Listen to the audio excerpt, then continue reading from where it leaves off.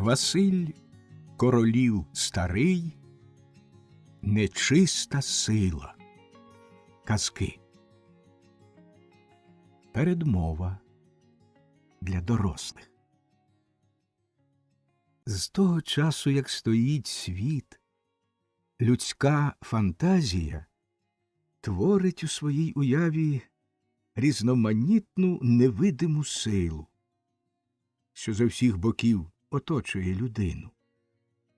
Те співжиття демонів, чортів, водяників, русалок та подібних сил з людьми у всіх народів світу до сьогодення лишається, так би мовити, в життєвому бюджеті. Лишається, і можна гадати, що до того часу, поки людність віритиме в Бога та янголів, так само в тій чи іншій уявній формі житимуть на землі, під землею, у воді, в повітрі, сатана та інші темніші й світліші духи. Одне слово, доки у людей буде віра, не загине і не зникне те, що ми, українці, звемо збірно нечистою силою. Дарма що інтелігентні люди ставляться до нечистої сили з легкою та добродушною посмішкою, дарма що тепер не знайдеш освіченої людини, котра пойняла б віри якомусь чортовинню. Однаково найосвіченіша, найінтелігентніша людина нашого віку, бодай для форми вислову, згадує чорта, диявола, якогось злого духа. Найчастіше ця згадка буває тільки словом лайки, тим завченим порожнім звуком, що не має в собі жодного змісту. Однак з обігу думання, з обігу мови не зникають наймення представників того неіснуючого, невидимого світу. Не зникають вони й з дитячих казок та літературних композицій письменників усього світу. І, певне, не зникнуть, поки не підуть у безвість геніальні літературні твори, починаючи від Дантової комедії, Мільтонового раю, Гетевого Фауста та кінчаючи пізнішими, як Гоголів Вій, Гауптманів Потонулий дзвін, Лесі Українки Лісова пісня, нарешті народна фольклорна творчість, всі ті казки, легенди, апокрифи, що й сьогодні так часто згадуються в житті.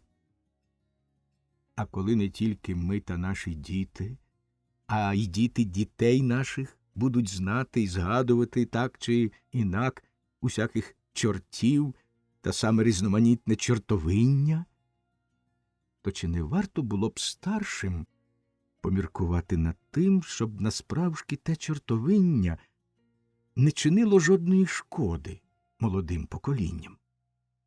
Бо від сучасного трактування нечистої сили і в живому житті, і у загальній, а тим більше в дитячій літературі, безперечно, та шкода є.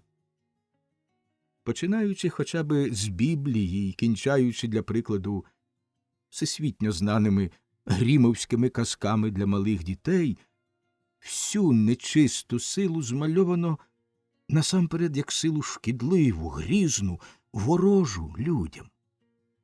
Розуміння чорта в усіх наданих йому назвах повинно викликати неодмінну уяву зла.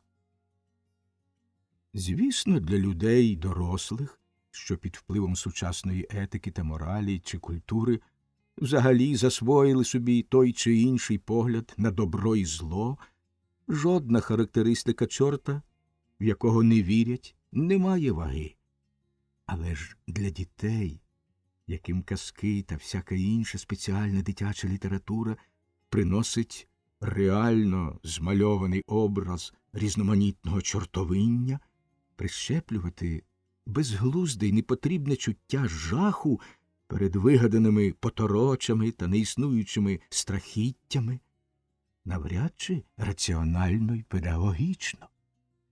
Навіщо справді якогось малюка залякувати, що Он там, під кущем, у затінку, сидять страховинні хухи, які неодмінно зроблять йому шкоду. Що на цвинтарі страшний вовкулака розриває людські могили, що упир п'є кров, та ще й в найближчих йому істот, що відьма кидає в піч малих дітей, що чорт, і так далі, і так далі. Навіщо населяти світ у кожному місці ворожими й лихими силами, плодити в ніжній та чулій дитячій душі почування безоглядного жаху, виховувати чуття небезпеки там, де жодної небезпеки не може бути, в затишку зеленого куща, в прозорій поверхні чистої річки, нарешті на звичайному горищі власного дому чи в кожній темній хаті. І до того ж виховувати ті чуття в 5-7-літньої дитини, не те, щоб потім самому дратуватися, коли ще й в 10 років дитина не може їх від себе відігнати. Тимто, коли вже ми не можемо вигнати чортовиння з нашого світу, то ще не краще буде розповідати про нього дітям як про персоніфіковані сили природи, по змозі позбавляючи їх елементів зла та ворожості. Я не педагог і, можливо, помиляюсь. Отож, як результат моєї помилки, з'являється оця книжка казок, в яких дозволяю собі боронити перед дітьми насамперед нашу українську нечисту силу, що, на мою думку, часто буває далеко менш небезпечною, ніж деякі інші сили, яких, на жаль, не зовуть нечистими. З попереднього зрозуміло, що казки написано для дітей різного віку. Автор – нечиста сила. Було це в 1920 році. На Лисій горі під Києвом ще з ранньої весни почалася жвава робота. Місцеві чорти будували нову велику світлицю. Хухи обкладали її мохом, блискучими мушлями, сосновими шишками та іншими оздобами. Відьми підмітали подвір'я, посипали піском, чепурили стіни. Лісовики садили нові дерева, рясні кущі та чудові квіти. Мавки пололи квітники, гарненько розстилали барвінок, підпирали чорнобривці, підв'язували кручені паничі та високі повні рожі. Русалки носили з Дніпра воду на поливку і доглядали розкішного водограя, що його поставив водяник. Того водограя було зроблено так хитромудро, що дрібні бризки з нього летіли тонким водяним порохом зі стелі по всій світлиці і робили в ній приємну прохолоду. Всередині червня вже все було готове. Тільки дідько зі своїми помічниками, бісовими синами, закінчував приладдя до освітлення. Та ще не впорались манюсінькі злидні, яким було загадано поправляти травинки та змітати порошинки, бо з Дніпра часто налітав вітер. В ніч на Івана Купала вся середина Лисої гори блищала. Палали тисячі різнокольорових вогнів, сяяло не тільки у світлиці, а також і по всіх кутках садів та квітників. Чудово світились вогненні квітки папороття, а доріжки були, мов з освітленого скла, так виблискували вони ніжним синьо-жовтим сяйвом чистої свіжої порохні. Опівночі зо всіх сторін почали злітатися гості. кого тільки тут не було. Бо ж це мали бути не звичайні щорічні збори. Було то велике, урочисте зібрання всієї невидимої сили з усіх кутків світу, тобто міжнародний конгрес. Так, принаймні, говорили наймудріші вчені чорти. Крім місцевих українських чортів, одягнених у пишні старовинні різнобарвні козачі жупани, відьом у шовкових та різнобарвних кунтушах і дорогоцінних очіпках, вовкулаків у синіх чумарках з широкими солом'яними брилями, водяників, лісовиків, упирів, чудових мавок та русалок, гарнесеньких пухнатих хух і тому подібних сил, прилетіли на зібрання у великому числі представники, яких тут звали панами-делегатами, різних чужоземних сил. Були тут молоді красні юнаки, діви з Персії та їхні друзі джини з міста Мазандерана. За ними прибули незвичайно гожі дівчата Пері з палкої Індії. Потім з'явилися маленькі тролі та ельфи з прозорими крильцями. Вони поприлітали з Німеччини та Швеції. Далі прибула ціла ватага струнких чепурних леді з Шотландії, корігани та нічні прачки з Франції. Потім з Чехії приїхав найстарший водяник Гастерман у супроводі цілого почту з шотеків та скржищеків. За ними, мов блискавка, з'явився знаменитий польський чорт Борута з водяницею Гопланою. З другого боку підлетіли італійські відьми, сумні, бліді стріги та веселі й балакучі бефани. Та хіба ж їх можна всіх перелічити? Вони летіли й летіли без кінця і краю. А між ними метушилися різнорідні елементалі, саламандри, ундіни, сільфи, бородаті маленькі гноми. До кожного меншого гостя було приставлено по одній хусі. Вона допроваджувала новоприбулого на його місце в залі і лишалася при ньому для послуг. Значнішим гостям прислужували мавки й русалки. Меткий перелесник означав місця, а дитинчата-потерчата роздавали гостям програми засідання та розносили всякі солодкі заморожені ласощі. Насамкінець прилетіли найповажніші духи — Гуд з Кавказьких гір та старий-престарий пан з Греції. З ним прибула сила жвавих фавнів та веселих сатирів.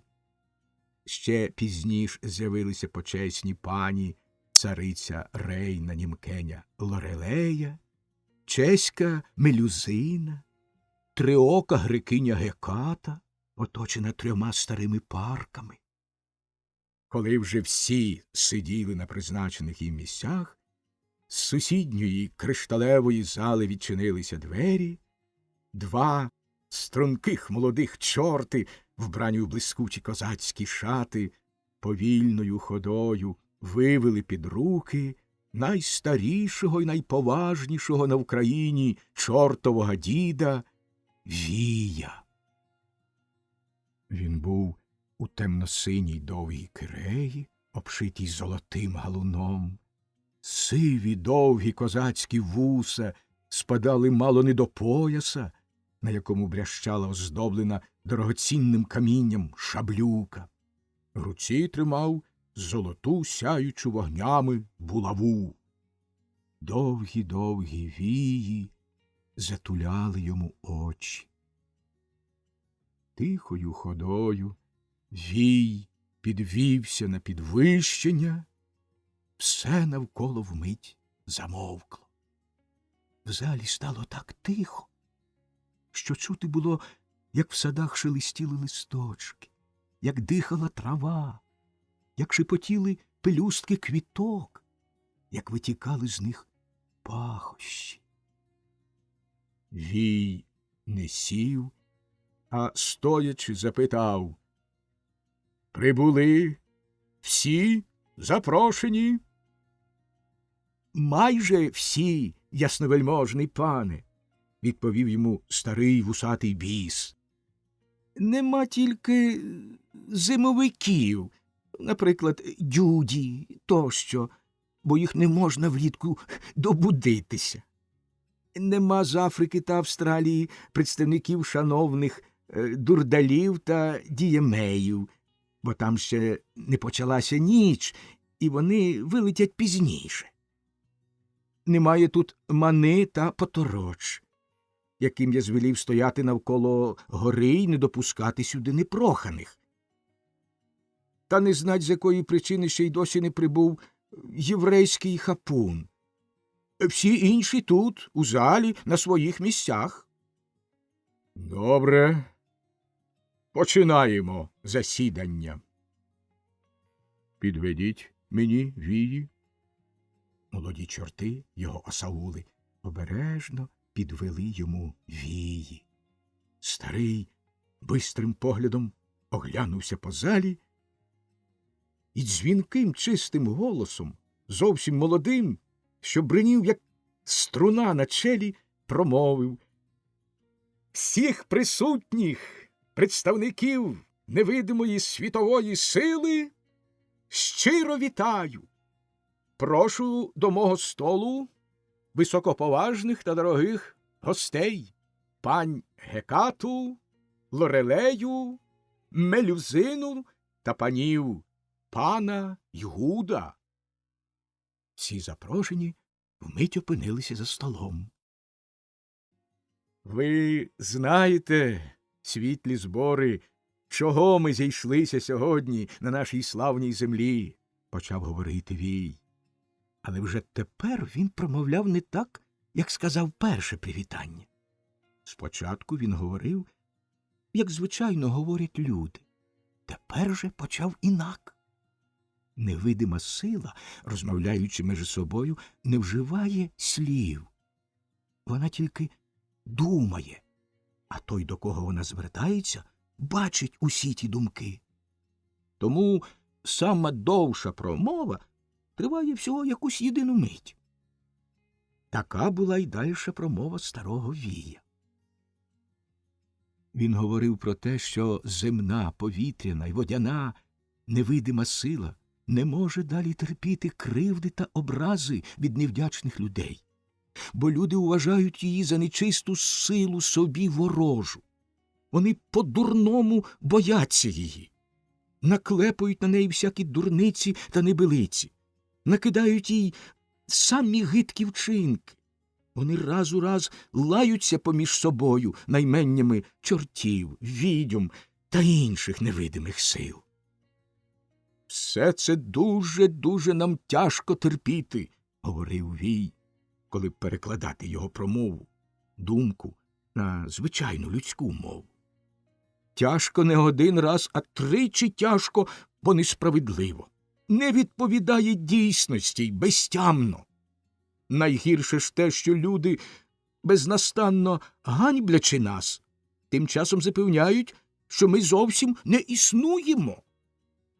Жодний чорт не може слухати без сліз, як вони раз у раз повторюють, що нас не було, нема й не буде. Бо ж тим просто нас живих вони кладуть у домовину. Правда, гірка правда, молодні груди зітхнули тисячі присутніх, а старий дідько аж схлипнув. Плакала також і чортова матір.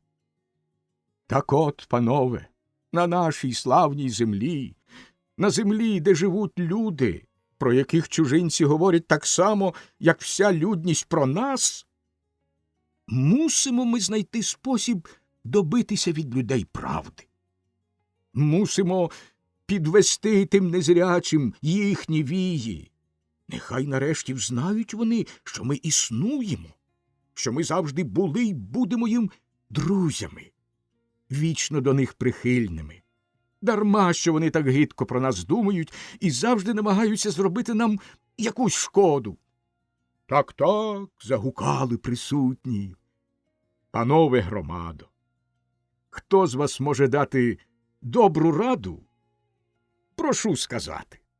Закінчив Вій і тихо сів у свій розкішний фотель. По залі пробігло тихе шепотіння. Всі дивилися на мудрого Гуда та хитрого Боруту, чекали, що вони скажуть. Коли це біля входу в залу почулася якась метушня. Всі повернулися до дверей і вгледіли на порозі Хапуна. Його обличчя було перелякане. З-під ярмулки котив рясний піт. Новий оксамитовий лапсердак був притрушений курявою. Він став просто перед Вієм і тремтячим, немов козлячим голосом промекав: «Пробач, батьку, сталася зі мною несподівана пригода». «Що значить несподівана? Можливо, що дуже важна пригода, батьку». «Говори, слухаємо», – махнув рукою Вій. Тоді Хапун почав розповідати, що коли він вже летів сюди, то спіткав під синагогою в Кременчуці дуже-дуже вбогого єврея. Той єврей голосно плакав та нарікав, що краще було б йому вмерти, як так страшенно бідувати. Хапун не міг пролетіти байдуже повз нещасного, і, як велить йому його обов'язок, вхопив того бідолаху, щоб віднести до єврейського королівства. Тільки ж, як він боявся спізнитися на збори, то намислив спочатку занести того єврея на часинку до чортового батька, житло якого було йому по дорозі. Але ж на диво єврей не схотів летіти з України до іншого краю. Він кричав, просився і так сильно пручався, що вислизнув з Хапунових рук і полетів додолу. Хапун кинувся прожогом за ним, мов шуліка на голуба, і вже над самою землею встиг притримати того єврея за комір. Однак він, доторкнувшись землі, так дременув, що в пазурях у Хапуна лишився тільки подраний люстриновий лапсердак. Позаяк єврей падав у натовп, а на дворі було зовсім поночі, то Хапун, ловлячи його, вхопив помилково якусь другу кощаву людину з таким же довгим волоссям, як і у першого кременчуцького єврея. Вхопив і швидко подався в хмари. Коли ж Хапун вже звівся так високо, що вилетів понад хмари, то тільки тоді, аж при місячному світлі, побачив свою помилку. Правда, він вже немов передчував її одразу, бо той новий не сперечався, не викручувався, а навіть сам чимдуж вимахував руками та ногами, неначе допомагаючи Хапунові линути вгору. Коли ж Хапун добре його роздивився, то побачив веселі очі і лагідну посмішку на рожевому обличчі. Тепер уже й сам чорт злякався помилки, та так, що мало не впустив був своєї ноші. «Хто ти?» – спитав він того парубка. «Письменник, газетний співробітник», – відповів той, усміхаючись. «Що значить письменник? Ти єврей?» «Ні, я не єврей. Я українець». «А як же ти мене розумієш, коли я говорю з тобою по-єврейськи?» «Я знаю 20 мов, розумію і єврейську». «Ой, Веймер!» – закричав повним голосом Хапун. «Що ж я маю з тобою робити? Я ж Хапун!» «Що ти Хапун, я те знаю», – відповів йому письменник. «А що ти зо мною робитимеш, це вже ти повинен знати, коли взяв мене на прогулянку». «Що за мара?» – здивувався Хапун. «Ти знаєш, що я чорт і не боїшся?» «А чого ж мені боятися?» – також здивувався і письменник. «Хапали мене не раз ще гірше, як чорти, та й то я не лякався. Я людина козацького роду, і діди мої чортів не боялися, та й я не боюся жодної пригоди. А тепер так я навіть дуже радий. Одно, що це цікаво і дає цілком нові враження, яких мені, письменникові, треба. А друге, я відколи живу, не вилітав понад хмари, а це дуже приємно. Але ж Хапун вирячив очі, як теля на нові ворота, ляпав вухами і рішуче не знав, що ж йому робити з цією дивовижною людиною.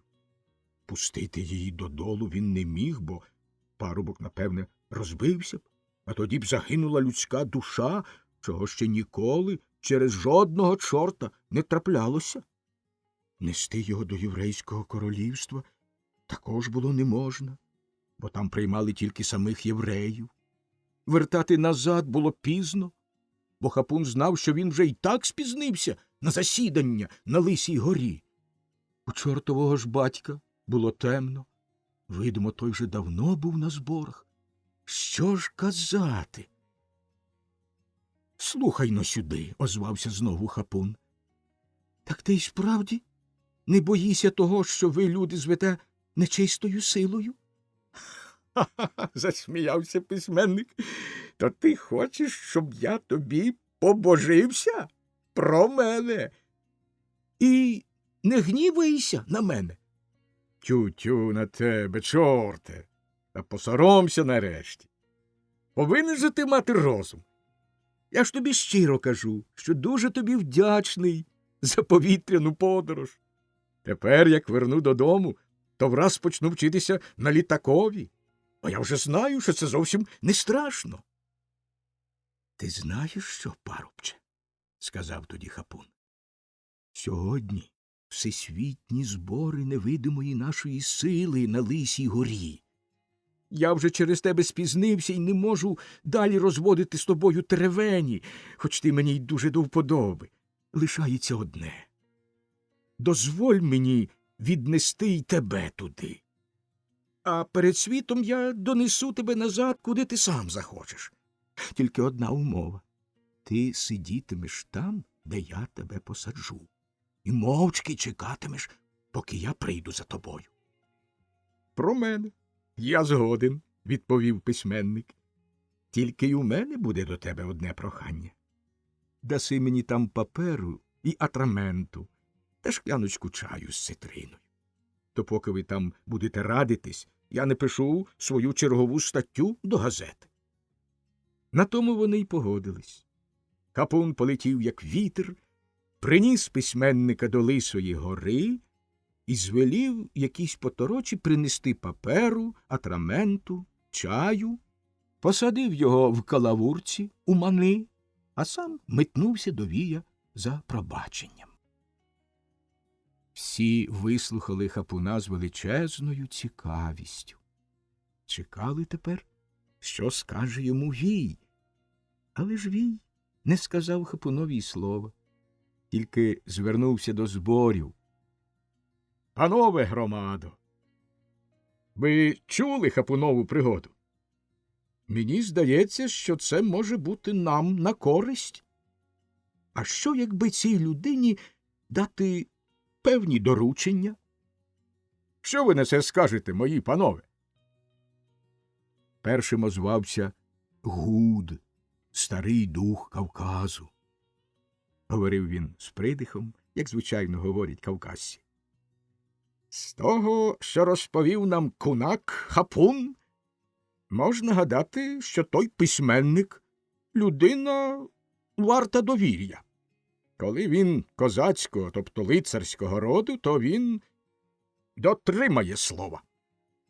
А коли він нічого не боїться, по-дурному, як звичайно робить більшість людей, то, певне, згодиться якийсь час пожити між нами.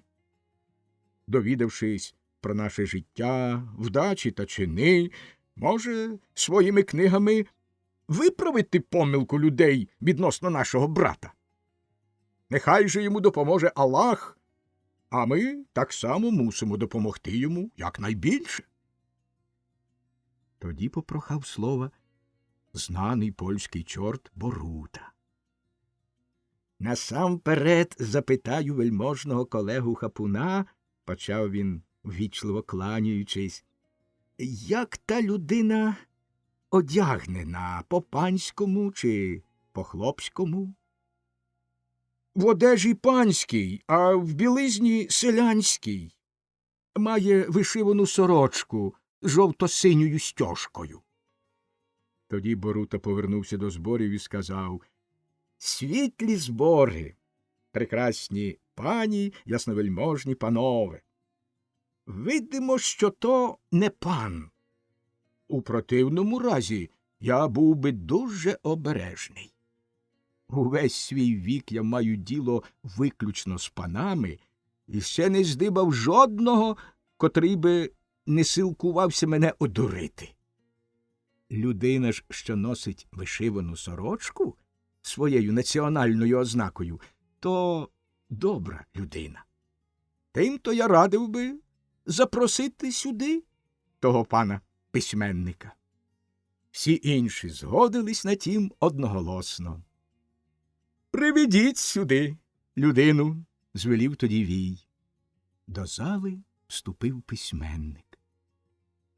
Очі його заграли захопленням, коли він угледів таке дивне видовисько, блиск, пишноту, розкоші. Він виступив на середину, чемно вклонився старому Вієві, а потім всім присутнім і щирими словами привітав збори. «Шановна людино», – звернувся до нього Вій, пильно його оглядаючи, – «скажіть нам, що ви думаєте про невидиму силу? Тільки прошу вас говорити коротко, не як ваші люди, бо ми не маємо часу на балачки».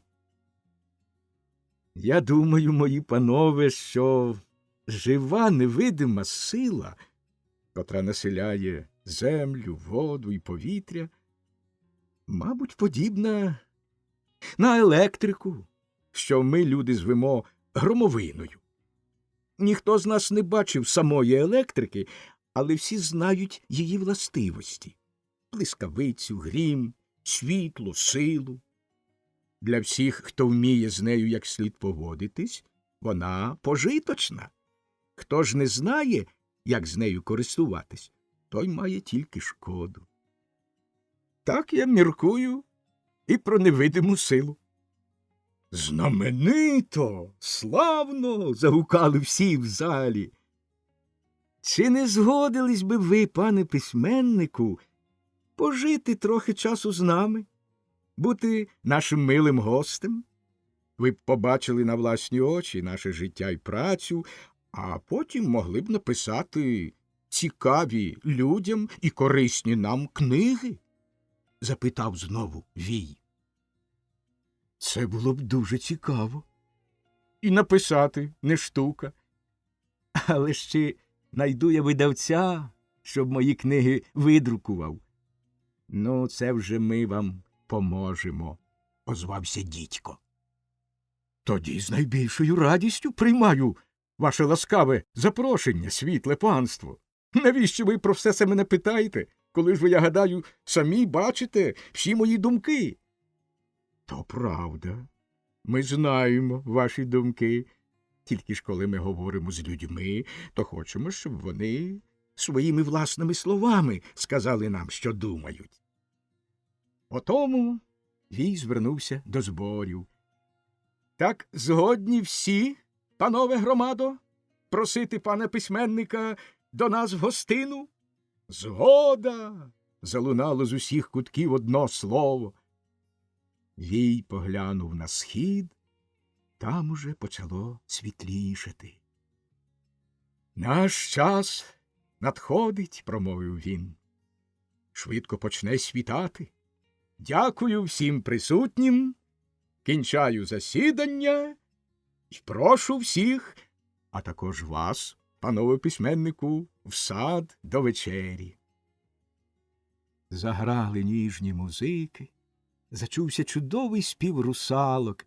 Вони співали над тихим Дніпром срібноводним, складаємо щирий привіт всім силам незримим природнім.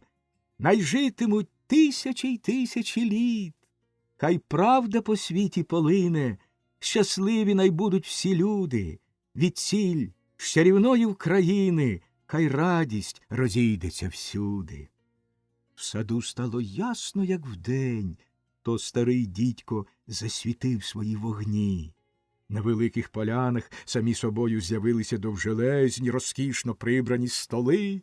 Гості посідали, а перед кожним вмить стала та страва, що він найбільше любив.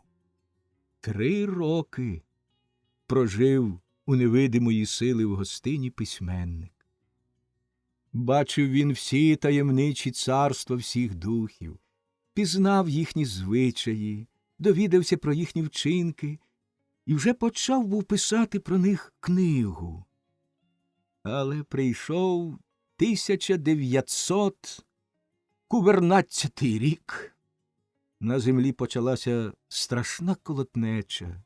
Люди робили такі діла, на які ніколи не зважився б самий найгірший чорт. І було їм вже не до того, щоб читати книги про невидиму силу.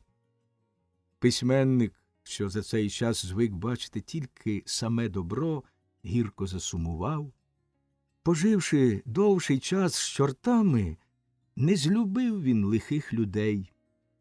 Прийшов він до Вія і почав його просити, щоб той звелів віднести його до безлюдної Африцької пустині, до найстарішого і наймудрішого Сфінкса.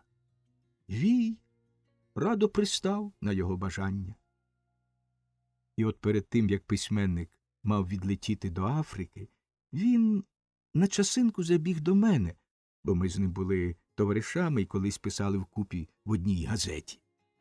Коротко він розповів мені багато цікавого з своїх вражень за останні 3 роки. Розповідав він так швидко, як чорт. Через те я багато дечого не міг затямити. Однак дещо я пам'ятаю і посписував у цій книзі. Тільки не за все твердо ручуся, бо ж на власні очі я нічого того не бачив, то й можливо, що часом десь трохи помилився. Та дарма. Коли мій товариш видасть вже свою книгу про невидиму силу, тоді вже ви й самі побачите, в чому я помилявся. А до того ж часу будете знати принаймні хоч трохи правди про тих створінь, що невидимо живуть обіч з нами та нам допомагають. Хуха-моховинка. Вона була останньою. Народилася не ранньою весною, як всі її сестри та брати. Було тоді вже тепле, ясне, веселе літо. Тим-то вона була найменшою в родині, мізинчиком. Її дуже жаліли й любили, але ж любили не тільки за те, що була вона манісінька, як кошенятко. Була вона добра, лагідна, плоха, звичайненька, слухняна, роботяща. А граючись з іншими малими хухами, радо приставала на всяку забавку, до якої її кликали. І ніколи ніхто не бачив, щоб вона колись гнівалась чи була роздратованою, або ж мала якісь примхи. Коротко кажучи, це була гарна хушка. Може, ліпше за всі інші хухи у тому лісі. Звали її Моховинка. Ми, люди, всіх хух звемо просто хухами, так само, як і вони кажуть на всіх нас просто люди. А тим часом хухи бувають різні.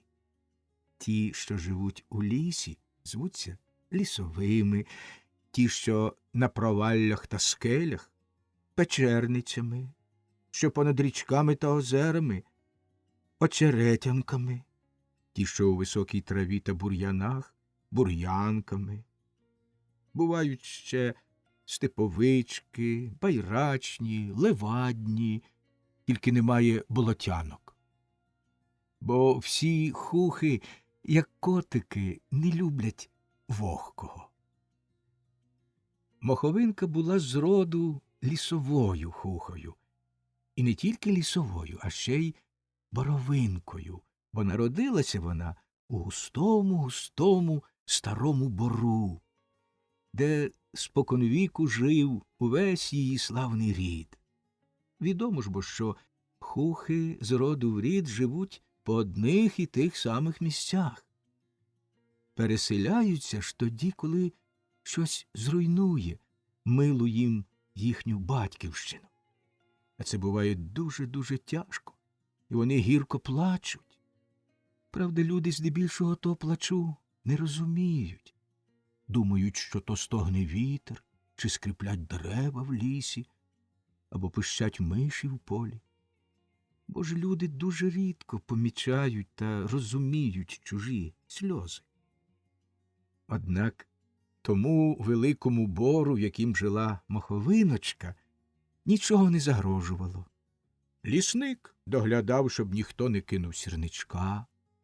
Хлопці глибоко всередину ходити боялися, рубали ж ліс тільки невеликими частками, і він швидко виростав знов.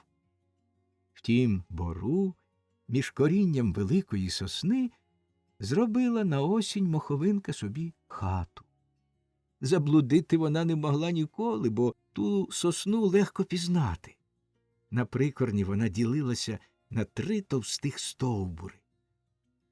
Моховинка заложила всі дірки сосновими галузками, а щілини із окола й зсередини м'яким зеленим мохом. Була вона й сама така пухка, як мох. Мала довгу вовночку, що мов шовком вкривала все її тіло. Сама тільки мордочка була голенька і нагадувала садову жовто-фіолетову квіточку братки. Та були ще в неї голенькі зі споду рожеві лапки. Як і всі інші хухи, моховинка мала мінливу вовночку, яка враз сама собою робилася того кольору, що й ті речі, біля яких бувають хухи. Моховиночка найчастіш була зеленою, бо рідко відбігала від своєї зеленої хатки. Але ж коли вона бігла по соснових старих глицях, що лежали на землі, то ставала також рудувато-червоною, як вони. Біля потоку була вона блакитною, як вода, на піску жовтою, як пісок, між кущами шипшини рожевою, на вереску фіолетовою, на снігу ставала білою. Через те люди так рідко й помічають хух. Хоча ж і те треба сказати, що люди взагалі дуже неуважні. Вони мало дечого помічають навколо себе. До того ж далеко не кожний може побачити хуху. Одного дня моховинка прокинулася з-позаранку, ще й не світало. Прокинулася, бо їй стало холодно. Вона виглянула віконцем і побачила, що по лісі, на глицях і на деревах лежить якась срібна пелена. Спочатку вона помислила, що то була імла, але ж коли придивилася краще, то помітила, що те було не подібне ні на імлу, ні на важкий туман, що часом котив бором, а був то перший сніг, бо вже зачинався підзимок. Щоби не змерзнути, моховинка витягла зі своїх зимових запасів сухого моху і затулила щільненько вхід у хатку. Потім знову скрутилася клубочком та й заснула. Але недовго вона спала. Збудив її якийсь страшний звук. Почула вона, неначе хтось міцно гупнув біля неї, аж у вухах задзвонило. Сама ж вона так підплигнула на своєму ліжку, аж її ніжки вгрузли в мох, а манісінька подушечка з м'якенької кульбаби покотилася на долівку.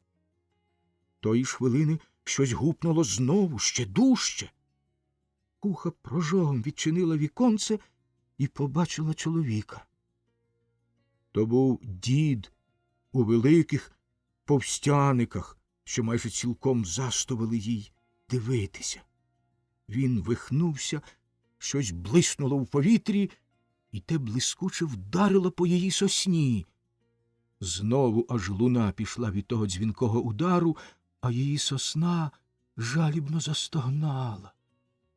Перелякана моховинка притьмом плигнула до дверей і між дідовими ногами проскочила на двір. Навколо стояло вже чимало інших хух, і сумно дивилися, як дід рубав сосну. Їм було боляче слухати, як плаче та красна троїста сосна, але ж вони такі манесенькі. Що могли зробити? Як могли їй допомогти? Тільки ж один старий, мудрий і досвідчений Хо-суковик надумався. По тому, як той дід поспішає та оглядається, промовив суковик, я бачу, що він робить не по правді. А біжіть лишень, діти, до лісника. Пищіть, шкрябайте йому у віконце, аж поки він не прокинеться. Забіжіть котрийсь по дорозі і до лісовика, скажіть йому, він щось вигадає. Хухи мерщій покотили до лісникової хатинки. Там вони пищали, хрокали, стукали у вікна, аж поки не прокинувся лісник. Що воно за знак? Промовив він сам до себе. Дерева стоять і не поворухнуться, а воно щось шумить та пищить. Чи не хухи часом? Тоді хухи почали ще дужче шкрябатися по шибках. Лісник накинув кожушину на плечі і вийшов за поріг. Тут його призвичаєне вухо здалеку вловило стук сокири. Він хучій вхопив рушницю і побіг у ліс. А поперед нього біг його ловецький пес, а ще поперед пса котили щасливі хухи. Та тільки ж дід ще здалеку зачув небезпеку й подався тікати. І таки втік. Але ж моховинчину хатинку було знищено, сплюндровано. Одну стіну було зовсім вивалено, мох понівечено й розкидано, а всередину не можна було й пролізти. Стільки там валялося великих і малих трісок та кори. Прийшла на моховинку біда. Що було робити? Проситися до когось в хатку було незручно, бо у хух такий звичай, що кожна доросла хуха повинна мати свою окрему хатинку. Через те вони й будують такі манісінькі хатки, що навіть удвох там не можна зручно поміститися. Турбувати ж хоча би рідних батьків чи там сестер або братів жодна хуха собі не дозволить. Отож лишалося одно — шукати нового помешкання. Дарма, що всі родичі й знайомі кликали моховинку до себе жити. Одубілими рожевими лапками побігла хуха по білому холодному снігу, заглядаючи під кожне дерево, під кожний кущик. Але ж у тому лісі було повно хух. Скрізь, де тільки було дупло чи якась нірка, там уже була інша хуха або хо. Моховинка бігла все далі й далі. Була вже й обідня пора, вона ще зранку нічого не їла. Охляла, знесилилась, перемерзла, ледве пересувала ноженятами, але ж мандрувала все далі. Нарешті скінчився ліс, і моховинка вийшла на узлісся. Там побачила вона незрозумілі їй величезні білі купи. Здалеку вони були подібні до того, в чому жив лісник. Коли ж вона наблизилась до них, то вчула, що відтіль тягне теплом і чимсь дуже смачно пахне. З одного боку меншої купи вгледіла вона дощану соснову стіну. Під нею було кілька щілин, якими можна було пролізти. Моховинка заглянула в дірку і побачила велику теплу хату. В тій хаті лежали дві великі білі тварини, подібні до диких кіз або сарн. Вони мали роги і довгі, як у водяника, бороди, але дивилися на неї лагідно своїми жовтими очима. Моховинка часто бачила диких кіз, навіть влітку гралася з деякими козенятками, то й тепер вона не злякалася цих незнайомих створінь, бо вони трохи нагадували тих, що були в лісі. Через те вона привіталася і пролізла щілиною під ворітьми в козячий хлівець. Тут було тепло, багато запашного сіна, що так само гарно пахло, як і її улюблений мох. Господарі були лагідні, дуже співчутливо вислухали, яке трапилося їй нещастя, і самі запросили її тут лишитись та оселитись. І хоча, звичайно, хухи не живуть по хлівах, Моховинка не мала чого іншого робити. Так і стала хуха-боровинка хухою хлівною. Через якийсь час відчинилися ті дверцята, під якими пролізла Моховинка, і у хлівець вступила дівчинка. Вона була гарненька, білява, з блакитними очима, і одразу сподобалася Моховинці. Дівчинка увійшла з дійницею та шматочком хліба, що був дуже смачний, бо хуха потім знайшла на соломі 3 крихітки і наїлася до схочу. Дівчинка пестила кіз, цілувала їх в рожеві мордочки, подоїла молочко, щільненько затулила дверцята і пішла собі. Так щодня приходила вона кілька разів у хлівець. Так само приходив сюди і сам господар, що приносив козам їсти. А коли стало кілька тепліших днів, то вкупі з дівчинкою щоразу був і манесенький хлопчик. Він був такий самий милий, як і його сестриця. Минав день за днем, тихо й спокійно жила в козячому хліві хуха-моховинка. Було їй тут тепло, мала вона м'яку постіль, їжа була смачна та поживна. Могла вона їсти досхочу запашного сіна, майже щодня знаходила кілька крихіток хліба, а часто могла ще й полизати краплинку молока, що іноді вибризкувалося з дійниці на сіно. Одного бракувало Моховинці. Не було тут ніде поблизу жодної іншої хухи. А кожний знає, як тяжко жити без рідного товариства в чужій стороні. І хуха мріяла і вдень, і вночі, коли ж прийде той час, що вона зможе повернутись до своєї батьківщини. Однак тільки мріяла, бо що далі, то все ставало холодніше, а Моховинка боялася виткнути на мороз свою жовто-фіалову мордочку. Вона ще не знала, що по зимі завжди приходить весна. Сподівалася ж тільки того, що коли вже вона зовсім виросте, і у неї зробиться дуже густа вовночка на кожушку, тоді тільки зможе вона, не боячись морозів, повернути до рідного краю. Одного дня в хліві трапилось нещастя. Як приходив увечері господар з великим оберемком сіна для кіз, то його зненацька покликали з хліва. Він поспішав і забув узяти з собою ту сітку, в якій, звичайно, приносив сіно. Отже, вночі в ту сітку й заплуталась старша коза Лиска. Чим дужче вона борсалася в ній, тим дужче заплутувалась. Вранці Моховинка побачила Лиску зовсім безпорадною. Вона лежала зі спутаними ногами. Голова також застромилася в поплутані мотузки. Бідна коза не могла поворухнутись, а тільки жалібно мекала. Менша кізка, Оришка, ходила навколо своєї подружки, лизала її, обнюхувала, також мекала, але не могла їй нічим допомогти. Тоді Моховинка кинулася кликати дітей. Вискочила вона щілинкою під дверима і побігла до хати.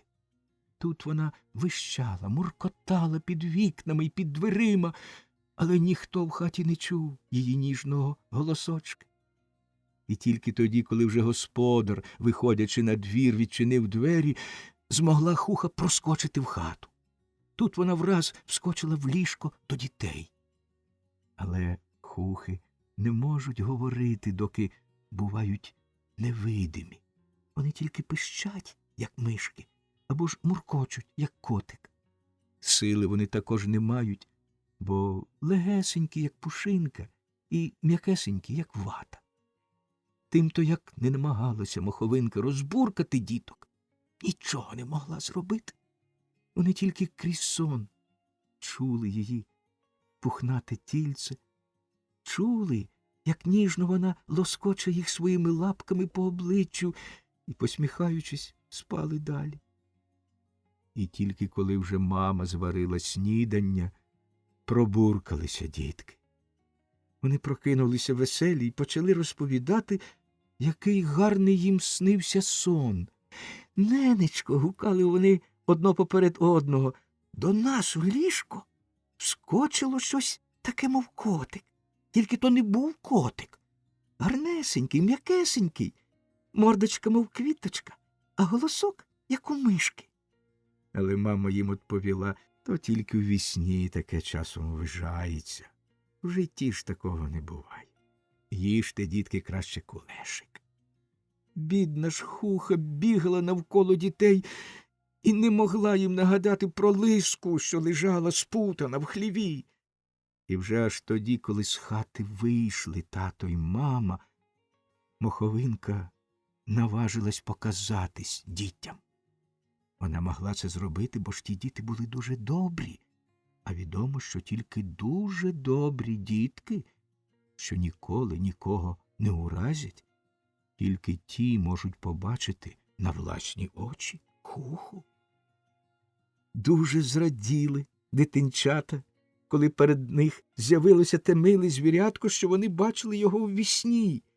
Хлопчик нахилився до моховинки, щоб узяти її за руки, але ж вона вислизнула в нього з-поміж пальчиків і тонесеньким голосочком, як струна, продзвонила: «Хучій, хучій, у нас нещастя! Коза Лиска заплуталася в сітку!» З тими словами вона побігла до дверей, а за нею побігли й діти. Так Хуха врятувала свою приятельку Лиску, яка дозволила їй жити в теплому хлівці. Діти були їй дуже вдячні. Тепер вони приносили моховинці крихітки всього того, що їм давали найсмачнішого. А Хуха, коли ніде поблизу не було нікого з людей, показувалася дітям, гралася з ними, дуже їх бавила. Ще проминуло чимало часу. Колись на Масляній тато та мама поїхали до другого села в гостину до бабусі. Діти ж запросили моховинку до хати. Там вони весело забавлялися, бо Хуха була моторна і вміла вигадувати всякі виграшки. Саме тоді, коли вона показувала, як по деревах стрибає вивірка, нечутно відчинилися двері, і в хату увійшов отой самий дід, що хотів колись зрубати сосну, в якій жила моховинка. «Тікайте, діти, то ж Хуха!» – закричав він страшним голосом, угледівши моховинку, і кинув на неї сокиру, щоб її вбити. Хуха враз стала невидимою, однак вона не встигла як слід відскочити, і гостряк сокири влучив їй по задній ніжці. Вона болісно запищала і, шкандибаючи попід лавками, покотилася до дверей. А той лихий дід почав її лаяти й ганити увесь хучачий рід. «То лихі тварини», – говорив він дітям. «Вони тільки те й роблять, що чинять якесь лихо людям. Та й нема з чого дивуватися, бо то ж нечиста сила». Діти слухали і не могли тому йняти віри. Вони вже й самі добре знали Хуху. Бачили вони навіч, яка вона мила, добра, плоха, нешкідлива. Знали вони, як Моховинка вболівала, коли кому була якась прикрість. Пам'ятали, як вона рятувала їхню лиску. Тому не могли повірити словам злого діда, що говорив про те, чого сам не знав, а тільки чув від інших, також незнаючих людей. Навпаки, дуже вони жалували бідну Моховинку, скрізь шукали її, кликали, приносили їй найсмачнішої їжі. Але їжа лишалася незайманою. Хуха ж ніде не обзивалася. Поранена Моховинка мовчки чекала під лавкою, аж поки хтось не відчинив з хати дверей, тоді вона вискочила на двір. На хвилинку забігла в хлівець, попрощалася і красненько подякувала гостинним козам за їхню ласку і пошкандибала до свого рідного бору. В лісі вже починав танути сніг, починало вже пригрівати весняне сонечко. Тепер Моховинка вже й без того не боялася холоду, бо ж вона була зовсім дорослою. В лісі вона знайшла маленьку ямочку під каменем, надряпала з-під снігу м'якого моху і зробила собі тимчасову хатинку. Там вона перебувала аж до літа, коли вже могла знайти собі вигідне житло. Всі хухи й боровинки раділи з її повороту. Залюбки вони слухали її цікаві оповідання про те, як цілу зиму прожила вона з козами та людьми. І з того часу почали її кликати хатньою хухою або кривенькою Моховинкою. Минув після того цілий рік. Знову у лісі нападало багато снігу. Тільки ж тепер Моховинка вже не боялася зими. З поміччю своїх родичів вона вибудувала собі гарнесеньку хатку, наносила повну хишку запасів, сушених грибків, меду, в'ялених ягідок, корінців, суничного чаю, і жилося їй дуже добре. Удень вона працювала по господарству, а ввечері йшла кудись в гості до подружок. Також робила все, що хухам загадували мавки.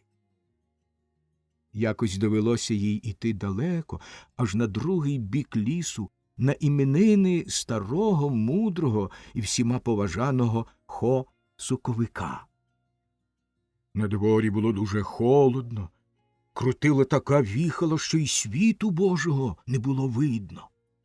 Моховинка котила з кучугури на кучугуру і вже перебігла аж до середини лісу, коли зненацька вчула стогін. Прислухалась і впізнала. Стогнала якась людина. Вона метнулася в той бік і угледіла в наметі майже зовсім заметеного снігом злого діда. Біля нього лежала зрубана сосна. Він збезсилів, задубів, почуваючи, що йому приходить кінець, голосно молився. «Господи!» – стогнав він. «Пробач мені мої гріхи! Я не хотів би покинути цей світ, не покаявшись!» І він почав перелічувати всі злочини та кривди, що вчинив протягом свого життя. «Але ж, – говорив він, – коли б мені врятуватися на цей раз, то заприсягаюся, що до смерті вже не зроблю жодного лихого вчинку. Не крастиму, не лаятимусь, нікого, навіть мухи не скривджу». Шкода стала Моховинці старого безпомічного діда.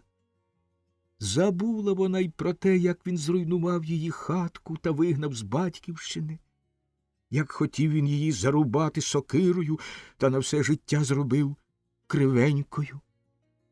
Швидше покотила вона туди, куди йшла, бо знала, що там здибає цілу громаду хух. Там вона розповіла, що бачила, й прохала помочі.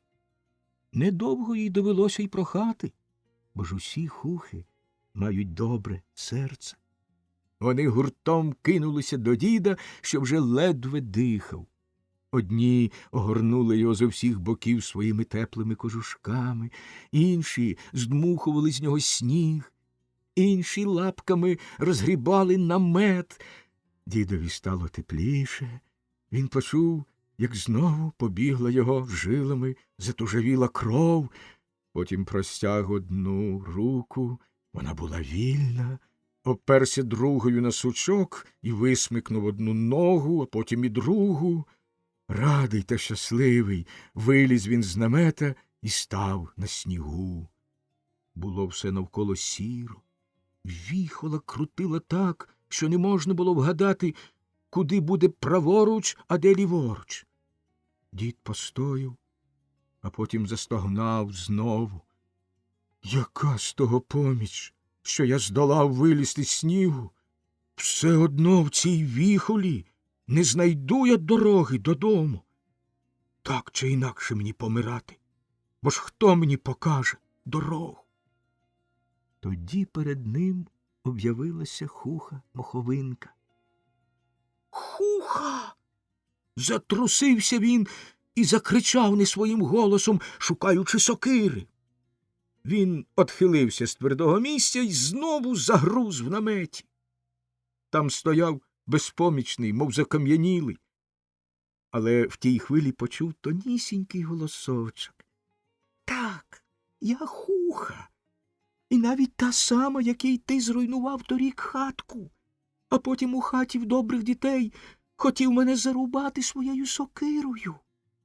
Дід затрусився ще дужче. Він був певен, що тепер хуха помститься на ньому. Але ж тобі нема чого мене боятися, продовжувала моховинка. Знай, що всі хухи на світі ніколи не шкодять людям, а навпаки, дуже часто їм помагають. Ми добрі і не пам'ятаємо лихого. Це ж ми, хухи, допомогли тобі вилізти з намету. А тепер я поможу тобі вийти з лісу. Не бійся нічого. Йди за мною. Дід все ще стояв нерухомо. Щелепи в нього трусилися, зуби цокотіли, і він не міг вимовити жодного слова. Ну, не марнуй часу. Ходім. Ще раз звернулася до нього моховинка і потихеньку покотила вперед. На узліссі, коли вже стало видно, як блимають по селянських хатах вогники, моховинка спинилась. Тепер вже я буду вдома, радісно промовив дід. Як же я тобі віддячу? Спитав він потім хуху. Хухи не потребують подяки. Вони роблять добро з повинності. Але ж на пам'ятку цього дня я просила б тебе ось про що. Не забудь, що ти обіцяв, коли вже замерзав у наметі. По-друге, розкажи людям, що з тобою трапилось. А тепер ходи здоров. Тої ж миті моховинка зникла.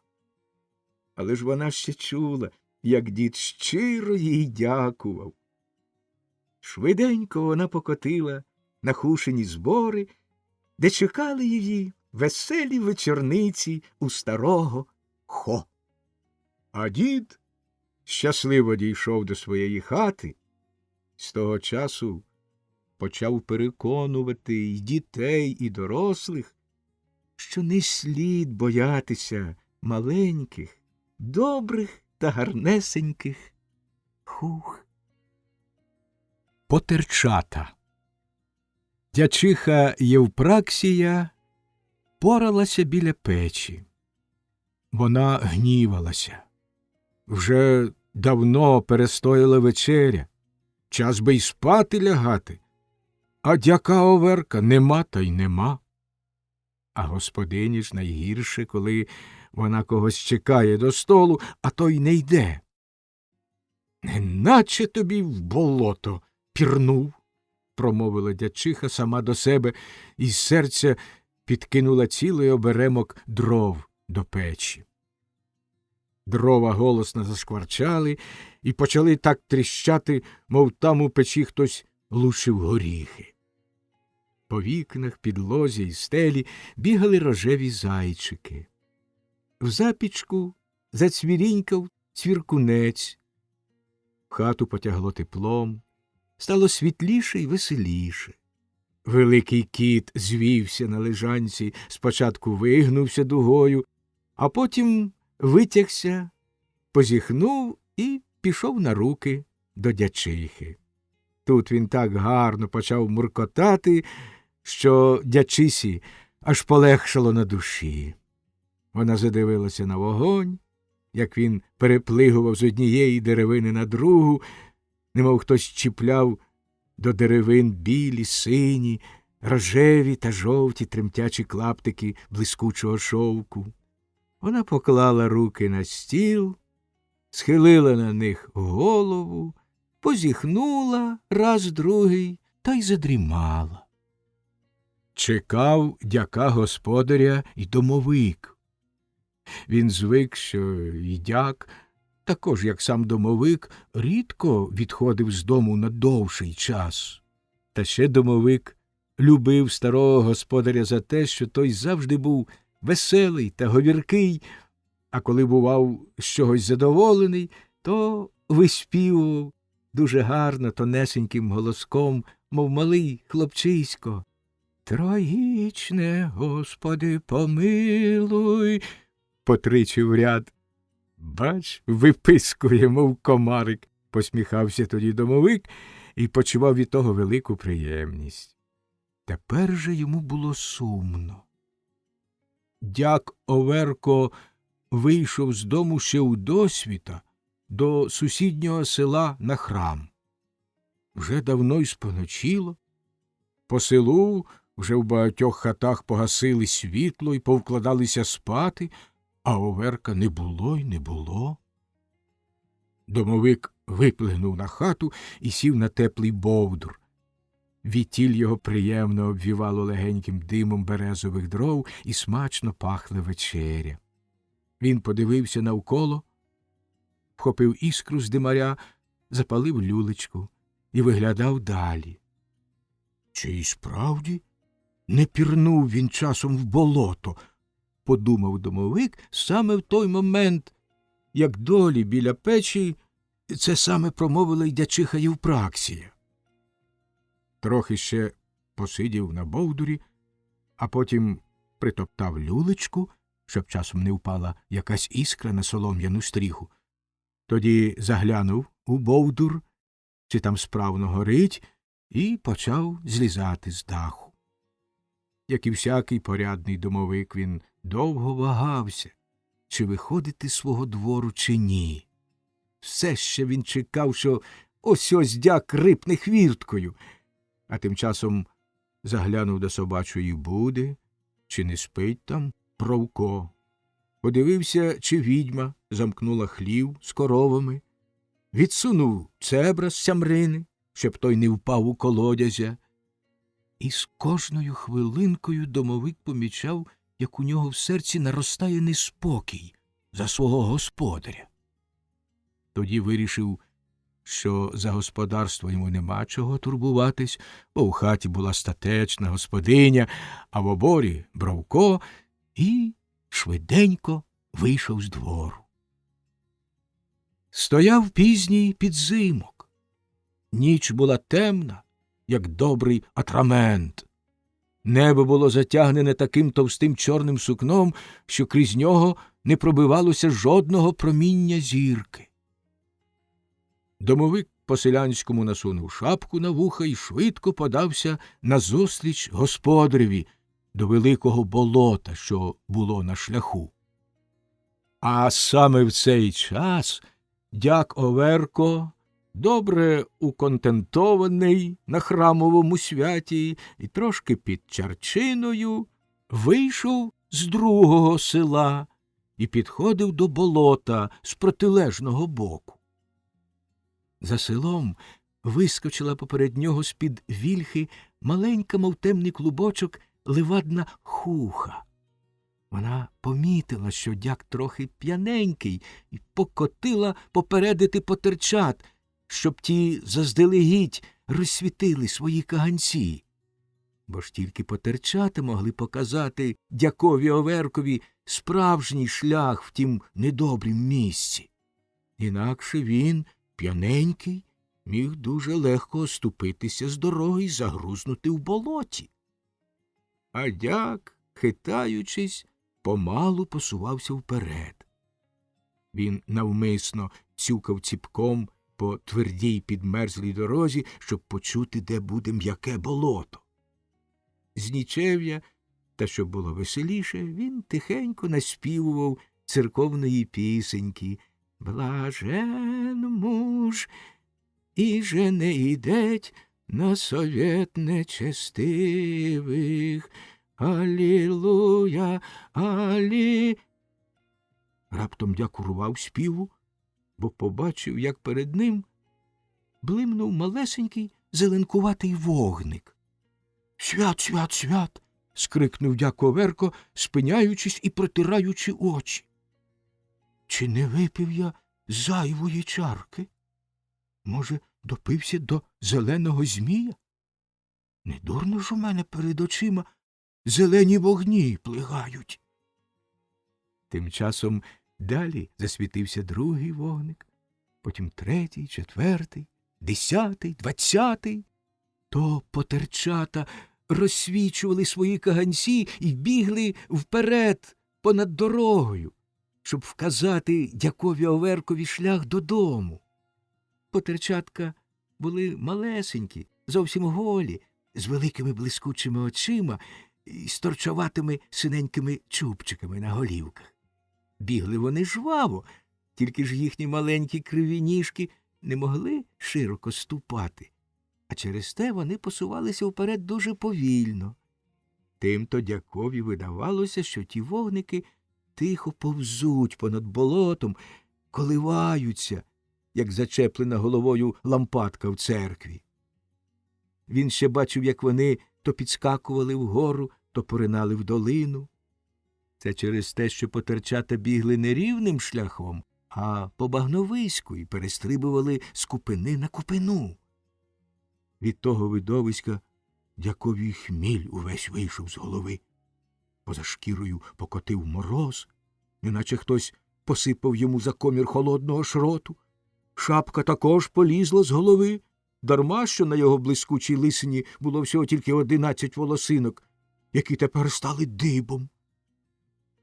«Та це ж мене манить нечиста сила», – подумав переляканий дяк, як думають усі люди, коли їм трапиться вночі щось незрозуміле, до чого вони не звикли. Він хитнувся набік, підібрав поли свого довгого каптана і, не знати чого, метнувся від дороги праворуч. Потерчата враз побачили, що він збивається з шляху. Злякавшися, що дяк може загрузнути в болоті, а тоді вони самі, малосилі, не зможуть його відтіль витягнути, вони збіглися до гурту, а потім усі посунули до нього і заступили йому дорогу. Дяк Оверко зовсім отетерів. Не тямлячи себе, він метнувся вже ліворуч, пробіг кілька ступнів і скочив на купину. Купина захиталася в нього під ногами, але ж не дуже, бо з краю трохи вже була підмерзла. Однак він сам враз помітив, що вже втрапив у багновисько. Повний жаху спинився він на тій купині і притаїв дух. Потерчата помислили, що дяк міркує, як йому йти далі, і знову побігли на шлях. А він дивився на вогник і міркував. Загибає моя душа, кінець наближається. Тоді почав молитися та хрестити тремтячою рукою, ту невидиму силу, що манила його до себе. Потерчата не знали, що їм робити. Бігла хвилина за хвилиною, а дяк все стояв, мов стовп, не рухаючись з місця. Вони знову повернули до нього, поставали навколо і почали співати всі разом. Той їхній спів нагадував шелестіння сухого очерету. Але ж то не очерет шелестів, то співали дитинчата-потерчата. Ой, дяче, дяче, ти ж сам не бачиш, такою пітьмою ступати кудою. Нас не жахайся, нам довіряйся, доведем додому по шляху твердому. І знову вони почали посуватися понад болотом, освічуючи йому правдиву путь. Однак дяк їх не зрозумів. Він все стояв і трусився, як лист на осиці. Потім ущипнув себе за носа, щоб переконатися, що він не спить і не марить. «Ой-ой!» – скрикнув він голосно, бо таки міцно ущипнувся. Коли ж він помітив, що вогники відходять від нього все далі та далі, почав заспокоюватись. «Ні, ти мене не одуриш, бісовське навожденіє», – сказав він сам собі. «Зузьки, я особа духовна, у вівтарі буваю, а в церкві ж я свій чоловік. Ну, звісно, ліпше в таку темряву сидіти вдома, як блукати сновидою чи стовбичити отак серед болота, мов дідько. А то ж не дурно таки і в Святому Письмі сказано, що блажен муж і же не ідеть на совет». І, не скінчивши своєї думки, він потихеньку зліз з купини та обережно подався праворуч.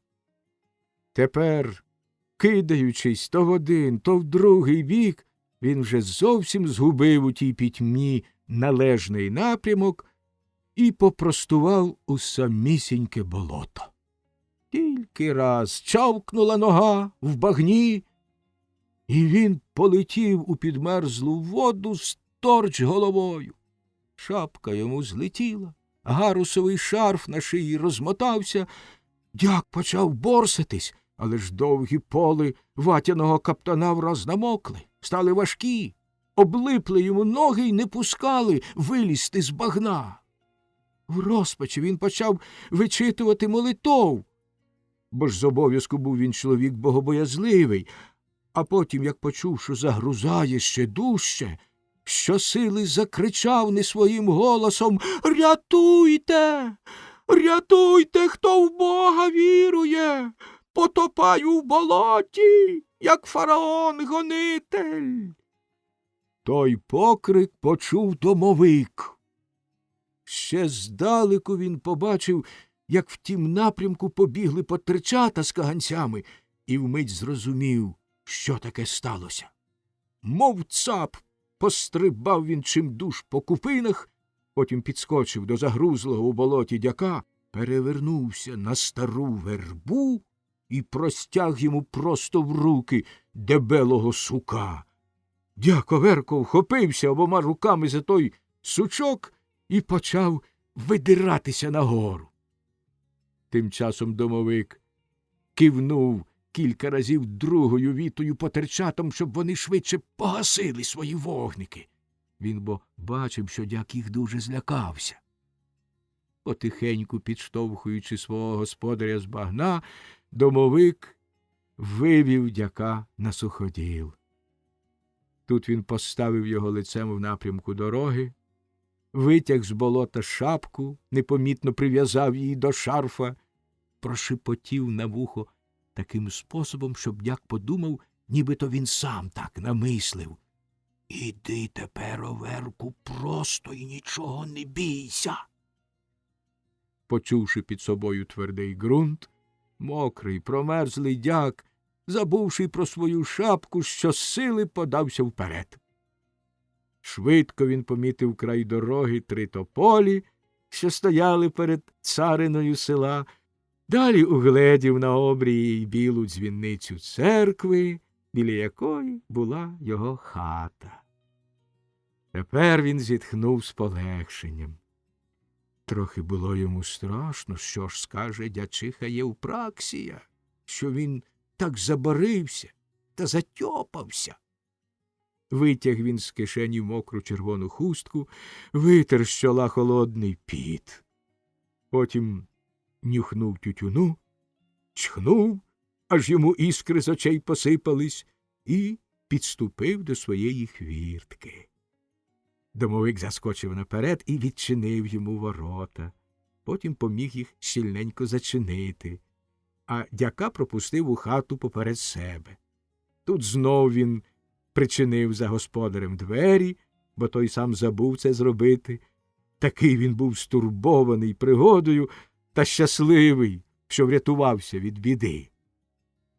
Домовик також радів, що йому вчасно прийшла думка йти рятувати господаря, бо в тім малім болоті не було ні водяника, ні русалок, а малі потерчати не могли б самі врятувати дяка. Але ж коли дяко Верко став біля печі перед світлом, то домовик не міг втриматись від реготу. Неначе меблі затріщали, так пролунав його сміх. І було чого.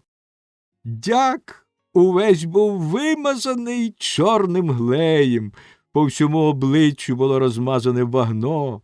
Виглядав він, неначе мокра курка, а на самому носі налипла добра купа бруду, що висіла, мов кишка у індика. Домовиків сміх розбудив дячиху.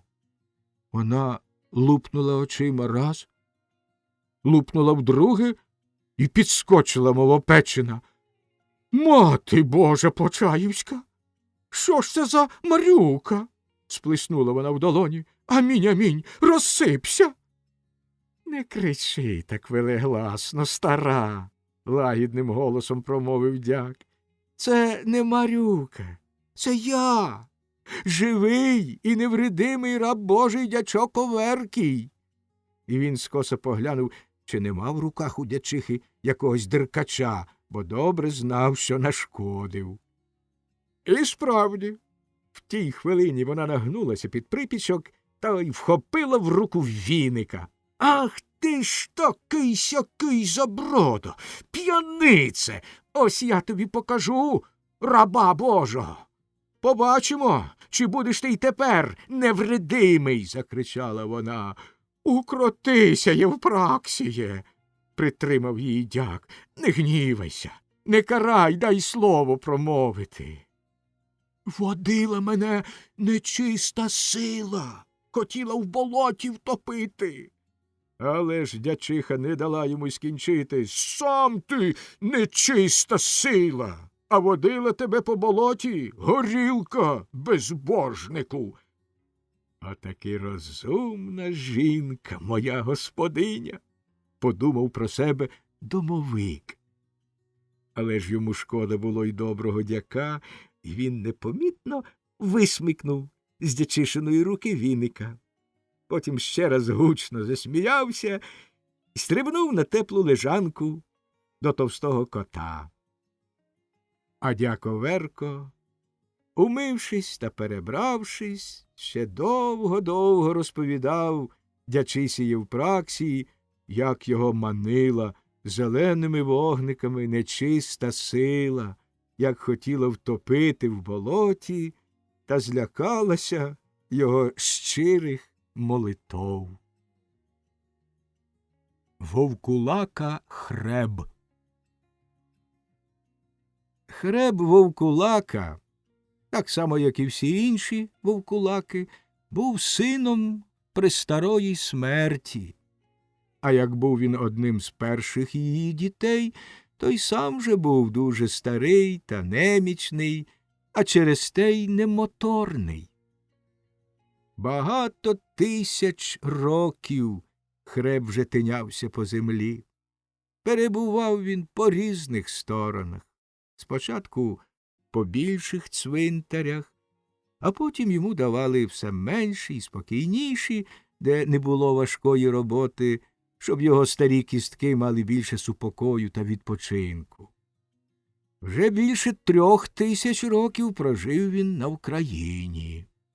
Знав майже всі наші видатніші цвинтарі, знав, де поховано того чи іншого нашого славного небіжчика, бував на знаменитих бойовищах, де колись річками лилася кров козацька, і багато доброго зробив він для чесних кісток шляхетних мерців-запорожців.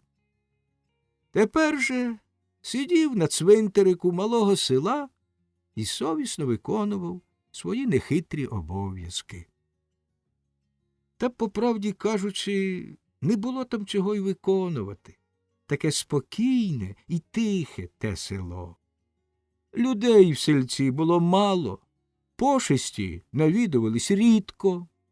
Сама смерть часто надовго про нього забувала, отож через те й рідко вмирали тут люди.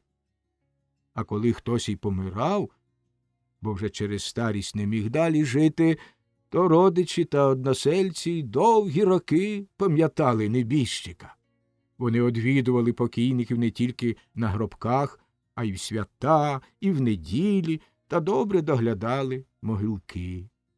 До того ж і цвинтар був у гарному, затишному місці, поміж двох зарослих байраків, у старій леваді, над тихою блискучою річкою.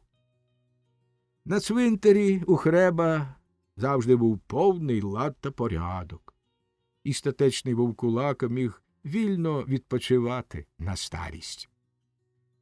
Що кожної ночі виходив він зі своєї хатинки під хрестом найстарішої могили козака-запорожця Заграйдуди, тихим кроком обходив усі могилки, де-не-де спинявся, щоб розправити якусь квітку, що її нахилив чи зім'яв вітер, де-не-де здмухував порох з старого хреста, інде підрівнював доріжку поміж могилками, а потім виходив на узгір'я, клав біля себе на землю свою блискучу лопату, сідав на улюбленому пеньку і дивився через цвинтар на річку, сиві горби та блакитну імлу, що обхоплювала собою далеку далину. Коли ж була тиха місячна ніч, то з поля й байраків до нього сходилися хухи та мавки. Часом причвалає сусідній упир, чи прилетить кілька стареньких відьом, а іноді, найчастіш на провесні, коли між байраками ще не висихав потічок, припливали з річки чарівні задумливі русалки. Всі вони були раді послухати цікавих оповідань мудрого Хреба, що так багато бачив та чув за свій довгий мандрівний вік. Навіть лісовик, теж старий і мудрий, поважав вовкулаку, бо ж той бував і по степах, і по лісах, і по великих містах. Тим той водяник, всіма поважаний бородатий дід, не говорив Хребові інак, як дідусю, дарма що й він мав також не 1000 років за плечима. Але ж, звісно, водяники найменше знають про світи, бо вони, так як і домовики, здебільшого увесь свій вік сидять тільки на одному місці – в своїй річці, в озері чи там у болоті. І старий Хреб розповідав до півнів.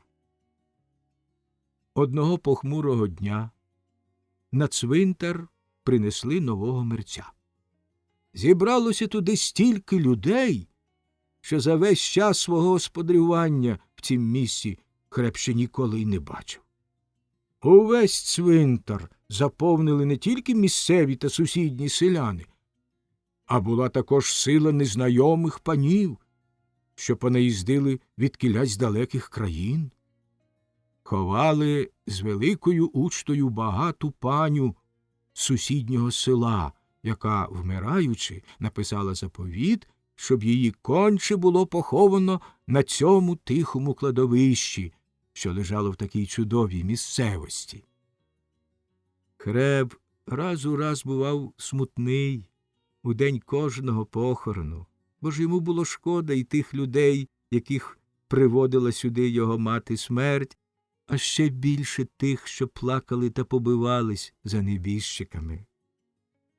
Не знали ж бо вони, що смерть навмисне переводить з цього світу на той світ тих, кому або ж було тут погано, або ж в близькому часі загрожувала страшна небезпека та горе.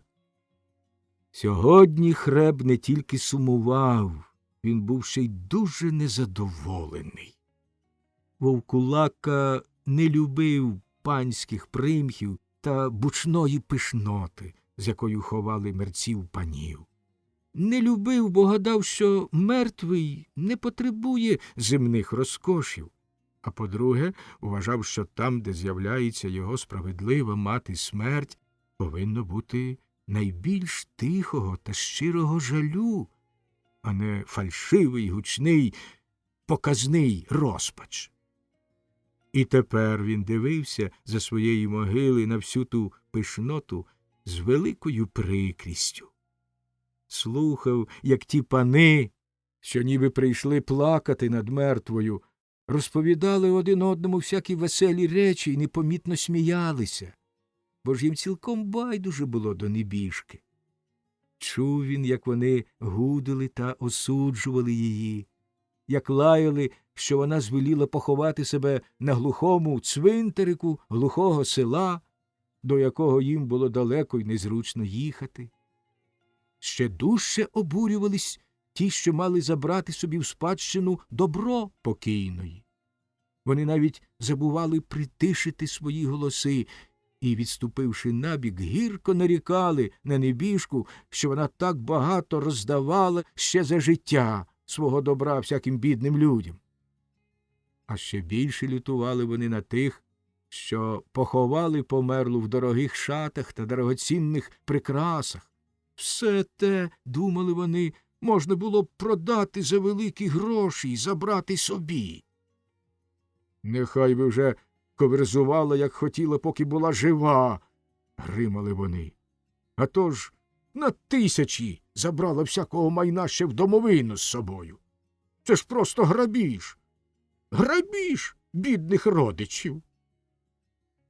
Всі ті розмови слухав Хреб і все дужче насуплювався. Тільки те його й потішало, що пані за життя була добра, бо роздавала своє майно вбогим. Тим ще гірше йому було слухати ту лайку, якою частували її родичі над незасипаною могилою. І він ухвалив, що буде пильно доглядати могилку доброї пані та всі ті квітки, що на ній повинен був посадити особливий садівник, котрого привезли з міста. Але ж розмови на кладовищі чув не тільки сам невидимий Вовкулака. Чули їх і два злодії, що прийшли подивитися на пишний похорон та сподівалися щось украсти у великому натовпі людей. І коли вони довідались, що в тій труні лежить не тільки само тіло покійниці, а й багато дорогоцінностей, то й намислили лиху річ. Тієї ж ночі, коли навколо було темно-притемно, мов у каламарі, ті два злодії прийшли з лопатами на цвинтар. А саме того вечора Вовкулака Хреб довго працював. Треба ж йому було порозправляти пом'яту людьми під час похорону траву, пригладити нову могилку, позатуляти в ній всі щілини та шпарки, порозправляти стяжки на вінках, порівняти квітки. І от, коли саме він поробив уже своє діло, то зачув, що хтось рипнув хвірткою. Він спинився саме біля панської могили і чекав. Тим часом просто до нього підійшли дві людських постаті. «Здається, тут», – промовив один, пізнавши нового білого Христа. Другий нахилився до могилки, пошкромадив пальцями свіжу, ще не злеглу землю і відповів: «Вона. Ну, мерщій за роботу. Ніч саме така, що ліпшої не треба. Ніякий мрець не схоче вилазити з теплої труни, та й жодний чортяка і сюди не прийде», – грубо жартував злодій.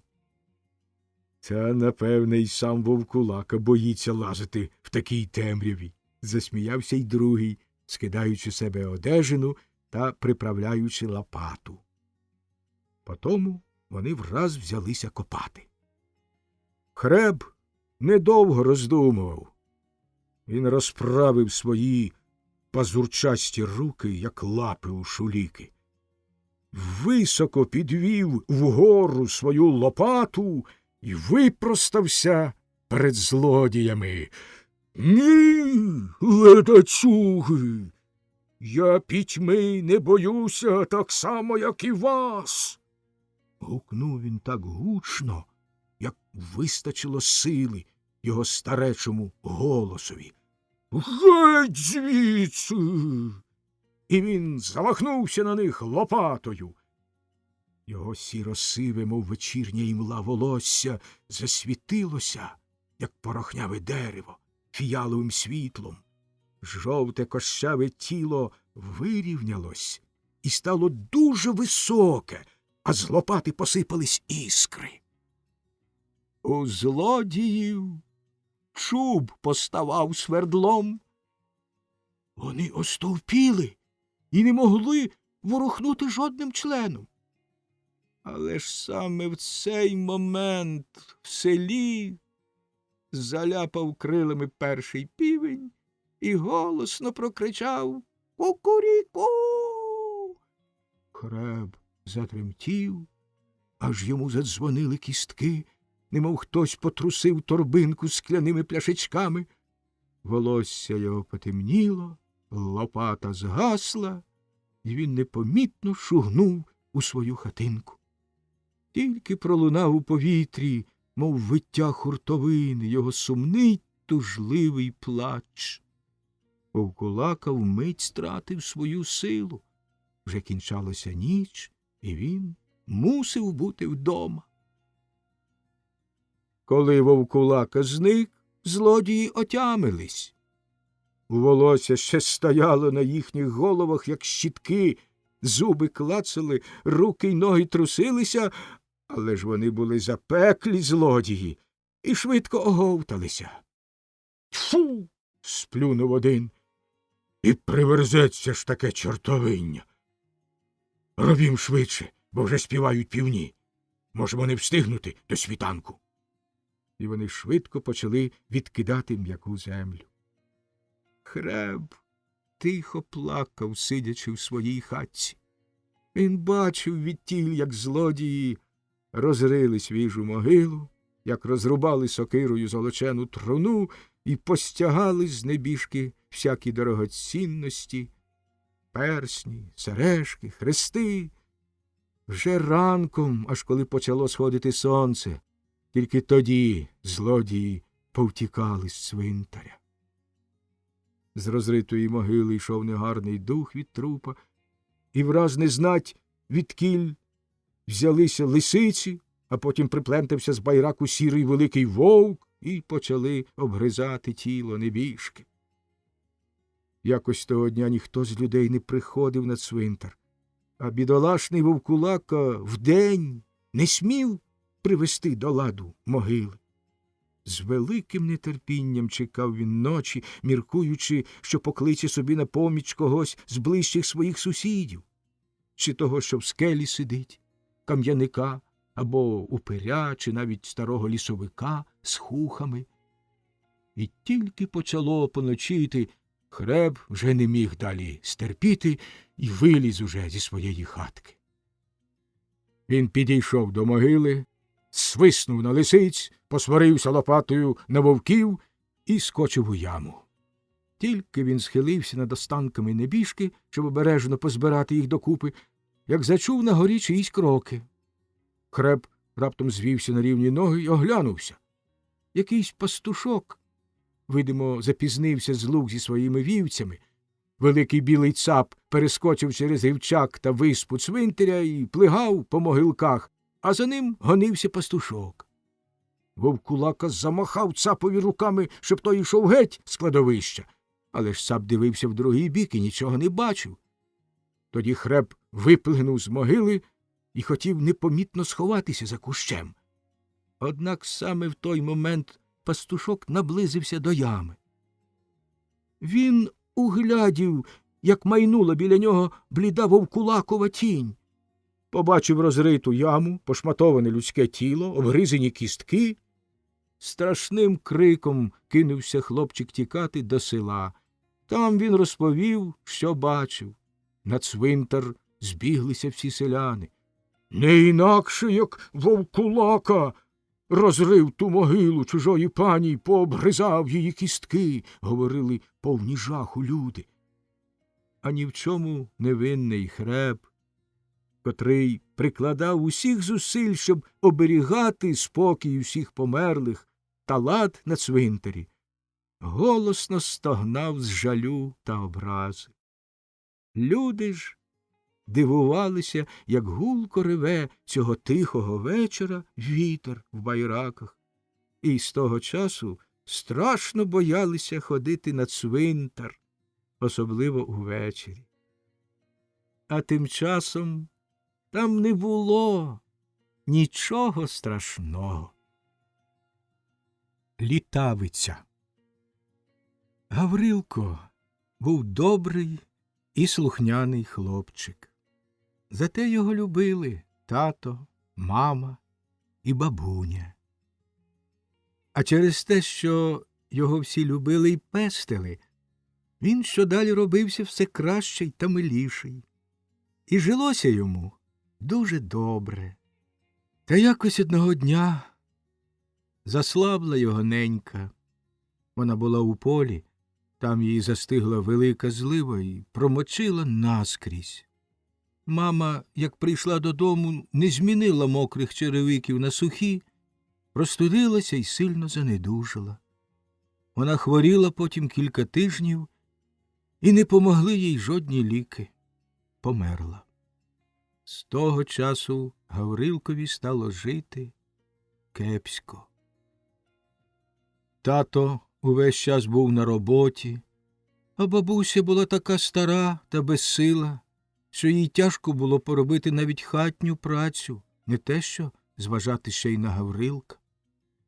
Тепер часто він був голодний, невмитий, незачесаний, спав на брудних подушках.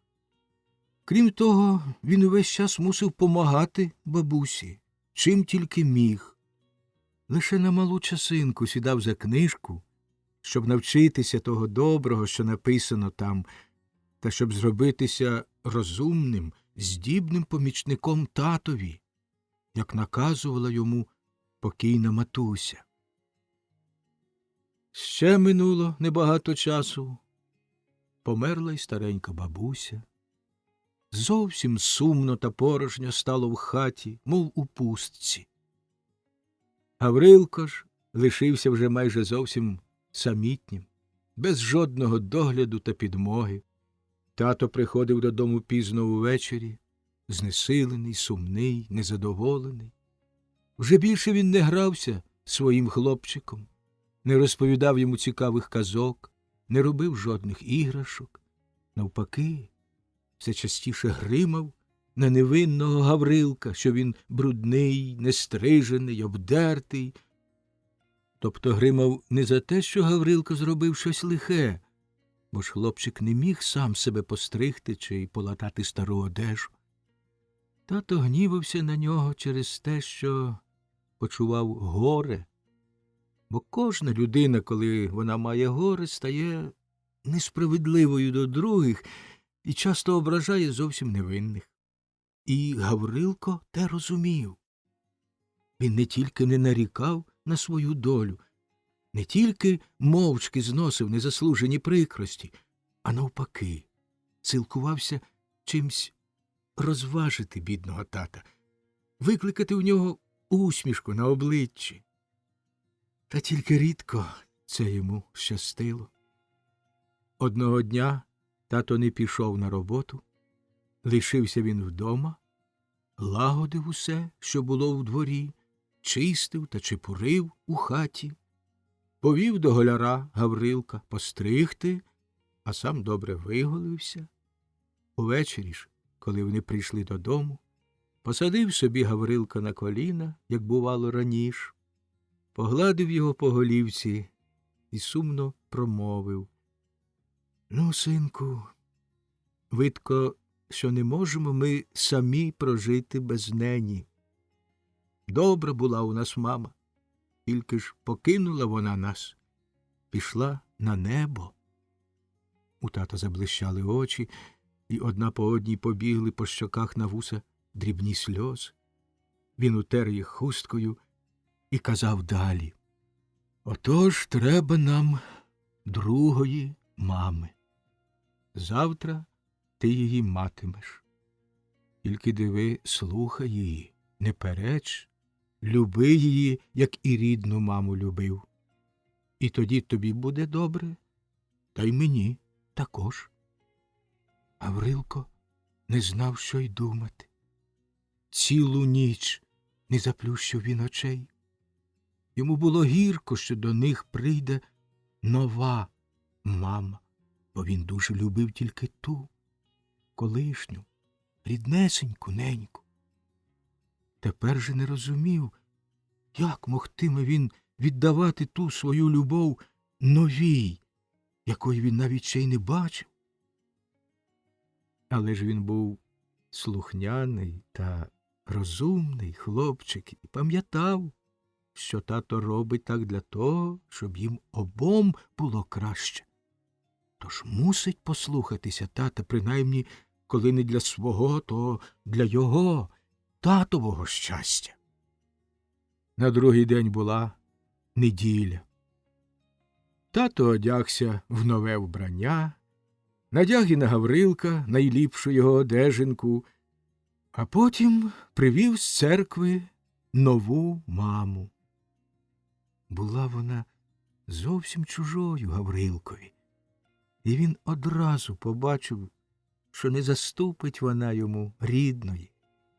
Але ж спочатку нова мама була доброю до хлопчика.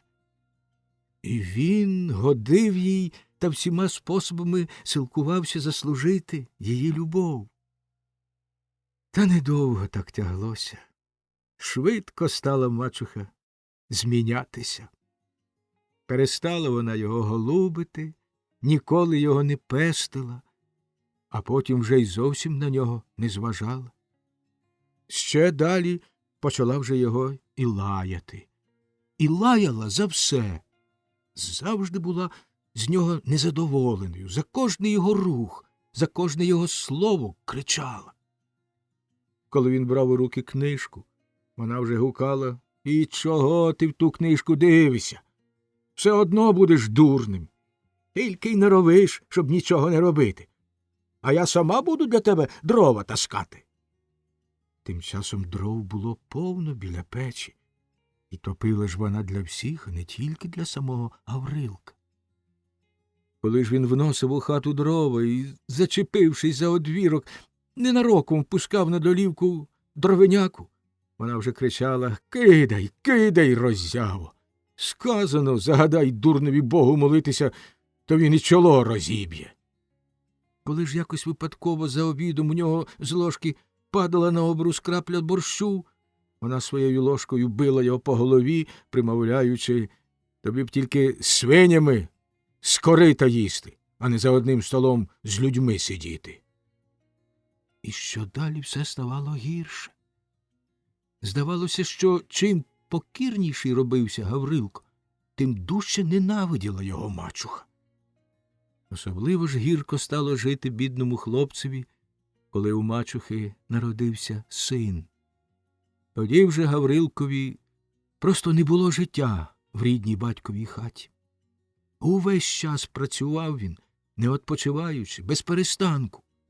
Мусив і по господарству все робити, і дитину доглядати. А мачуха за все його тільки лаяла, а часто й била. Коли він стукав дверима, гукала, що він навмисно будить дитину. Коли він ходив навпочепках, дорікала, що він крадеться, мов злодій. Якщо ж Гаврилко чогось питався, вона уривала йому мову, щоб він не ліз, куди його не просять. Коли ж він мовчав, глузувала, що він сидить, як опудало. Незносимо гірко було від тої напасті та кривди, що чинила йому мачуха. А ще було гірше, що все менше та менше заступався за нього тато. Бо коли, бувало, він пробував заступитись за сина, мачуха і його дуже лаяла, дорікала, плакала, мало не била. Отож і лишився Гаврилко сам собі, один однісінький, сам самісінький. Навіть товаришів не було в нього поміж хлопцями, бо не було в нього за працею часу й за ворота вибігти. І тільки коли траплялася вільна хвилина, або ж мачуха кудись ішла з двору, тільки тоді хлопець міг вільно поплакати, впавши навколішки перед маленьким образком своєї рідної неньки. І почав він її просити, благати, щоб змилосердилася вона над ним та забрала б до себе, на небо, з цього тяжкого і трудного життя. А з високого неба дивилася на бідування свого любого сина його рідна неня. І рай не видавався їй раєм. Довго не знала вона, що зробити, як його пожаліти, коли вже не можна від лиха та кривди захистити. А потім почала вона проситися у янголів, щоб зробили її літавицею. Літавицею ж може бути тільки добра людська душа, яка згодиться перейняти на себе страждання безневинних людей, що терплять вони на землі. Тяжко те, дуже тяжко. І добре знала про те Гаврилкова мати. Та не могла вона стерпіти, щоб далі заживав її любий синок тих мук та страждання. От і стала вона літавицею, що спадає з неба блискучою зіркою на землю в те місце, де жорстокі та несправедливі люди мучать або знущаються над іншими людьми. Летить вона ясною зіркою, яку ми часто бачимо увечері. Поспішає вона на поміч нещасливим, подає їм утіху в добрій надії, подає їм розвагу в щасливому радісному сні, стоячи вночі над ліжком мученика. І тим бере на себе частину його горя, полегшує бодай на часину його страждання. От і почала та літавиця прилітати до свого бідолашного сина. Ставало йому легше на серці, коли вона була біля його. Відчував він, що хтось лагідний, ласкавий, любий, невидимо кохає його, приносить йому тепло й надію, гріє його змучену душу.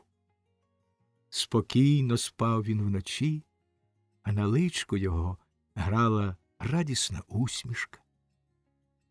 Бачив у вісні красні райські сади, бачив блискучих птиць, голосних та співучих, бачив янголів у білих сяючих одежах, а між ними й свою кохану неню.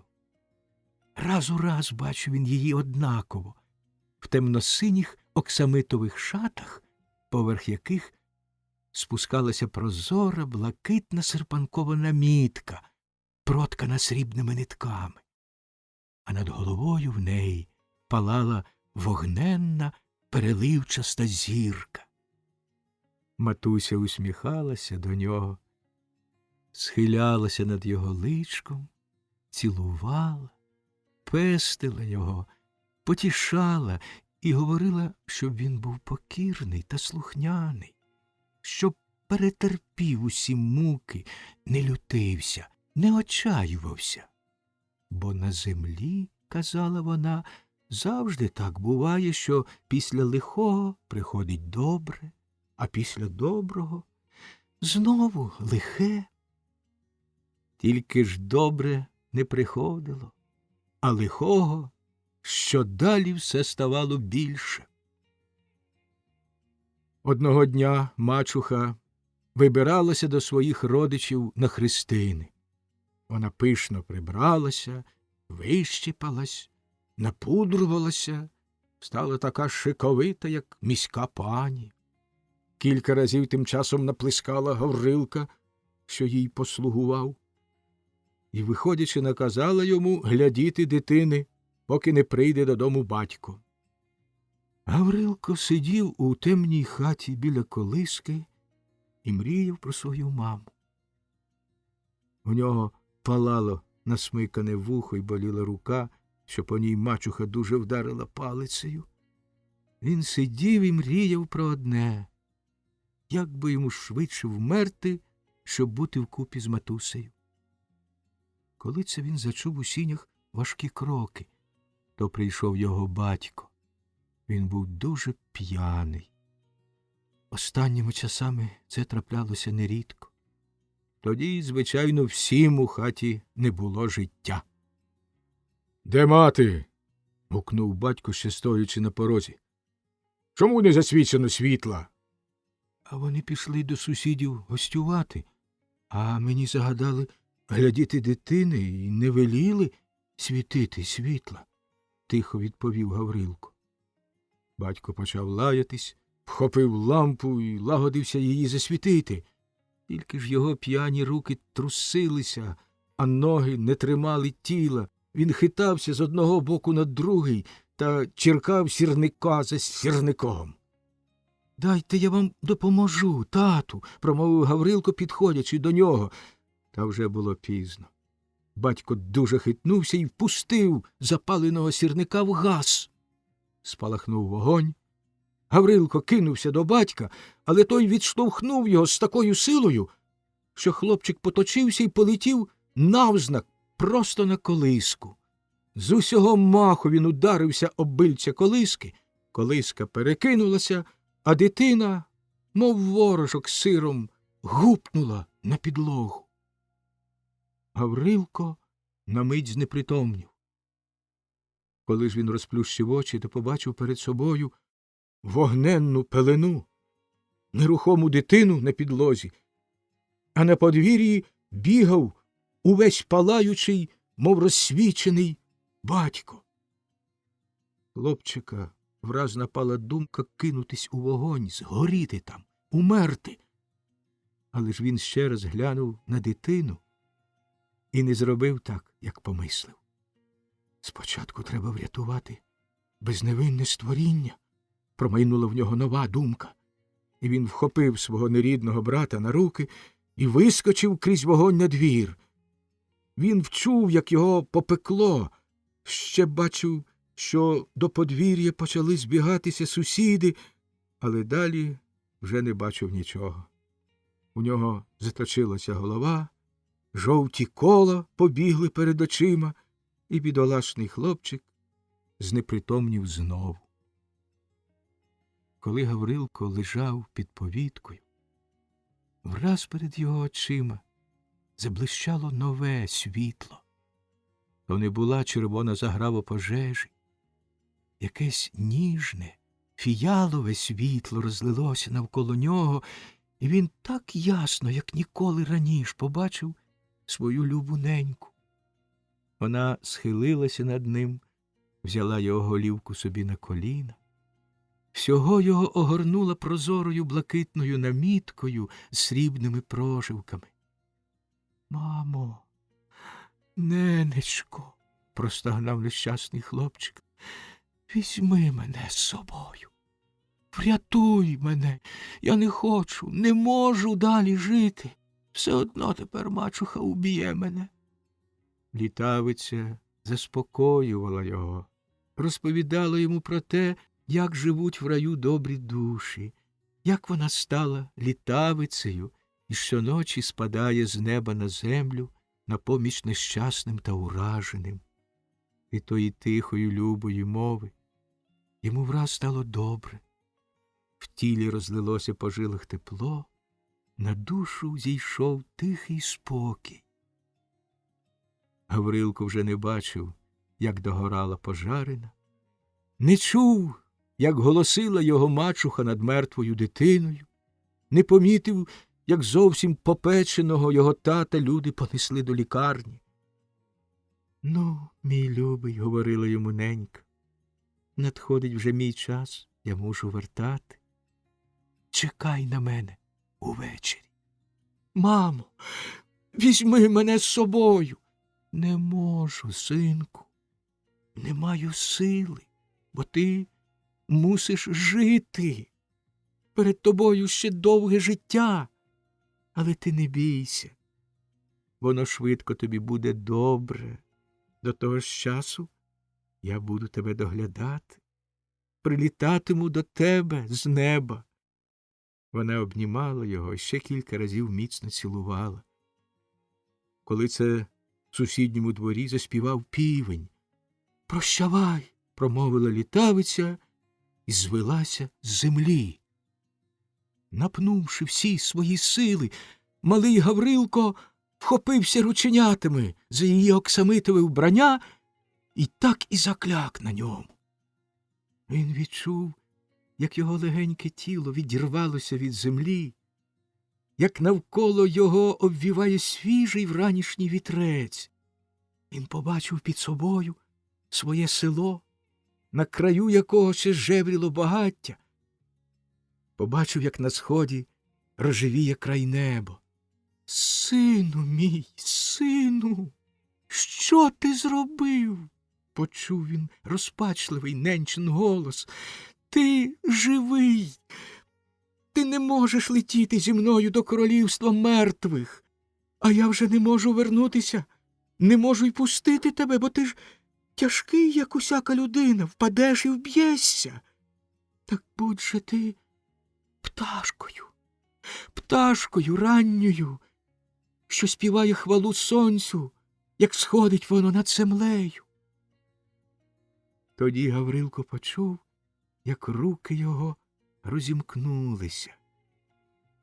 Ще мить одну він бачив зорю на чолі нені, а потім і зоря, і неня зникли, мов пірнули в сяєві сонця. А він тріпотів манісінькими крильцятами.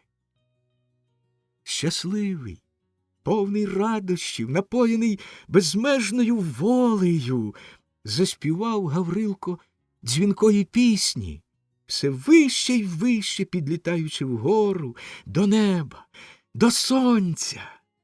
Навколо себе він чув такий самий спів і бачив, як теж, тріпочучи крильцями, летять до неба такі, як і він, маленькі пташки-жайворонки. Так став бідолашний Гаврилко жайворонком.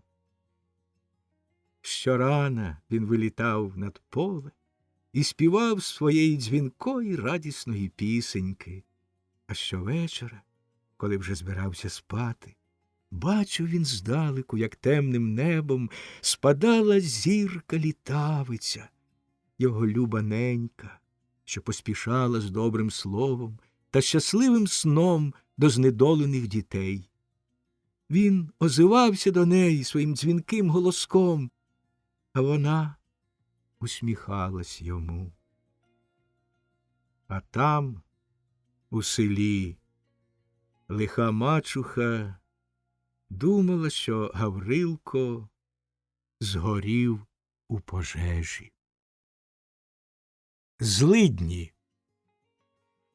Був собі один чоловік, і жив він гарно та заможно, працював ретельно, вчас виконував кожну роботу, і було йому добре. В того чоловіка була мила жінка, роботяща, охайна, лагідна. Жили вони щасливо, все мали, нічого ліпшого від долі не жадали, на працю також не нарікали. Та от якось одного дня принесли їм з пошти листа, а було в тому листі написано, щоб приїхав той чоловік до міста і одібрав там багато-багато грошей. Гроші ж ті заповідав йому у спадщину один його дядько, що недавно перед тим помер. Люди завжди радіють грошам. Отож зраділи й чоловік та жінка тому несподіваному багатству. Швиденько зібралися, покинули на призволяще все, що було вдома, бо сподівалися швидко й повернутися, і поїхали до міста. Одібрали там багато грошей, та й закортіло їм погуляти. «Досить ми вже наробилися, мов каторжні», – сказав чоловік. «Можна тепер трохи відпочити та погуляти». «А вже ж, чоловіче», – згодилася жінка. Вона завжди згоджувалася на все, що він їй говорив, бо вона була добра жінка. Тільки ж, як були вони з села, люди прості, не панського коліна, то й не знали, як та на що можна в місті гроші витрачати. А була тоді зима, мороз тріщав, аж під ногами рипіло. От походжають вони містом потихесеньку, помалесеньку, немов пани, та й стало їм холодно. Бо ж їхня одежина була добра для швидкої селянської праці, а вже для цивільних прогулянок то й не годилася. Та й була вона не показна, не панська. А кожне знає, що коли у людини заведеться багато грошей, то не тільки йому кортить погуляти, нічого путнього не робити, але ж хочеться ще бути, принаймні бодай зокола, паном.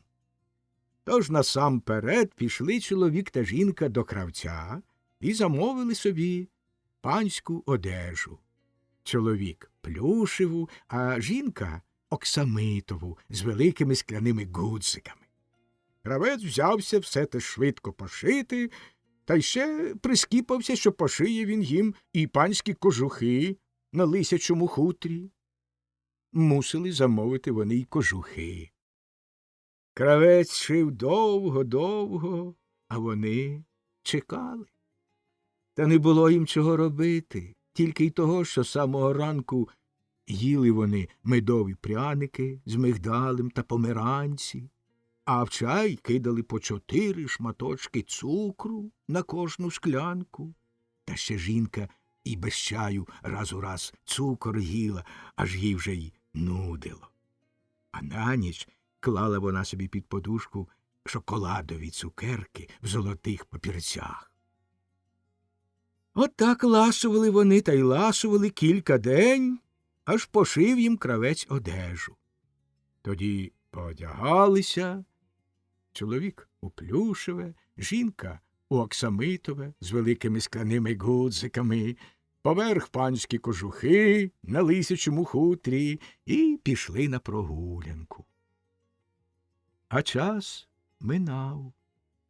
Ось якось жінка й питається, а може б ми вже, чоловіче, поїхали додому? Чого нам, жіночко, поспішати? Гроші є, будемо гуляти, відказує чоловік. Хіба ж тобі не набридли наші селянські злидні? Та воно так, говорить жінка. Тільки ж мене від цукру та шоколаду нудить, та й нема чого тут робити. А чоловік їй: ми ж тепер як пани. Ти не бійся, до цукру звикнеш, а щодо роботи, то ж пани, бач, нічого не роблять, а якось живуть. І ти їж та спи.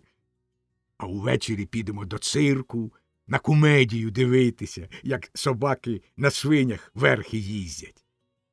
Про мене, чоловіче, як так, то й так. І гуляли вони в місті далі. Якось одного вечора зайшли вони, гуляючи аж на край міста, туди, де був великий сад, а в тім саду замерзлий ставок. Навколо ставка світили різнокольорові ліхтарики, а на льоду видимо-невидимо всякого панства. Найбільш було то малої дітвори, але ще мало й літніх панів та пань. Всі вони ковзалися та бігали на вижлятах, а їм грали веселі музики на мідяних сурмах. Страшенно подобалася чоловікові та жінці ота забавка. От чоловік і говорить: не інакше, жіночко, як і ми, мусимо навчитися на вижлятах бігати. А вона йому: як так, то й так. Про мене, чоловіче, вивчимось, відказує. Бо ж таки була вона доброю і слухняною жінкою. Другого дня купив чоловік 2 пари блискучих вижлят, потім чоботи до них, залізячками в закаблуках, потім вовняну плетену одежу, пішли вони на ковзанку. Цілий тиждень вчилися, поки нарешті вивчились. А як вивчились, то так їм подобалося по льоду бігати, що неначе немає нічого кращого на світі. Ганяють собі, пряники трощать, забіжать до буфету, перегріються, кави нап'ються, та й знову на лід. Так вони бавилися і не помітили, що вже з їхньої спадщини мало й лишилося. Ну, жіночко, мабуть, пора б уже нам і додому їхати, говорить одного вечора чоловік, поглядаючи в гаманець. Як їхати, то й поїдемо, враз згодилася жінка. Найняли вони на останні міського візника, що мав на конях дзвіночки та балабончики, і приїхали додому. А як приїхали, та як поглянули на своє господарство, аж руки їм опустилися. В хаті, як у пустці, холод собачий, скрізь по стінах павутина, на столах пилюка, мов влітку на шляху. Чи то вітер, чи, може, й хлопці шиби в вікнах повибивали, аж горобці за комин поналітали та й цвірінькають. В оборі теж таке, що й глянути страшно. Корова кудись втекла, коняку цигани вкрали, а песик був у них, колобочком звали. Так той бідненький так на ретязі й здох з голоду та холоду. Хвіртку вітер відламав. Всі хліви віхола так позамітало, що й всередину не можна влізти. З курника птиця в ліс повтікала, в садку зайці й дерева погризли. Одне слово, тільки й худоби лишилося, що миші та павуки. Біда та й годі. От почали вони так-сяк занедбану хату справляти. Вікна подушками та ганчірками позатуляли, горобців повиганяли, павутиння порозривали, а потім кілками з тину затопили піч. Та все якось не йде на лад. Піч курить, як фабрика. Горобці так і норовлять знов за комин залетіти. Мишва мало не по столу бігає. А тут вже й поночі стає. Темно, бо лампу миші розтовкли. Холодно, бо крізь подушки вітер віє та виє. А найгірше те, що стала їм праця немила. І руки болять, і ноги трусяться, та й все чоловікові та жінці тут стало не до вподоби. В селі темно, жодних тобі пішоходів, та ще й сусіди зокола тюкають, з їхніх панських кожухів на лисячому хутрі глузують. Погано стало на душі у чоловіка, погано на душі у жінки. То завше були вони веселі й балакучі, а тепер понадималися, як сови. Мовчки повечеряли тим, що з міста привезли, та й полягали спати на замурзані постелі.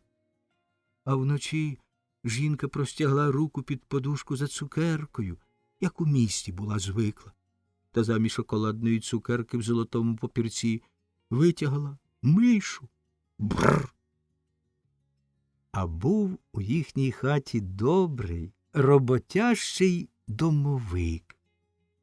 Звісно, що домовик самотужки всього робити не може, але ж господареві та господині у всякій праці допомагає. І їхній домовик раніше йому всякій роботі допомагав та за всім у господарстві доглядав.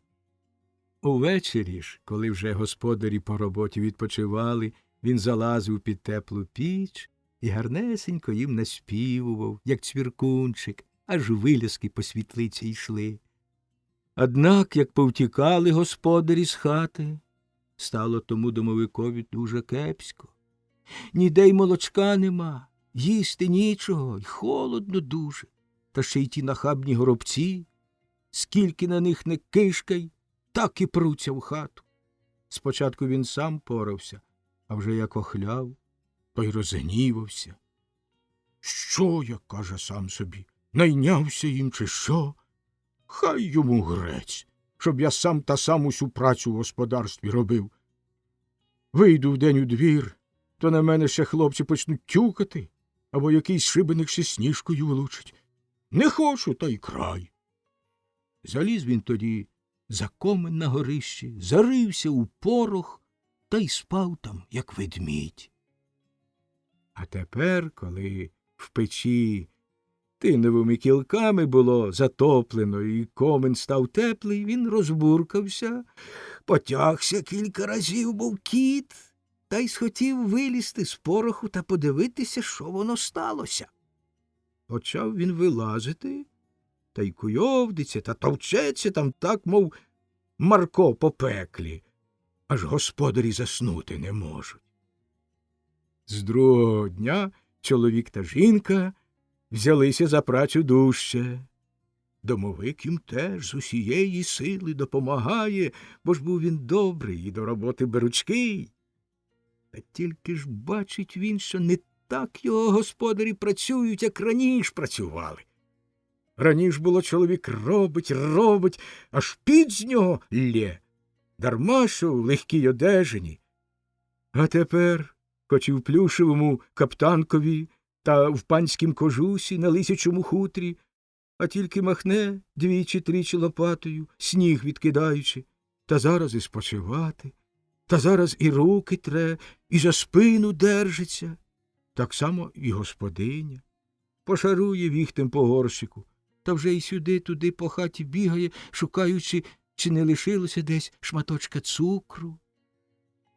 Ні, це не діло, думає сам собі статечний домовик. Так я з ними сам не вправлюся. Доведеться покликати на підмогу злиднів.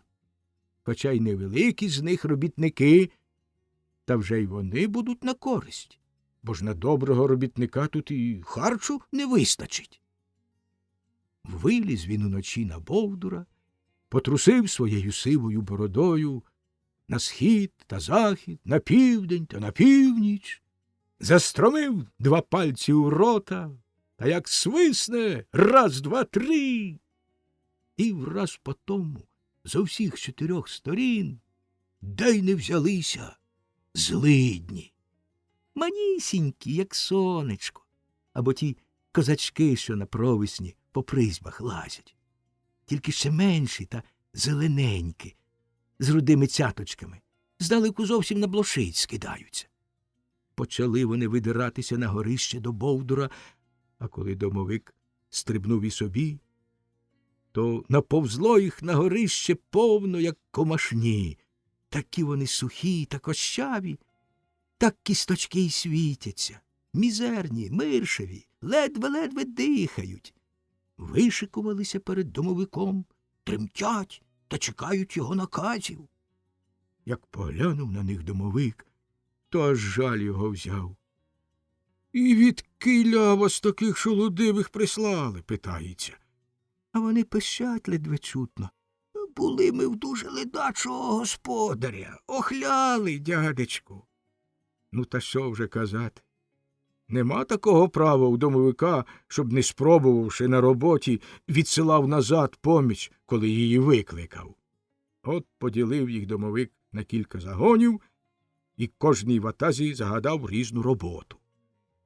Одним, щоб допомагали господареві в оборі, другим, щоб дивилися за будовами, третім – за санями та возами, іншим – до господині, щоб їй у хаті допомагали варити, чепурити, шити, прати.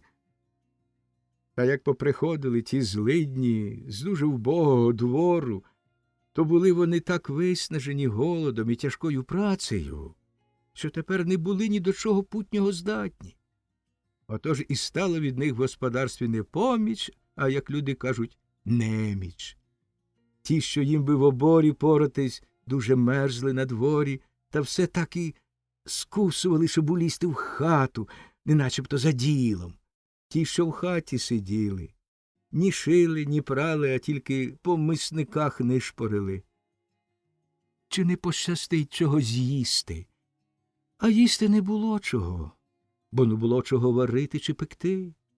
В засіках миші борошно поїли, картопля в хисті померзла, а на подвір'ї жодної курки. А тут ще трапилось таке. Пішов чоловік того ж дня до лісу по дрова та й побачив замерзлий ставок. І так йому знову закортіло на вижлятах поковзатись, що аж у грудях пече і жишки трусяться. Не втерпів він, вернув мерщій додому, прикрутив до чобіт вижлята та й гайда на лід. Побачила те жінка, та й собі. Вона бо завжди робила те, що й чоловік. А хати не топлено, а в хаті не варено. Біда домовикові, а найгірше тим нещасним, недотепним злидням. Спочатку ще домовик на них гримав, а потім і сам махнув рукою. Бачив би добре, що вже вони так охляли, просто на ладан дишуть. А злидні й справді перевелися на нівець. Того мало що зовсім охляли, а ще й почали недужати. Трусить їх трясся, вже й ніжками не совають. А як помітили вони, що й домовик на них не напосідає, то й вирішили полізти до людей під одежу. Принаймні там, на живому тілі, буде тепліше. Так вони й обсіли того чоловіка та жінку від самих голів аж до п'ят. А ті й собі мерзнуть, бо не може чоловік до лісу по дрова дійти, коли ж ковзанка на дорозі.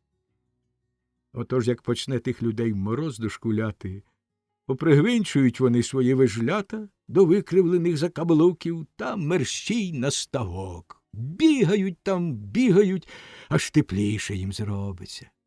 Тоді й злидням трохи потепліє. От і почнуть вони ворушитися, та й випадають скрізь у проріхи, бо таки ж панська одежа не така міцна, як одяг селянський. Та й через те ще одежа пообдиралася дуже, що люди в своїй нетопленій хаті мусили й спати в міських кожухах на лисячому хутрі. От так потроху помалу й повисипалися злидні на ставку та по дорозі. Прийшла їх до домовика тільки малесенька жменька. А він подивився на них та й каже: «Ідіть ви, говорить, до чортової матері. Нехай вона вас хоч трохи підгодує, бо ви ще мені тут повмираєте, тільки матиму за вас халепу. Та ще перекажіть там бісовому батькові, що вже, мабуть, і я швидко прийду, бо ж не сила терпіти далі». Одне слово, зубожили ті люди так, що вже й злиднів у них не лишилося. Одна тільки ціла річ і є на все господарство оті блискучі вижлята. Та ще лишився шматочок мила, бо ж в холодній хаті боялися люди вмиватися. Ну, як прийшло ж їм уже зовсім скрутно, посідали вони одне проти одного за непокритим столом, подивилися одне на одного в невмитті обличчя, та й ну радитись. Що ж далі? Питається жінка. А я знаю, відказує чоловік. Що ж його нам казати? І що його нам робити? Та хоч би робити, аби не важко, говорить чоловік. А жінка йому відказує, звичайно, ліпше, коли б не тяжко. А домовик виглянув з-поза запічка, непомітно підійшов до чоловіка та й шепотить йому на вухо. Одне вам лишається. Візьми онде шматок мила, розведи водою у мисочці, висмикни з стріхи 2 соломинки, та й починайте мильні бульби дути. То дуже легка робота. Той чоловік від біди вже так одурів, що й не розшолопав, як домовик з нього со зла глузує. Взяв мило, воду та соломинку, дав жінці другу, і почали вони бульби дути. Як луснула одна, друга, зареготався домовик. Хряпнув щосили дверима, аж останні шиби з вікон повилітали, та й пішов собі геть проситися у бісового батька, щоб послав його до роботящих людей, де не потребуватиме він допомоги від злиднів. Мавка-вербинка. В лісі знявся переляк.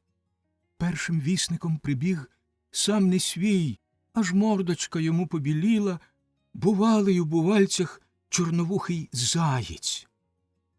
Захекавшись, він перебіг цілим лісом і кого тільки не спіткав по дорозі, перед кожним сідав на задні лапки, передніми витирав вуса, відкашлювався і пошепки говорив: «Біда, братця, біда!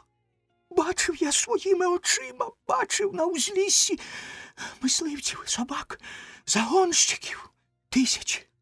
Тисячі йдуть сюди, а в кожного по кілька блискучих рушниць, ріжки мідяні, а торбинки величезні, мов лантухи, а собак тисячі. Тікай, братця, куди хто?» На цих словах він відсапував і прожогом летів далі до нової зустрічі. Навіть здибавши лисицю, що саме вилізла з нори і, приплющивши око на сонце, потягувалася зі сну, навіть перед нею був спинився на мить і гукнув: «Біда, братця! Мисливці на узліссі! Тисячі!» Але ж згадав, що й від самої лисиці йому так само може бути біда, а через те чкурнув ще дужче. Всі мешканці лісу заворушилися. Хто тікав у поле, хто ховався в нору, хто шукав схови в дуплах або ж біг до очерету, що густо поріс понад болотом.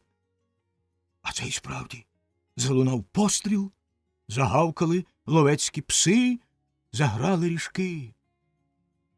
Мавка-вербинка, що на день ховалася у великому дуплі старої верби над болотом, прокинулась і нашорошила вуха. Серце їй болісно стислося. Багато вже разів на своєму віку чула вона те собаче гавкання, ріжки, страшні постріли. Чула й знала, що багатьом звірам та птицям вони віщують смерть. Знала й те, що ще більше буде таких нещасних, котрі довгий час конатимуть від ран, зарившися десь під кущами в листя, Будуть і такі, що вичуняють, але на все життя лишаться каліками. З її чудових, такого кольору, як фіалки, очей полилися блискучі сльози. Вона миттю вискочила з верби і незримо побігла, наче полетіла понад землею до сусіднього великого лісу, щоб кликати своїх подружок на поміч. Ще не добігла вона й до кінця свого лісу, як зачулися вже нові постріли.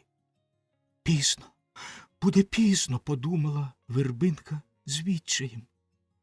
Може, вже там є прибиті, підстрелені, що потребують негайної помочі. А поки я поверну з подругами, у тих бідолашних створінь відлетить життя. Тоді вона заспівала дзвінким, мов срібним голоском. Вона кликала Хух. Біжіть швидше, сестрички, до сусідніх лісів. Кличте мавок, ясенинку, дубовинку, вільхівку, клинівку та шипшиночку. Сьогодні у нас буде багато нещасних. Боюся, що сама не вправлюся. І тільки вона проказала ті слова, маленькі зелені хухи вже покотили з лісу, мов перекоти поле, в різних напрямах. А Вербинка узліссям полинула назад, щоб бути позад мисливців, бо там вона сподівалася найшвидше знайти поранених та конаючих. Вона прилетіла повз молодих і старих панів, одягнених у мисливське вбрання та зелені брилі. Пролітаючи навпростець, черкнулася об одного пса, що мало її не вкусив, бо почув, як запахло біля нього її довге, синє волосся. Далі пролинула над лісниковою хаткою, де вона так часто бувала. Там жив добрий лісник, що ніколи не уражав звірів. Поважав лісовика, жалів і малих хух, а її, мавку, дуже любив. Навіть часом ставив для неї на пеньку у мисочці молочну кашку. Тепер лісникова хата була порожня. Самого ж лісника угледіла Вербинка попереду мисливців з рушницею напоготові та 2 псами на ретязі. Чула вона, як знову вибухли постріли, як жалібно заскиглив підбитий зайчик. «Князю! Князю!» – кричав він, немов би просив його пожаліти. «Князю!» Чула все нові й нові постріли і почала уважно шукати під кущами. Під старим спорохнявілим дубом її спіткав лісовик. Він був сумний, роздратований. Його світлі блакитні очі палали, як сині вогники в печі. Кулаки були затято так, що аж довгі кіхті впивалися в руки. «Доню», – тихо озвався він до неї, – «поклич собі допомоги. Буде багато лиха». «Я вже покликала, тату, послала хух». «То й добре, не гай же часу. Ой, нароблять сьогодні ті безбожники великого нещастя. Багато їх, багато. Я тим часом піду попередити водяника та русалок. Може, хтось забіжить до води помирати». Він сперся на свою сукувату патерицю і тихо посунув до болота. А мавка Вербинка вже угледіла пораненого зайчика. Він заховався у мох, і тільки по тому, як нервово здригалося його тільце, можна було впізнати, що там є хтось живий. Вербинка обережно підважила мох. Наполоханий зайчик аж напнувся з останніх сил, щоби втікати, але, поглянувши каламутними очима, побачив Вербинку і тихо застогнав. «Убили, убили мене, сестричко Вербинко». «Куди ж тебе поранено, зайчику, вуханчику?» – спитала вона. Зайчикові було перебито задню ніжку, прострелено бока. Вербинка швиденько знайшла чисту суху порхавку, притрусила йому рани, на ніжку намотала листу подорожника та обв'язала плескуватою, мов бинда, травинкою. Потім спинила кількох подорожніх пухнатих джмеликів, щоб вони дали хворому свого солодкого білого меду, а з великого листа ведмежого вуха набрала водиці і напоїла пораненого. Йому стало легше. Велике спасибі тобі, сестрице. Прикрий же тепер мене добренько мохом та листом, а зверху поклади велику суху гілляку, щоб не витяг мене відсіль якийсь забіглий пес, — попрохав зайчик-вуханчик. Вербинка зробила все, що було треба, і слабий задрімав. Тоді мавка ще наказала ракшам та сойкам нікуди відсіль далеко не відлітати, аж поки не скінчаться лови. Коли вже заблудив сюди якийсь пес, загадала пташкам крутитися в нього перед носом і відманити його з того місця, де лежав немічний, простреляний зайчик-вуханчик. Багато було праці мавкам того дня у лісі. Було підбито чимало тихих зайчиків. Підстрелили ловці й хитру лисичку, заскочили пси й цілу родину куріпок. Одних самі впіймали, інших мисливці повбивали, інших тільки поранили. Та й після того дня було багато праці вже самій мавці-вербинці, бо треба ж було й далі доглядати поранених, аж поки вони не видужають. Але ж ще того таки дня, коли був лов у лісі, трапилася з нею значна пригода. Довелося їй зробити те, що рідко робить невидима сила. Мусила вона вперше в житті об'явитися перед людиною. Коли вже мавка перев'язала та подала першу поміч кільком пораненим, натрапила вона на молоду дику кізочку.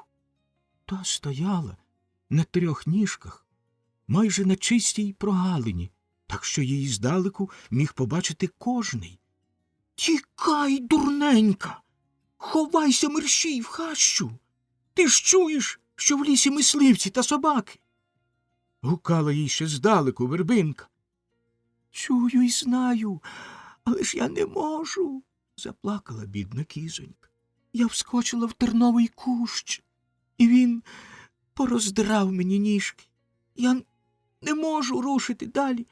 Так мені болить і пече», — нарікала вона. Мавка знала, що кози й справді не можуть стрибати на 3 ногах. Вона підбігла до козеняти, швиденько перев'язала йому ніжку і, підтримуючи збоку, повела його до кущів. В той момент на поляну виткнувся лісник. Він побачив, як шкандибає кізочка, і кинувся до неї. Звісно, мавки він не бачив. Вербинка знала, що він добрий, але ж тепер, коли довкола була стрілянина, коли вже люди повбивали стільки звірів, вона страшенно злякалася, бо ж знала вона й те, що на полюванні і добрі люди стають жорстокими, а пролита кров викликає в них лихий запал, бо підштовхує їх до вбивства безневинних створінь. І не могла вона стерпіти. Заступила з собою кізоньку, а сама об'явилася перед лісником. Лісник остовпів, побачивши перед себе незвичайно красну дівчину, що з'явилася незнать звідки. Здивовано дивився він в її темні очі, що були як фіялки або фіялова тінь. Дивився на довге темно-синє волосся, що відблискувало, як гайвороняче крило. Любувався з її довгих світло-зелених шат. А тим часом вона простягла до нього ніжні, білі, як лілеї, руки, і він почув голос, неначе задзвонили навколо сині дзвіночки. «Дядечку, прошу вас, змилуйтесь над нею. Вона ж така молоденька. Живе всього тільки 4 місяці. Така гарна й тендітна. Вона ж нікому не робить шкоди. Лісник все ще стояв нерухомо. Ти мавка? Спитав він, нарешті отямившись. Так, я мавка з цього лісу. Зовуть мене Вербинка. Ви ж добрий, я це знаю. Це ж мені виносите ви молочної кашки на пеньок. А я оберігаю та пильную всіх звірят у вашому лісі. Пожалійте мені цю кізочку. Дуже вас прошу, дядечку. Добре, промовив схвильований лісник, у якого розм'якло серце. У людей завжди м'якшає серце, коли у них щось ласкаво просить гожа дівчина. Добре, я візьму її до себе і сховаю до свого хліва. Там вона перебуде, поки одужають її ніжки, а потім я знову випущу її в ліс. Не бійся, у мене ніхто її не займе. Він ласкаво погладив перелякану кізочку, взяв її на руки і поніс до своєї хатинки. Коли лісник оглянувся ще раз, мавки вже не було видко. Тільки він вчув, як продзвенів її ніжний голосок. «Спасибі вам, дядечку! Як я радий, що ви такий добрий!» Лісник відніс козеня додому і сховав його в хліві. Але ж коли скінчилися лови, і до нього в двір посходились пани мисливці, то один багатий панич угледів кізочку. Дуже вона йому сподобалася, і закортіло йому відвести її до міста. От і напосівся він на лісника, щоб той конче йому продав те звірятко. Давав за неї великі гроші, навіть загрожував лісникові різними прикростями. Та ж лісник не схотів ні за що її продати.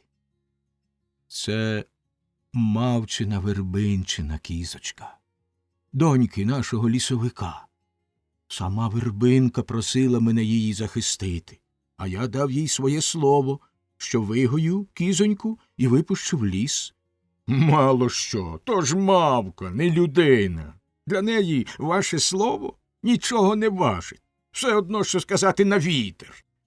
Нехай для неї й не важить, так зате моє слово важить для мене.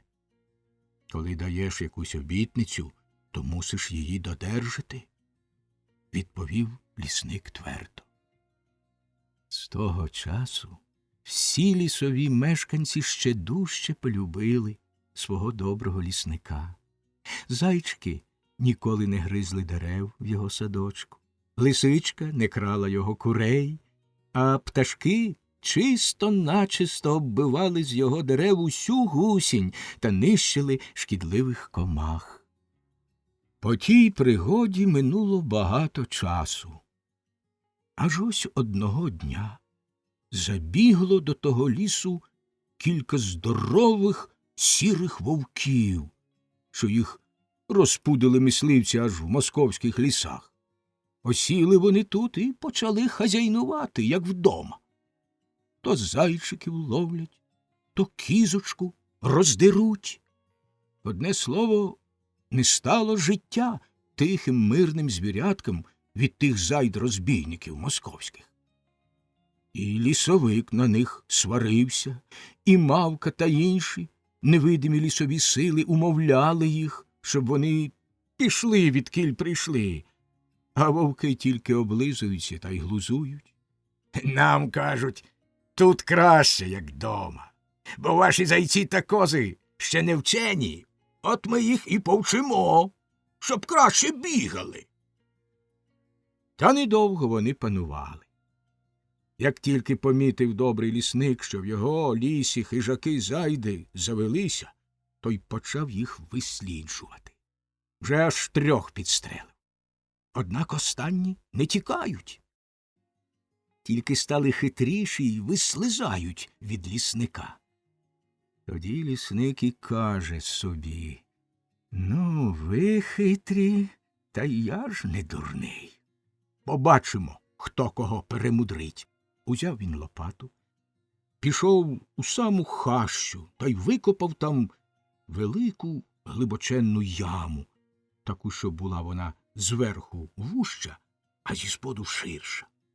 Потім понакладав зверху тонкого хмизу, рясно притрусив жовтим листом, бо вже тоді був підзимок, і багато листя з дерев поопадало. Одне слово, так він хитро все те зробив, що ніхто й не впізнав, де та вовча яма. Тільки ж, щоб туди вовків тягло, поклав усередину принаду величезний шматок старого сала. Ну, добре. Минуло день чи там два, аж чує лісник зі свого двору, що виють вовки. Прислухався саме там, де він викопав на них яму. Ну, це вже, певне, якийсь туди вскочив, міркує він. Та й закортіло йому подивитися, дарма, що вже був вечір, а в лісі стало зовсім поночі. Хопив він рушницю та й подався. Прийшов до того місця й почав обережно підходити до ями. Та й помилився, не догледів. Як шугне зненацька однією ногою, не втримався й полетів сам у ту вовчу пастку. Що його робити? Яма глибока, вилізти не можна, бо ж нема за що зачепитися. А в ямі темно-притемно. І бачить він, що в тій пітьмі десь у кутку, немов дві маленьких жаринки жевріють. Аж серце йому захолонуло, бо вгадав він одразу, що там вкупі з ним і вовк сидить. Мерщій вхопився він за рушницю, а потім і помислив. Ну, що, як я в пітьмі промахнуся? Не заб'ю того Ірода одразу, а тільки пораню. Тоді ж він підстрелений, живцем мене з'їсть. Так от і не стрелив він у вовка, а вистрілив угору, в повітря. Думав, що тим і вовка настрашить, та й, може, хтось почує його, той постріл, та й поможе йому з ями видряпатись. Але ж сидить він та й сидить, а ніхто йому на поміч не йде. Вистрілив він іще раз, а далі вже й боїться, бо лишився в нього тільки один набій. Отож, коли б вовк захотів на нього плигнути, то не було б йому чим і відбитися.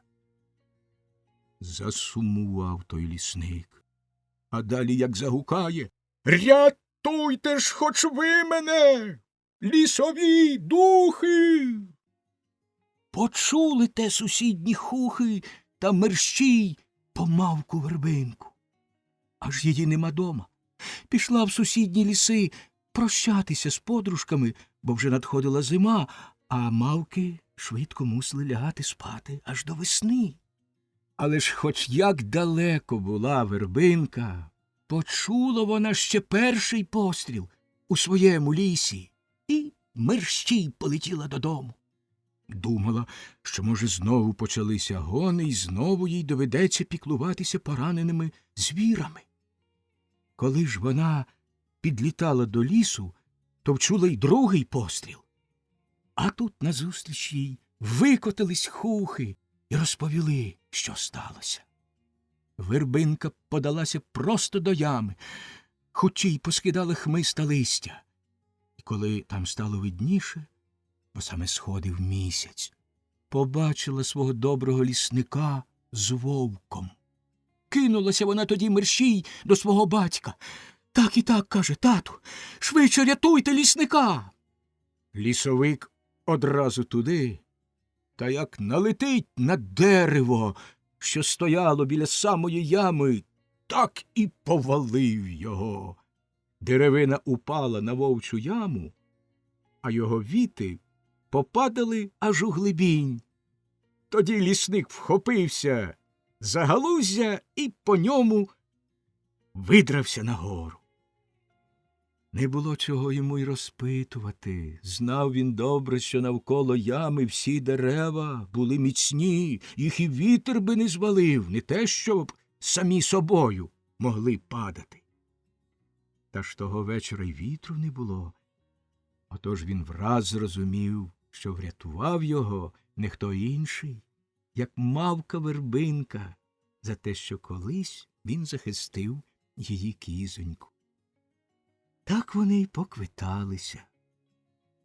Тільки ж лісник хотів, щоб його було зверху. Взяв він ціле відро молока та корець пшона, наварив величезний чавун каші, притрусив цукром та корицею і поставив увечері на пеньок. От був веселий бенкет у лісі тої ночі. Аж мені шкода, що мене туди не покликали. Бо хто ж таки не любить молочної каші з корицею? Мара.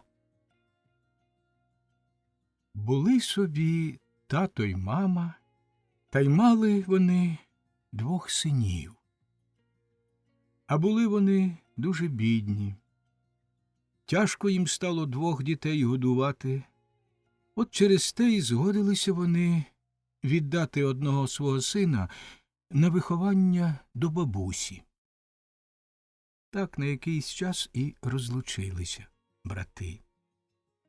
Старшого брата, що лишився дома, добре доглядали й дуже любили, бо він був хлопчик дуже лагідний та слухняний. Молодшого ж брата стара бабуня доглядати добре не могла. Тимто він здебільшого був на вулиці, грався з поганими хлопцями, мучив горобців, бив собак, а коли ніхто не бачив, то ще й шибки по хатах розбивав камінням.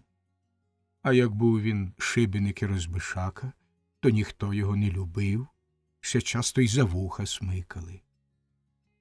Та те йому не помагало, бо ж, звісно, кого б'ють в дитинстві, той ще більше шкоди робить та виростає недобрим і суворим. До того ж трапилося ще з тим меншим братом нещастя. Він балувався з сокирою та якось упав на неї, поранив собі спину і став з того часу горбатим. Коли ж померла бабуся, забрали його тато й мама додому. Тільки ж як побачили вони, що він такий недобрий, неслухняний та брехливий, то й вони стали його менше любити, як любили старшого брата. А від того молодший брат став ще дужче лютувати, зробився зовсім лихим та несправедливим. Як повмирали ж і тато з мамою, лишилися брати самі собі на білому світі. Старший, добрий, почав ходити на заробітки, та й заробляв і собі на хліб, і меншого слабого брата годував. А той, як через свій горб не міг тяжко працювати, робив тільки легку, хатню роботу. Однак дарма, що старший брат ставився до Горбаня добре. Горбань, проте, його не любив. Ну, а коли вже одна людина не любить другої, то вона так і силкується знайти в нелюбові щось погане. Навіть коли в дійсності того поганого й не буде, то лиха людина щось, мовляв, з вітру вигадає. Отож і Горбань, що далі, то більш на свою долю почав нарікати, що далі, то більш своєму доброму братові заздрити. Мало чого, що він добрий, думав сам собі Горбань.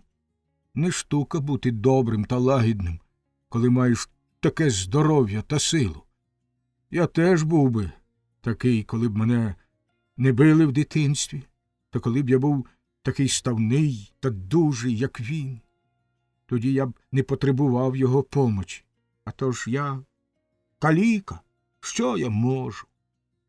І починав він згадувати своє терпке дитинство, як йому завжди гірко жилося, як його бабуся раз у раз лаяла та й била. А тому ж завжди всі годили, то був мазунчик. І через ті свої думки покинув Горбань всяку роботу, став ледачий та неохайний. Старший брат прийде з роботи додому, А в Горбаня ні хата не підметена, ні піч не топлена, ні страви не зготовлено. Може, ти хворий, братику?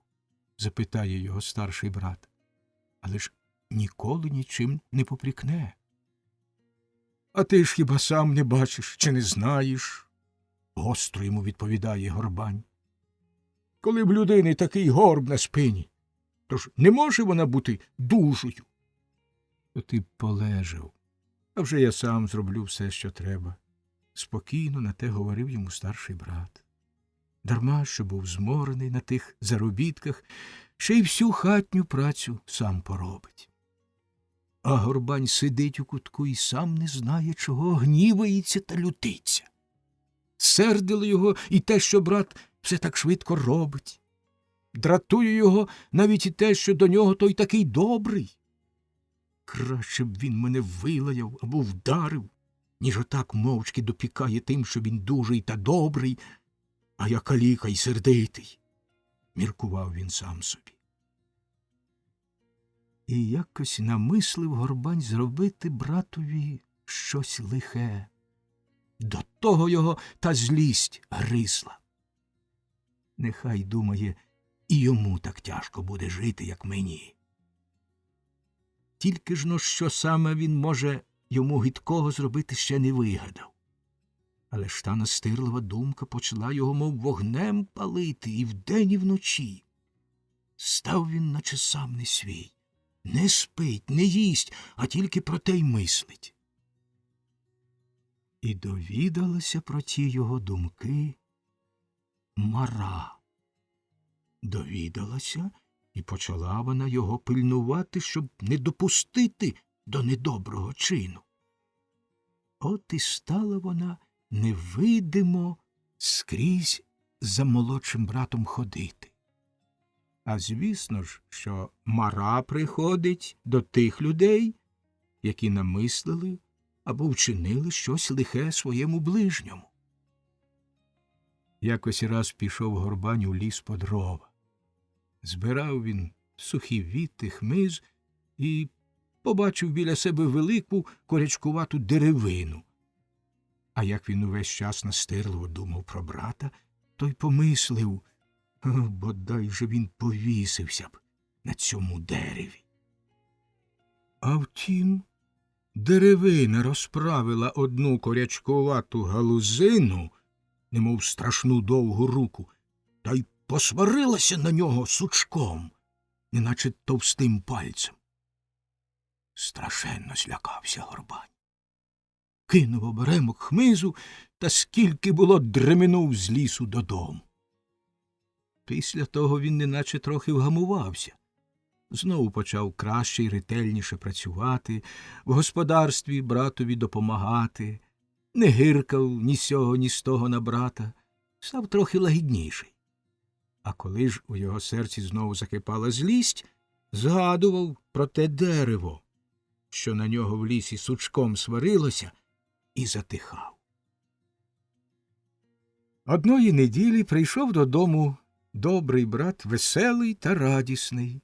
— Ну, братику, — сказав він Горбаневі, — тепер вже ти трохи відпочинеш. — А що там таке? — промимрив той.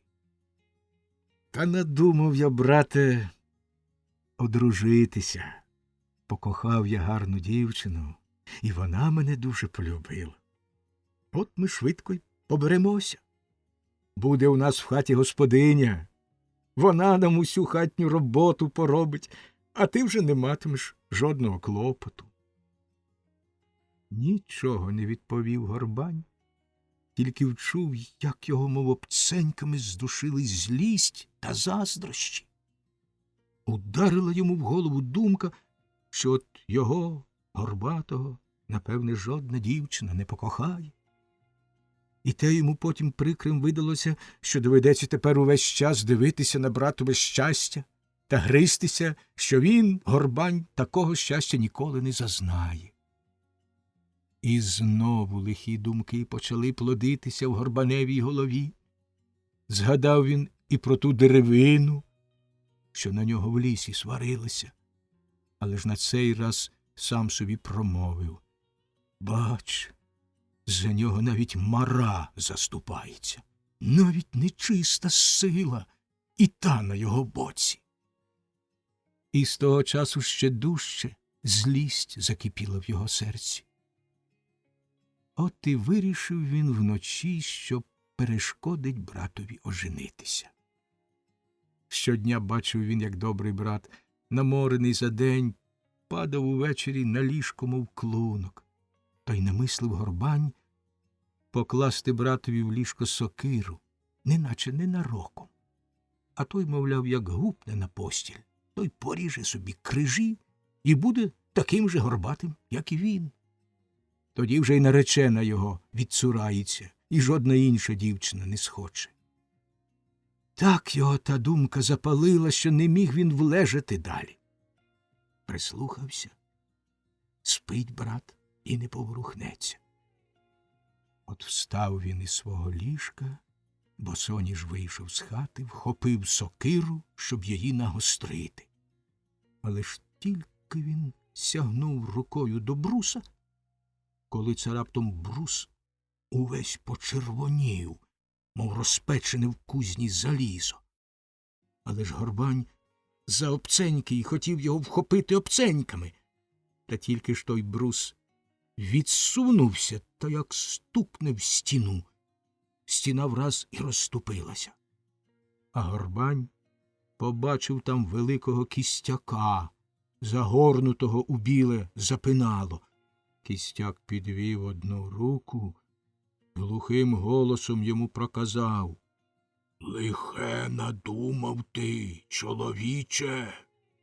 Покинь, доки не пізно, бо буде каяття, та не буде вороття». І враз потому стулилася стіна. Брус лежав на своєму місці сірий, як звичайно. У Горбаня в одній руці блищала сокира, а в другій торохтіли обценьки, бо ж він увесь трусився. «Знову мара!» – скрикнув він, кинув сокиру в один бік, обценьки в другий, а сам ускочив у хату. Отож і цього разу не допустила його мара до злочину. Тим часом брат оженився. Прийшла до них в хату його жінка. Була вона вродлива, весела, моторна, чепуруха. В хаті, де раніше було сумно та вогко, тепер стало весело, тепло, чисто. Вчасно готова їжа, шмаття добре випрано, одежу полатано. Одне слово, стало братам жити добре. Здавалося, що навіть Горбань став добріший, бо ж та братова його жаліла, доглядала, піклувалася ним таки й справді, як рідним. Так прожили вони майже рік, і народилась у братової дитинка, манесенька, рожева та голосиста.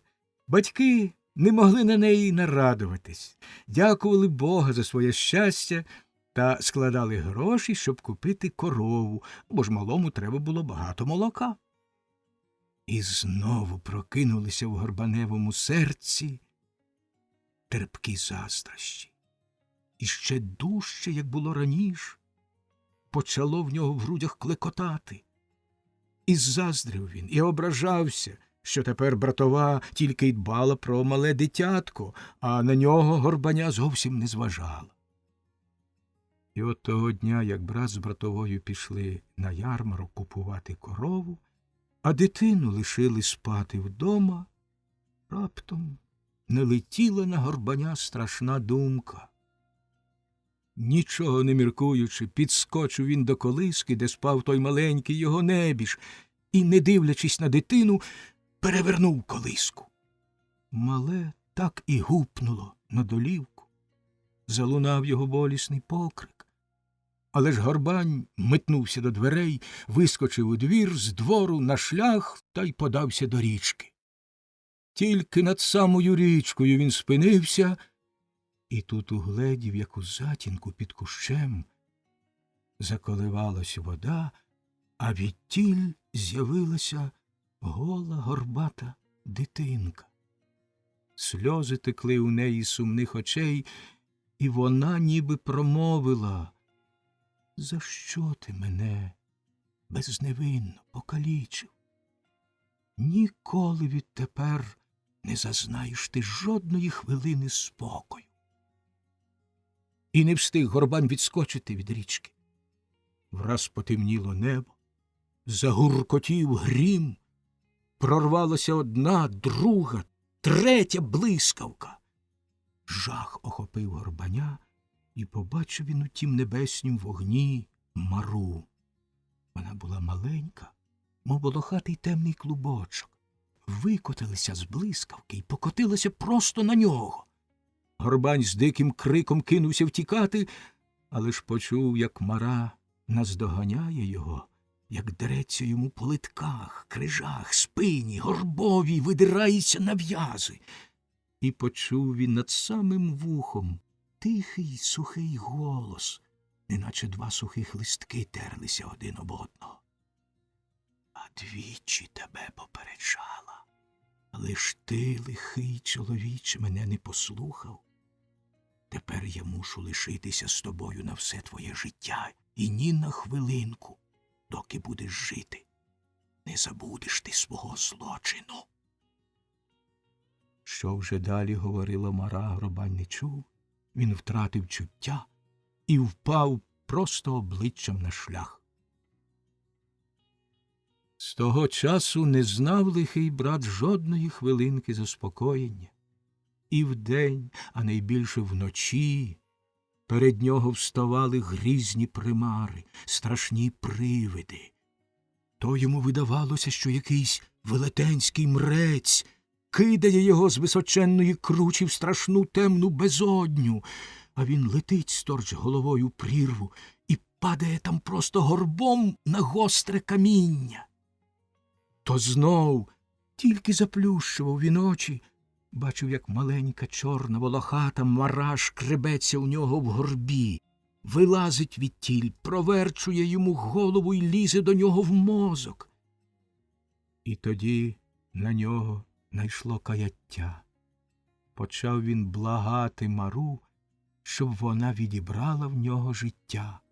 Але Мара йому відповідала: «Відібрати життя в людини може тільки смерть.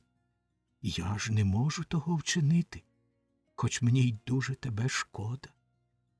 Отож, щоб полегшити твої муки, я зроблю тебе верблюдом.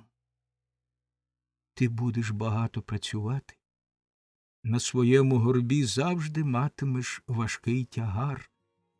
Але ж тоді я покину тебе, бо мене посилають тільки до людей. Тоді тобі полегшає. Зроби мене верблюдом. Чим хочеш, зроби мене, тільки покинь», – просився Горбань. Так вона й учинила. Другого ранку Горбань прокинувся в піскуватій, розпаленій сонцем пустелі. Він був великий і голодний. На спині в нього трусився м'який салистий горб, далеко більший, як він мав раніше. На колінах були тверді мозолі, на ногах та руках замість пальців були ратиці, а все тіло обросло жовтою брудною вовною. Тільки розплющив він очі, як підступив до нього чорний араб в білій одежі і погнав його до потоку. Горбань жадібно нахилився до води і побачив, що ввесь він змінився так, що вже ніхто ніколи не зможе його впізнати. Тільки самі очі лишилися в нього такі, як були й тоді, коли він ще був людиною. І з тих людських його очей полилися сльози. Але ж Горбань плакав не того, що він вже не був людиною. Він плакав з радощів, що може спокутувати свій незамолимий гріх, і що за те вже не буде більше карати його жахлива Мара. Напився він чистої води, пішов, куди звелів йому його господар, Став навколішки, поки той навантажував йому на горба тяжкі паки, й слухняно пішов, коливаючись вкупі з іншими верблюдами, жовтими метючими пісками. Ніколи ніхто й не догадався, що той верблюд — людина Горбань. Тільки всі, хто його бачив, не могли надивуватися, що були в нього зовсім людські очі. Лагідні, плохі, але ж сумні. Дідько. Гу-гу-гу. Ого-го. А-а-а. Залунало по лісі тихої літньої ночі. Дві подорожні баби, що йшли на прощу і спізнилися завидна дійти до села, злякано перехрестились. Їм стало моторошно, хоча вони й гадали, що то закричав Пугач. Але ж всі лісові створіння добре знали, що то гукає дідько Гепатий, який кожної п'ятниці прибігав у ліс з сусіднього великого болота, щоб трохи побавитися в гурті іншої невидимої сили. Любив він пожартувати, посміятися, злякати людину та поглузувати з неї. Коли ж починав оповідати, то всі тільки головами крутили. А старий статечний лісовик, що увесь час нюхав замість тютюну порохню, потихеньку нахилявся до свого товариша водяника, непомітно підморгував сивою бровою й промовляв: слухай, бреше бісів син, мов шовком шиє. Водяник задоволено кректав, як жаба ропуха, спльовував через губу і смоктав далі свою люлечку зачеретяним цибухом. А тим часом дідько дуже мало брехав.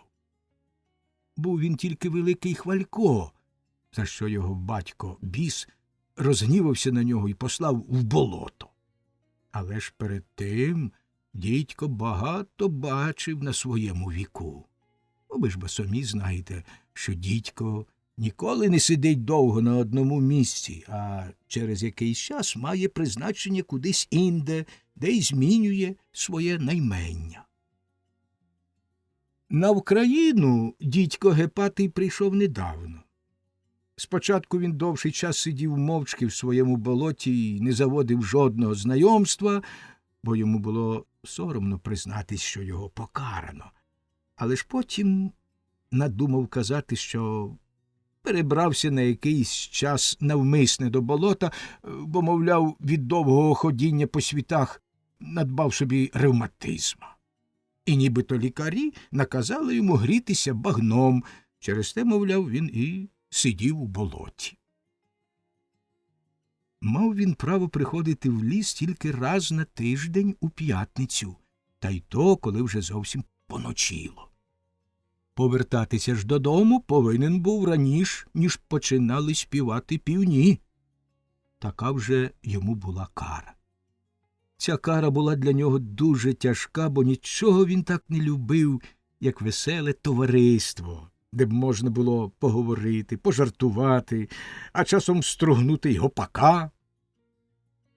Тут його ще зовсім мало знали, а через те з великою цікавістю слухали його оповідання.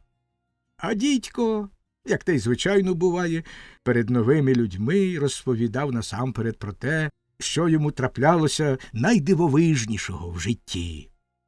Умів він розповідати гладко, мов з книги вичитував.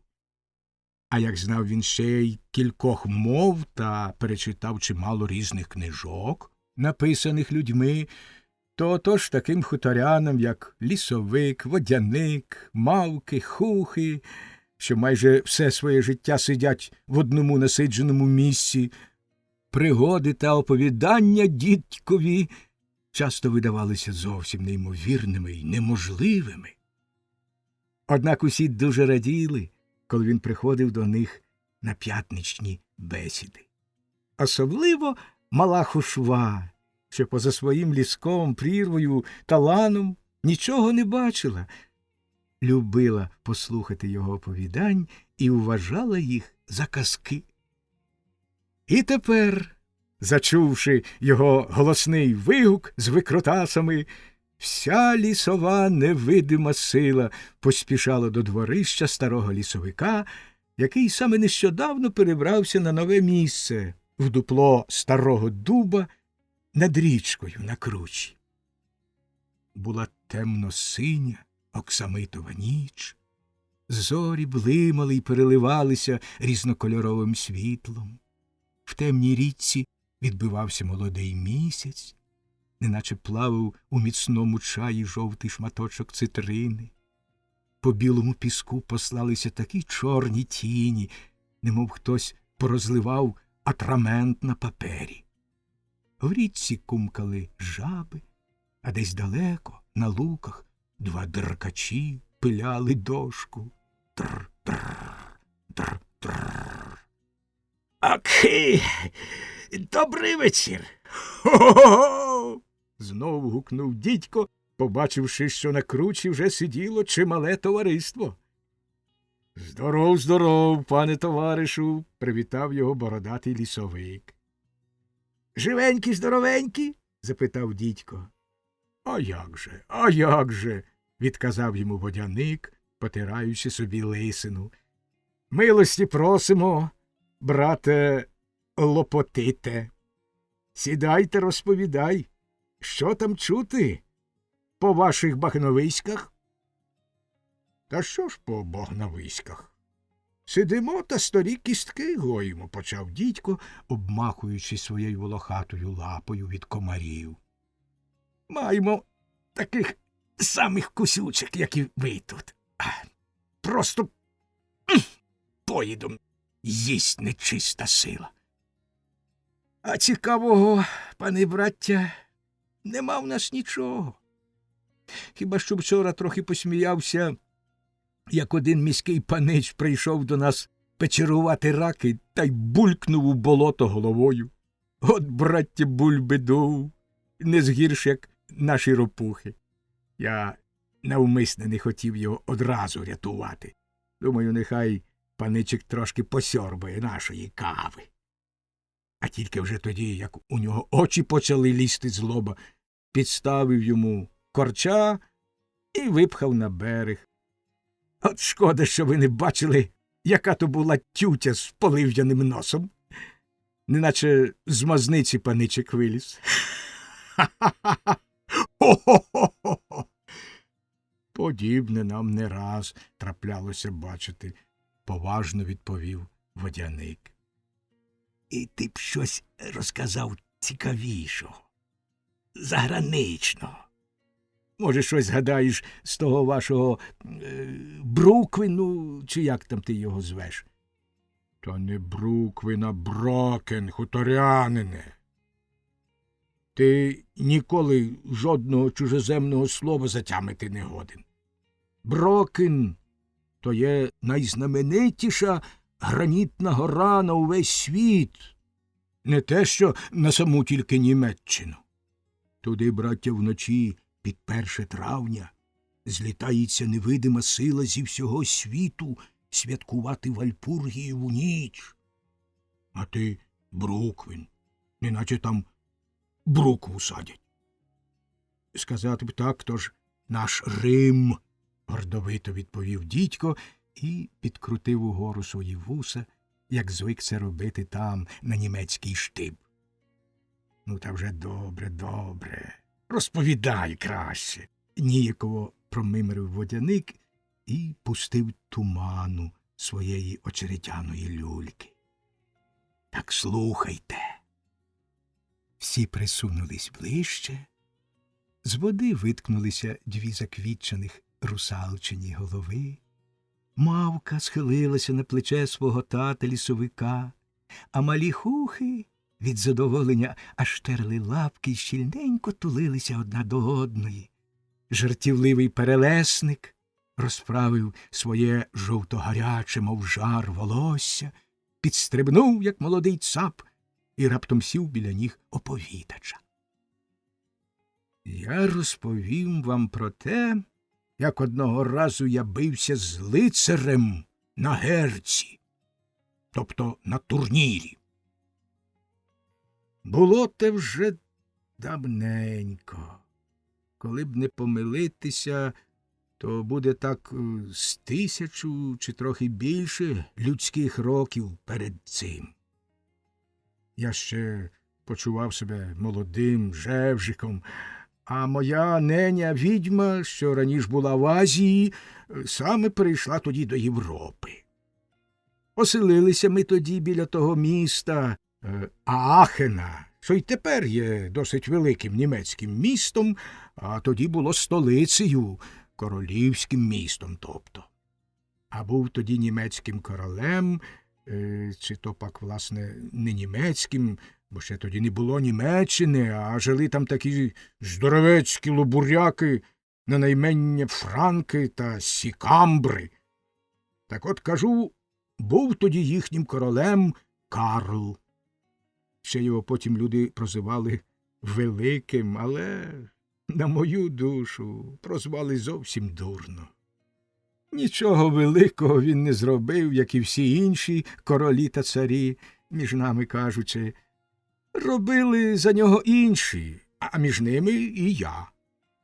Та хоч і не був той Карло дуже мудрим, але ж залізяка був здоровецький, митець був битись. Так от, коли не бувало війни чи якогось там походу, з'їздилися туди, до Аахена, багато лицарів на турніри. А я собі заслужив лицарство так. Хоча й забіяка був той король Карл, але ж хтось сказав йому розумну думку, що людям треба не бійки, а спокою, не кулаків, а розуму.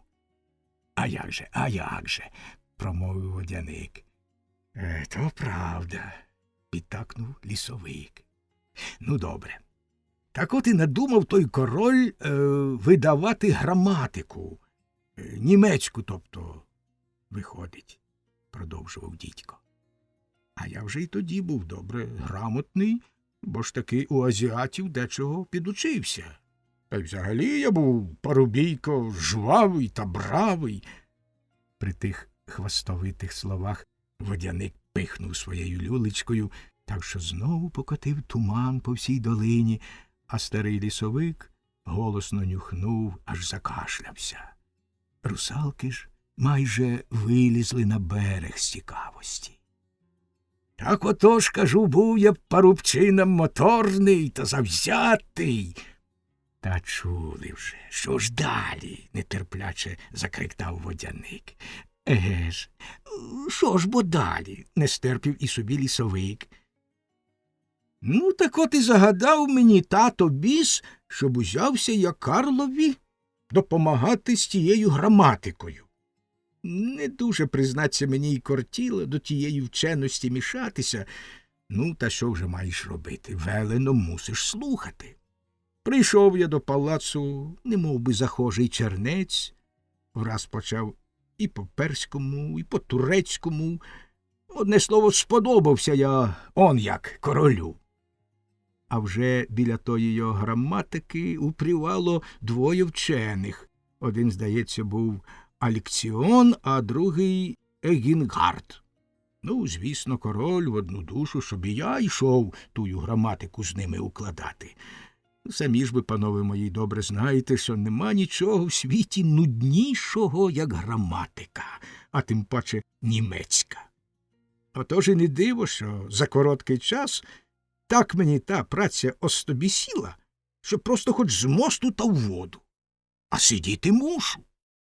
От щоб принаймні не заснути, й почав я всякі фіглі-міглі творити. То вигадаю їм таке слово, що ні язиком його не викрутиш, а як писати, то на півверсти вистачить. А вони його зараз записують. То почав їм всякі нові слова вигадувати. Сидить той король, замислиться, а я йому над саме вухо як гавкну, а він тоді: а чи не написати б нам гунд, собака? А ті враз пишуть. А я тоді як закумкою. Брекекекекекекс. А вони до мене: що то буде? Водяник, кажу, буде. Хіба ж ви самі не знаєте? Вони й знову пишуть. Водяник зареготав. А як же? Це добре, що ти й про мене згадав, промовив він задоволено. Звісно, така праця мені забавка, продовжував Гепатий. Однак бере мене нудьга. От і надумав я таке.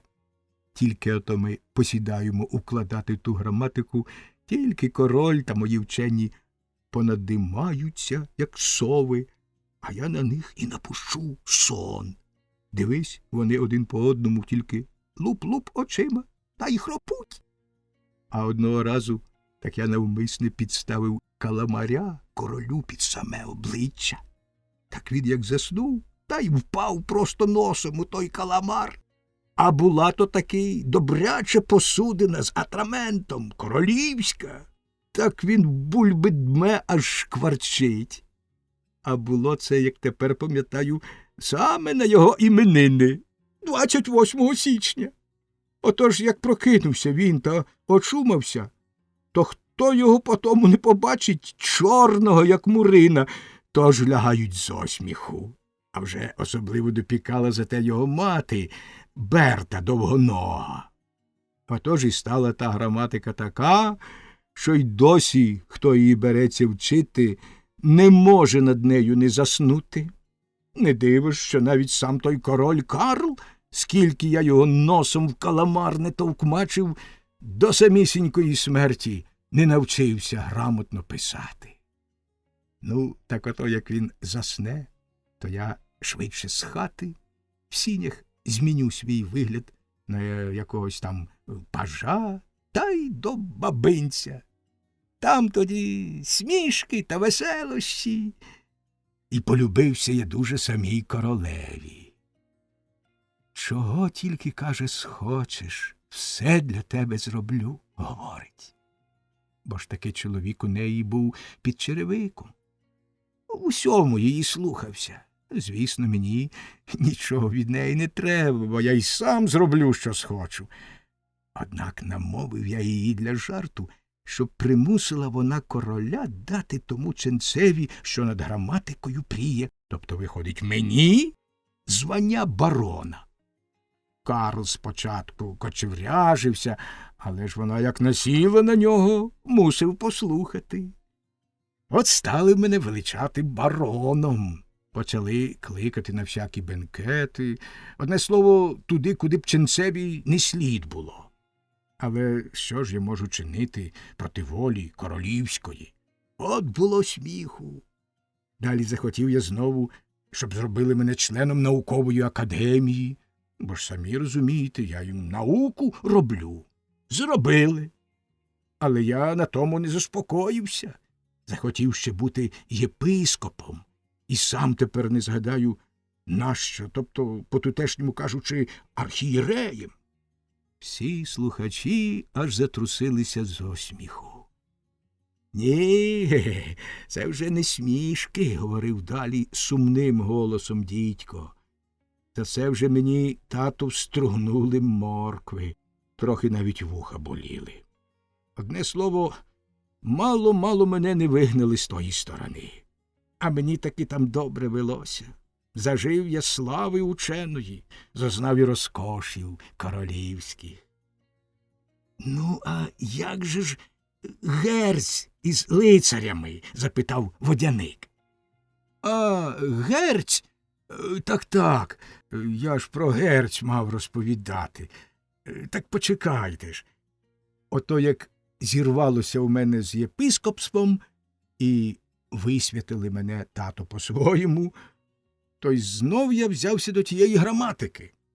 А як трошки попередньо забулося, і був саме один турнір лицарський, я й надумав, А чи не встругнути б їм якоїсь такої штуки, щоб вони всі вуха розвісили?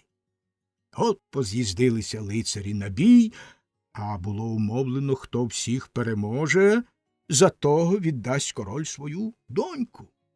Подивився я на себе в люстро. Чим не молодець? Ставний, стрункий, вус чорний, брови на шнурочку.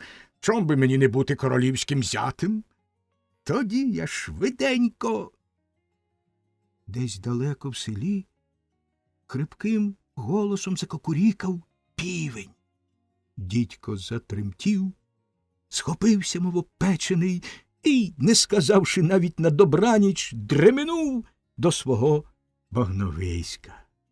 Зайво йому гукало все товариство, що то якийсь молодий півник спросонку закричав не до речі. Дідько біг так, що тільки п'ятки вилискувались, аж залопотіло. Ге-ге, видко лицаря по п'ятах. Лопотить, зареготав лісовик. А як же, а як же? Мабуть, добре пам'ятає татову моркву, підтакнув і водяник. Тільки аж в другу п'ятницю докінчив своє оповідання дідько Гепатий. Коли ж і ви хочете його знати, то спитайте у вашого дідуся. Він чув його не раз. А коли говоритиме, що забув, то просіть дужче, аж поки таки не розкаже. Перелесник. Саме нині минуло вже 204 зими та 203 весни, як це сталося. Був тоді в одному селі гарний-пригарний, ставний парубок, бравий козак Залізняк. І був він такий бравий, сміливий та завзятий, що всі люди про нього говорили: це й не те, що ляха чи турка, він і самого біса не злякається. Умів він добре танцювати, чудово грав на бандурі, а ще краще співав. Одне слово, був він такий гарний, що всі околишні дівчата аж мліли, коли його бачили. Але ж був той козак до всіх однаковий. З усіма старими звичайненький та поштивий, з усіма парубками веселий, товариський, з усіма дівчатами однаково жартував, до всіх однаково залицявся, а жодної не кохав. Та якось до того пана, що був у тому ж таки селі, найнялася за робітницю незнайома захожа дівчина. Була вона хороша, як майова роса, струнка та гнучка, як молода тополя, рум'яна, мов яблучко, а мила та добра, як молодий трусик. Працювала вона ретельно, а працюючи, увесь час, мов пташка, співала. Та співала так гарно, як янголи на небі. А звали її Оленка. Одного разу йшов вулицею бравий козак Залізняк повз панський сад. Ішов на бандурі, бринькав та виспівував, коли чує, співає хтось у саду таким голоском, мов срібний дзвіночок дзвонить. Спинився бравий козак Залізняк, заглянув через тин і побачив там захожу дівчину Оленку, що грядки панські полола. Як угледів, так і завмер. Ніколи ще не доводилось йому бачити такої гожої дівчини та чути такого милого голосу. І закохався він у захожу дівчину Оленку. Почав увечері виходити з бандурою до панського ставу чи озера, що біля левади, почав там награвати та виспівувати. Ой, зійди, зійди, ясний місяцю, як млиновеє коло. Ой, вийди, вийди, серце дівчино, та промов до мене слово. А тим часом перелесник, що жив у сусідньому лісі, в печері над річкою, давно вже помітив, що подобалася козакові Залізнякові захожа дівчина Оленка. І став він щовечора, коли козак на леваді співав та грав, прилітати до захожої дівчини Оленки та на вушко їй нашіптувати, щоб вийшла вона на леваду та послухала б козацького співу. Навмисне, немов легенький вітрець, здмухне їй з голови хусточку, щоб краще вона вухами чула. Навмисне закотить їй цебра аж під саму леваду, щоб вона йшла його там шукати та щоб спіткала козака. Навмисне, неначе панським голосом від озера чи з левади, на неї гукає: «Оленко! Оленко! Йди лишень сюди!» Отож таки одного вечора й вийшла захожа дівчина Оленка на леваду, почула там чудовий спів та музики козакові, побачила самого козака Залізняка та й дуже його покохала. От і полюбилися вони собі гарнесенько. А рудий перелесник аж підплигує з радощів, що звів докупи таких гожих та хороших парубка й дівчину. Як тільки вечір заходить, він уже раніше їх на леваді. Всі сухі листочки, всі галузки з того місця позбирає на горбочку, де вони над озером любили вдвох сидіти. А іноді, коли зарання прилетить, то ще й жовтим піском під горбочком посипле, а навколо звелить найкращим польовим квіткам цвісти увесь час, аж поки козак з дівчиною там сидітимуть, та ще й пахнути мусять якнайкраще. А в кущах верболозу та шипшини загадав жити аж 12 соловейкам, що вміли співати найкраще на всю округу. Одного вечора сиділи над ставком бравий козак Залізняк та захожа дівчина Оленка, тихесенько розмовляли. А перелесник стояв у них за плечима.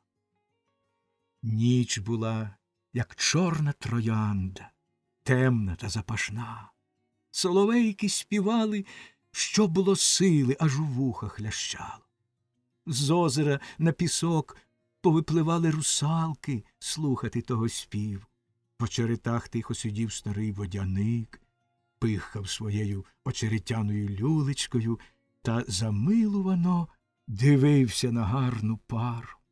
Ще далі дитинчата-потерчата позасвічували свої каганчики, шили собі брилики з озітнягу та жаб'ячими голосами виспівували пісню безконечника. Був собі журавель та журавочка, наносили сінця повні ясельця. Наша пісня свіжа й нова, починаймо її знову.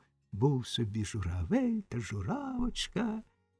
Тільки ж ні козак Залізняк, ні дівчина Оленка нічого того не помічали. Вони сиділи, міцно обнявшись, а парубок тихо говорив до дівчини: «Чи дуже ж ти мене кохаєш, моя ластівка Оленко?»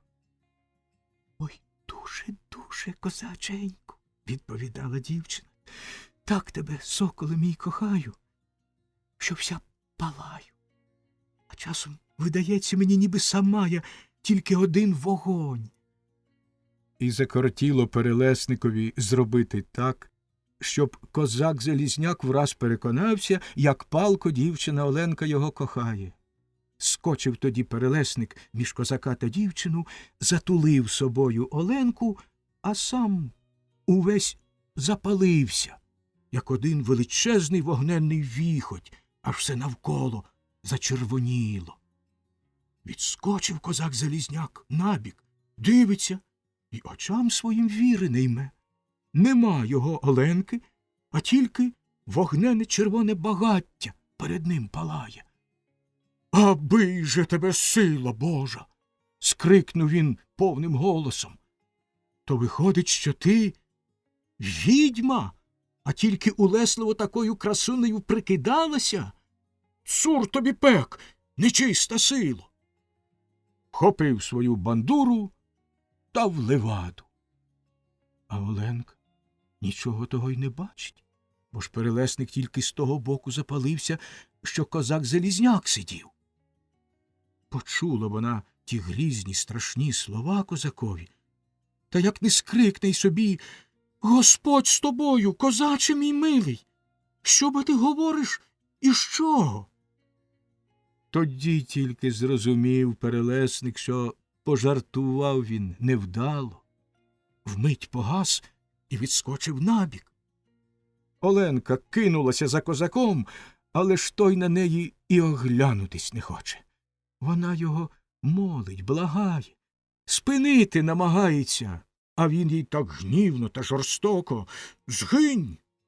Пропади ти пропадом і ніколи мені на шляху не зустрічайся!» – говорить. Заломила білі руки наймичка, захожа дівчина Оленка. Зрозуміла вона, що розлюбив її бравий козак-залізняк. Заголосила, як осінній вітер у полі. Голосить, та, недовго думаючи, побігла до озера топитись. На смерть злякався перелесник і вискочив поперед неї, щоб заступити їй дорогу. А вона, як угледіла червоно-рудого високого хлопця, всього в зелену траву вбраного, враз збожеволіла, пхнула його, а сама стрибнула з високої кручі просто у темну воду. Завив перелесник, мов хуртовина у комені, кинувся й собі за нею у воду. Та на нього грізно гримнув водяник: «Геть звідсіль, ледачуго! Геть! Щоб і очі мої тебе, капосника, не бачили! Роби свої капості там на землі, а тут нема твоєї волі!» Гукнув так на нього, а сам пірнув під воду. Вловив там захожу дівчину Оленку і, ніжно обнявши її за гнучкий стан, одніс до свого скляного палацу. Там зустріли її водяникові доньки, русалоньки. Прибрали, зачесали, одягли на неї розкішний вінок з білих водяних квіток, і стала вона найкращою русалкою в тому озері. А козак-залізняк перестав з того часу співати, жартувати, поклав у дубову скриню свою голосну бандуру, замкнув її великим замком та й пішов аж у святий Київ на прощу. Там, у лаврі Печерській, довго молився та постився, свій невільний гріх покутував, бо ж думав він помилково, що кохав він щиро, справді, незвичайну гожу дівчину, а якусь лиху відьму. А потім, коли вже почав козак забувати помилку про чарівну красуню Оленку, купив він собі коня вороного, нового мушкета та шаблю арнаутку і подався бити турка-бусурмана. Так сумно скінчилося добре кохання бравого козака-залізняка та захожої красуні дівчини Оленки. Отже, на тому діло не спинилося. Дуже розгнівався, розлютився старий водяник на дурного перелесника, бо ж через його недоречну недотепність не тільки таке славне кохання розбилося, а ще й передчасно загинула молода душа. Покликав він дитинчат-потерчат і звелів їм позбирати на бережку озера всі оленчині сльози, що на траву попадали, як вона плакала, голосивши. А потім написав очеретяним пером на широкому листі з латаття, як і до чого призвів нерозумний перелесник бравого козака та захожу дівчину. Найбільше ж у тому листі нарікав, що перелесник через свій дурний жарт псує добру славу невидимої сили, людей проти неї настринчує, замість того, щоб їм у коханні допомагати, бо ж є то його повинність. Він найкраще кохання розбив.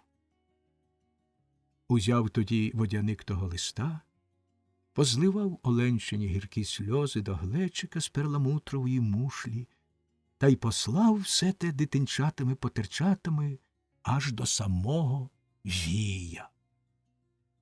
Як прослухав мудрий дід Вій водяникову цидулку, як побачив він палкі сльози бідної захожої дівчини-наймички, схилився на свою золоту булаву, і у самого у нього побігли сльози з-під довгих вій по білих вусах. Довго сидів він мовчки, а потім глянув на потерчаток, взяв у них з рук перламутровий глечик з оленчиними сльозами і промовив: «Ідіть, дітки, додому, поклоніться панові водяникові вашому й подякуйте йому красненько, що він мене про все те повідомив. Я зроблю, що треба». Тоді стукнув по підлозі шаблюкою, і враз стало перед нього 3 його джури. Він тільки хитнув їм головою, а вони вже й зрозуміли все, що їхній пан їм сказати хотів, і вмить вилетіли з палацу. А за кілька хвилин вже несли з собою перелесника. Тремтячий мовосиковий лист став він перед свого грізного суддю, старого мудрого Вія. Потім у розпуці упав навколішки. «Винен, батьку, заслужив кари, згубив безневинно добру душу. Не благаю помилувати, прошу справедливо покарати», – плакав винуватий перелесник.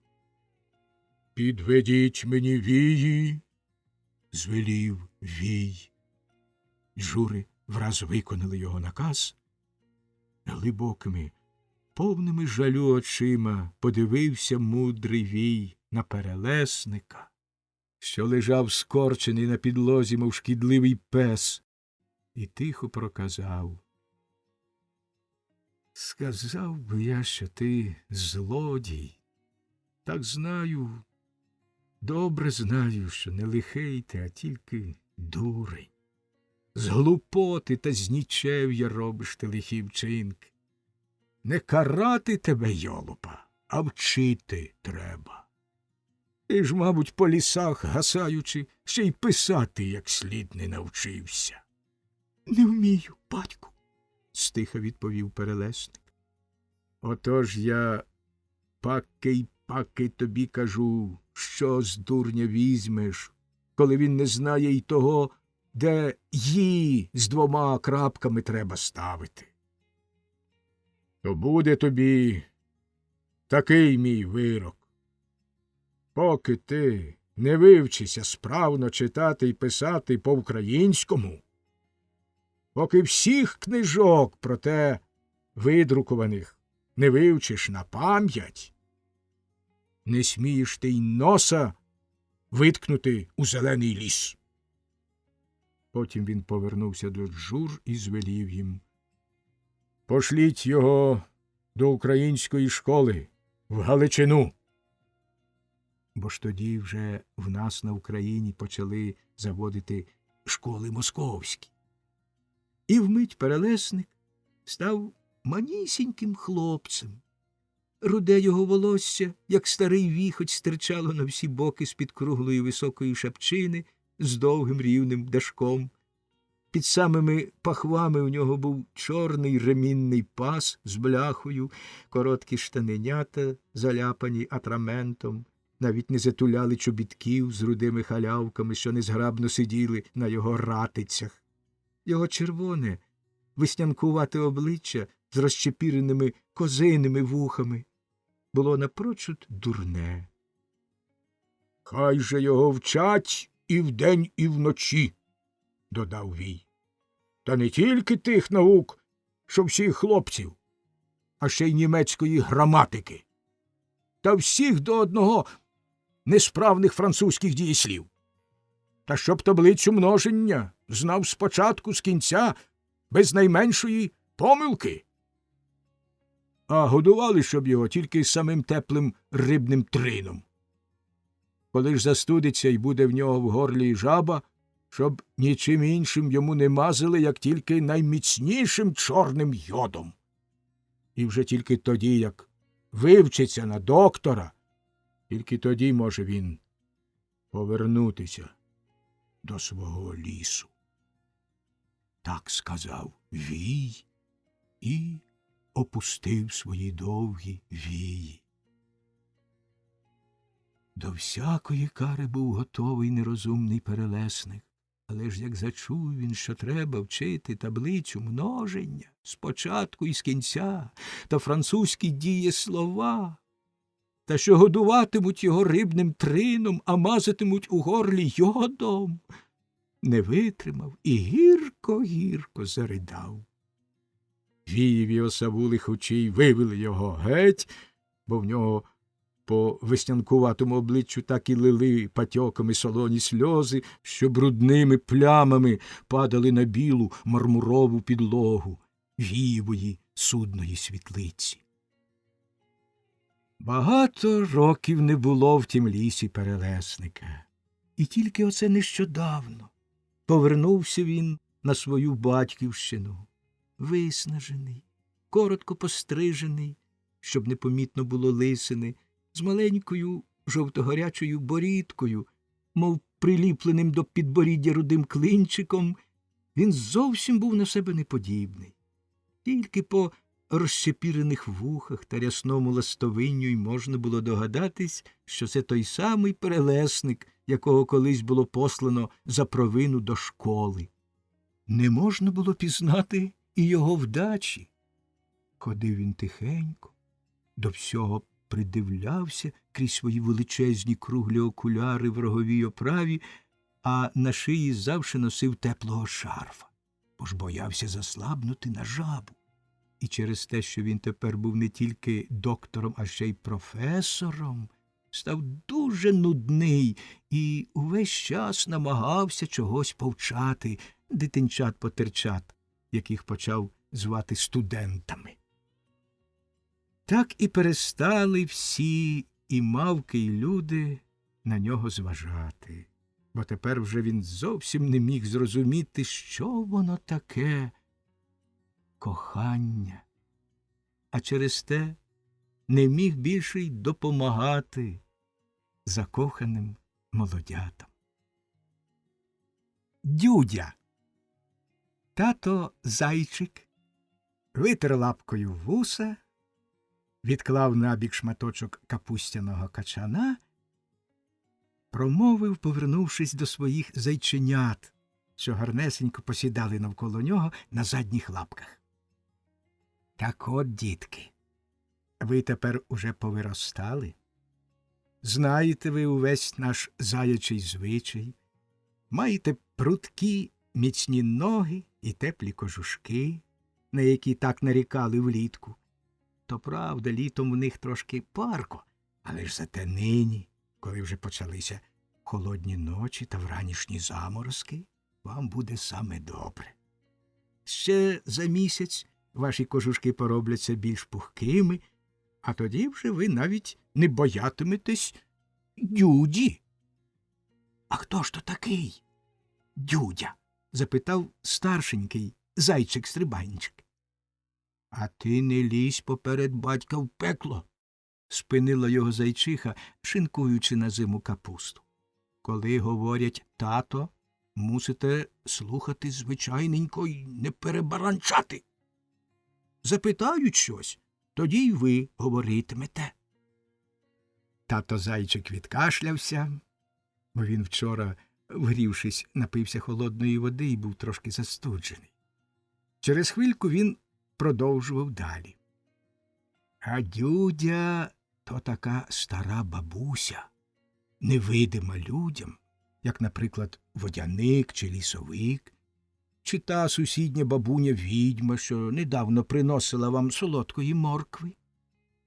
Дюдя стара-престара, вся сива, як молочко, але ще має гострі зуби та цупкі руки. Ви її ще не бачили. Та й слава Богу, бо часто трапляється, що хто її зблизька побачить, не лишиться живий. А не бачили ви її через те, що вона ціле літо спить, прокидається ж тільки на зиму. Живе вона у вершечку кам'яної високої гори Гострячки, далеко від нашого лісу. Живе вона дуже пишно в кришталевому Морозенковому палаці. Щозими, коли до нашого краю могутній дід Мороз присилає з північної сторони одного з своїх синів, Морозенка, тоді тільки прокидається бабуся Дюдя. Вона розбуркує всю челядь і велить чистити та прибирати Морозенків палац.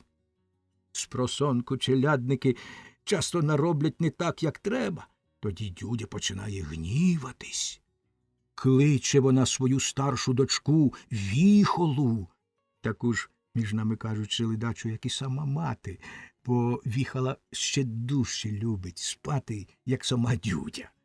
Ну, як прокинеться Віхола, то враз закрутить таке, що й світу Божого не видно. Звичайно, люди дуже бояться Віхоли, а ще більше Дюді, бо коли вони гніваються, то й справді стають страшні. Тоді люди замикаються по хатах і носа на двір не витикають. Нам же дуже боятися Дюді не треба, бо вона може наробити шкоди тільки ледачим зайцям, що не хотять швидко бігати. Навпаки, ми повинні пам'ятати, що коли лютують Дюдя та Віхола, то нам в той час менше небезпеки від нашого найстрашнішого ворога – людини. Отож, хоч би як страшно вила Дюдя, ви не лякайтеся.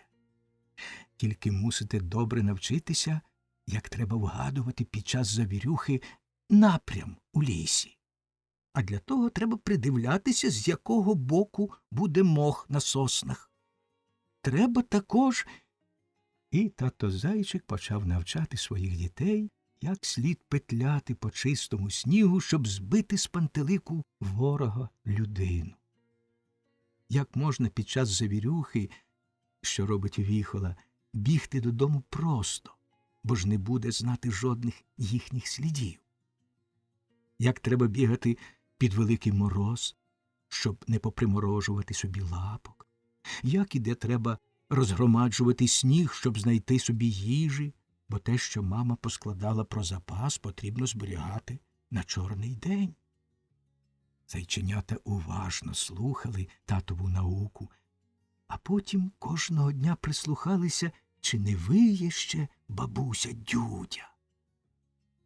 Часто вони розпитували про неї і у тата, і у знайомих дядьків-зайчиків, у синичок та посмітюх, у маленьких хух. Але ж виявилося, що ніхто з тутешніх зайчиків на власні очі ніколи її не бачив. Пташки також ховалися у свої гнізда, коли Дюдя починала вити.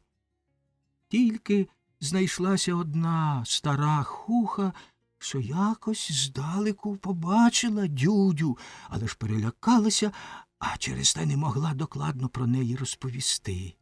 Знала тільки добре, де стоїть кришталевий Морозенків палац, в якому живе Дюдя. Все це було страшенно цікаво зайченятам, а найбільше моторному та завзятому юнакові Зайчикові-стрибанчикові. А хоч мав він і розумну голову, та була в нього запальна вдача. Отож, як закортить йому чогось, то, мовляв, хоч кров з носа, а він тільки про те й думає. Тепер же йому невимовно кортіло побачити на власні очі стару Дюдю та дочку її Віхолу. А коли вже не їх самих, то бодай принаймні той чудовий кришталевий палац Морозенків, про якого так багато було оповідань. По кілька годин дивився він у той бік, де стояла гора Гострячка, що видавалася від їхнього лісу блакитною хмаринкою. Від своєї бабусі, що була ще жива, чув він не раз, що всяке діло краще робити гуртом, як самому. От і почав він підмовляти одного по одному своїх братів та однолітків сусідів, щоб усією громадою помандрувати до гори Гострячки, знайти в ній Морозенків палац та побувати в ньому всередині. От тоді, говорив він, ми знатимемо те, чого ніхто в нашому лісі не знає. А кому ж не цікаво знати те, чого ніхто не знає? І от так палко він доводив свою думку, так цікаво розмальовував майбутню подорож, що знайшлося чимало таких сміливих юнаків із Заячого Кодла, що пристали до Зайчика-Стрибанчика. Коли ж вони твердо намислили податися в ту страшну подорож, то вирішили, що першої неділі вранці, як старі зайці спатимуть довше, ніж у будній день, удосвіта вирушать із дому. Зайчик-Стрибанчик добре розумів, що треба було поспішати, бо вже давно повтікали з лісу птиці, що відлітають восени до вирію. На прощання вони говорили: маємо звістку, що вже швидко прийде Морозенко. Кажуть, що цей буде дуже сердитий. Прощавайте, до весни. Перелетіли понад лісом великі довгошиї лебеді, перелетіли й чубаті журавлі, довгоносі лісові кулики, летіло й багато іншої, незнаної в тих місцях птиці, і всі вони, сідаючи відпочити або в озері, що було серед лісу, або спиняючись і в самому лісі, на землі, говорили в один голос: старий Мороз уже розсилає по землі своїх синів. Швидко й до нас прийде новий Морозенко. А не чули, який він? Питалися всі в лісі. Чули. Кажуть, дуже лютий, як ловецький пес, гемонська душа. Принесе він вам круту зиму, начувайтеся. Все те чув і Зайчик-Стрибанчик. Бачив він також, як після тих звісток всі, хто був у лісі, з великим поспіхом, без відпочинку готувалися до зими, лагодили хатки, наносили якнайбільше моху, робили величезні запаси всякого корму, і сам він з своїм татом, мамою та братами бігали щоночі за новими качанами. Навіть старесенька бабуся й та, підпираючись ключкою, ходила на панські городи по моркву. Всі поспішали і вже тепер тремтіли та нарікали. Плакали вивірки, пищали та охали польові миші, маленькі синички-сикорки жалібно цвірінькали, що надходить біда, що вони тієї страшної зими не витримають. Дуже моторошно було все те чути й бачити Зайчикові-Стрибанчикові. Тимто він і сам квапився та й своїх товаришів підганяв, бо, по правді кажучи, такий сам боявся тепер, щоб не прибігти до гори Гострячки тоді, коли вже туди прилетить страшний Морозенко та прокинеться Дюдя своєю дочкою Віхолою.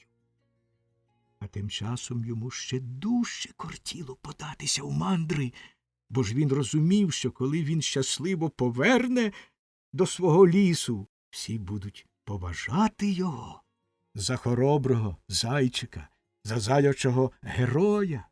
А це ж трапляється так рідко.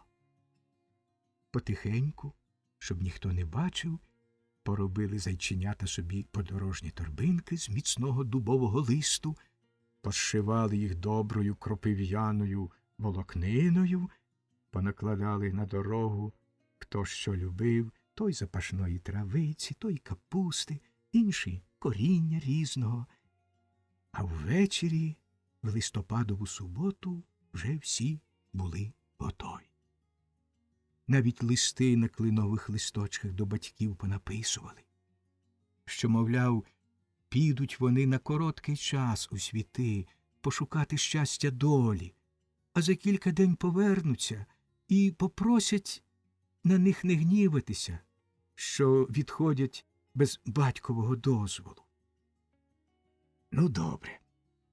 В неділю, ще й на світ не благословлялося, подалося їх 29 зайченят, а зайчик-стрибанчик 30-енький поперед усіх за ватажка. Весело утікала позад них дорога, перебігли вони широкий степ, перескочили глибоку долину, минули скелясті байраки, повні сірих вовків, знайшли назначений їм хухою брід через річку, а далі подалися кущами верболозу та очеретами просто понад річкою до гори Гострячки. Горобці, синички, щиглі, посмітюхи та інші малі пташки, що бояться далекої дороги до вирію і лишаються у нас на зиму, дуже дивувалися, куди мандрує така сила молодих зайченят. «Куди це вас Бог несе, хлопці молодці?» – питалися вони. «Та кличе нас до себе в гостину бабуся Дюдя», – відповідав, жартуючи, хитрий зайчик-стрибанчик. «Поспішаємо до Морозенкового палацу». «Чи ж ви знаєте, прудивуси, куди до того палацу хід?» – спитався їх старий, замикуватий водяний щур, що сидів в очереті. «Знаємо, дядьку. Нам усе до ладу розповіла лісова хуха, що була раніше печерницею та жила в тій горі, в печері». І, не спиняючись, вони стрибали далі. Щоб не спіткати якогось лихого мисливця, вдень вони бігли тільки очеретами. Це трохи затримувало їхню мандрівку, бо там не було так зручно бігти, як у чистому полі. Тим-то лише надвечір 4-го дня вони спинилися ночувати під самою горою Гострячкою. Коли ж мандрівники прокинулися вранці від холоду, то були здивовані красним видовиськом. Перед ними стояла висока-превисока шпичата гора, вся ніжно-блакитна, іначе наскрізь прозора. Довкола все було біле, немов виложене березовою корою. Помітили мандрівники, що тут вже й сама земля не така, як була у них. Їхні ніжки ступали по білому, холодному, пухкому пороху, на якому виразно лишалися їхні сліди. А коли зійшло з-за гори ясне сонечко, то все навколо так засяяло та заблищало, що в них аж сльози з очей покотилися. Тепер же вся гора й навколо все було однаково ясно біле, переливало різнокольоровими іскрами, що згасали в цілком блакитних, як літнє небо, тінях. Казкова краса захопила зайченят. Тепер вони вже й самі бачили, що та гора не проста, а чарівна. А від того їм ще більше закортіло добігти якнайскорше до Морозенкового палацу. Всі вони були молоді, народилися тільки весною, і тому жоден з них ще ніколи не бачив снігу, що тепер їх так здивував. Отож вони думали, що то так блищить кришталь. А тим часом, перед ранком, як вони ще спали в кущах, непомітно випав перший невеликий сніг, бо тієї ночі прибув до свого палацу Морозенко. чимдуж подалися мандрівники вгору. Біглося їм добре, бо ж вони взагалі нагору вміли бігти краще, як навіть по-рівному. Менш як за годину опинилися вони на самому вершечку гори, оббігли навколо гостряка і під величавою скелею побачили щілину, ніби вхід. Оце ж воно і є. Так і казала Куха. Ну, братці, тихо, за мною. По-військовому скомандував зайчик-стрибанчик і перший стрибнув у розщелину. Спочатку по білому снігу, а далі чорним камінням зайчики один за одним стрибали вперед. Довго бігли вони темним переходом. Ніхто не спиняв їх, нікого не спіткали вони на шляху. Та й нічого в тому не було дивного, бо вся варта та інша челядь, що була в Морозенковому палаці, метушилась по світлицях, прибирала, чепурила. Частина ж ледачих слуг зібралися в кухні і там гомоніли про нового пана, який він себе, які має звичаї, що йому найбільш подобається. Отож через те мандрівники непомітно добігли аж до сіней. З сіней пострибали до передпокою. З передпокою до великої порожньої зали з велетенськими вікнами, де Морозенко давав накази вітрам. Відтіль перебігли вони кількома чудовими, блискучими, кришталевими світлицями, де проживали заморозки, наморозь, імла, град, хуртовина. Нарешті вскочили у величезний покій, в якому нарозтіж було розчинено всі вікна, а на високих ліжках лежала сила силенна білосніжних подушок.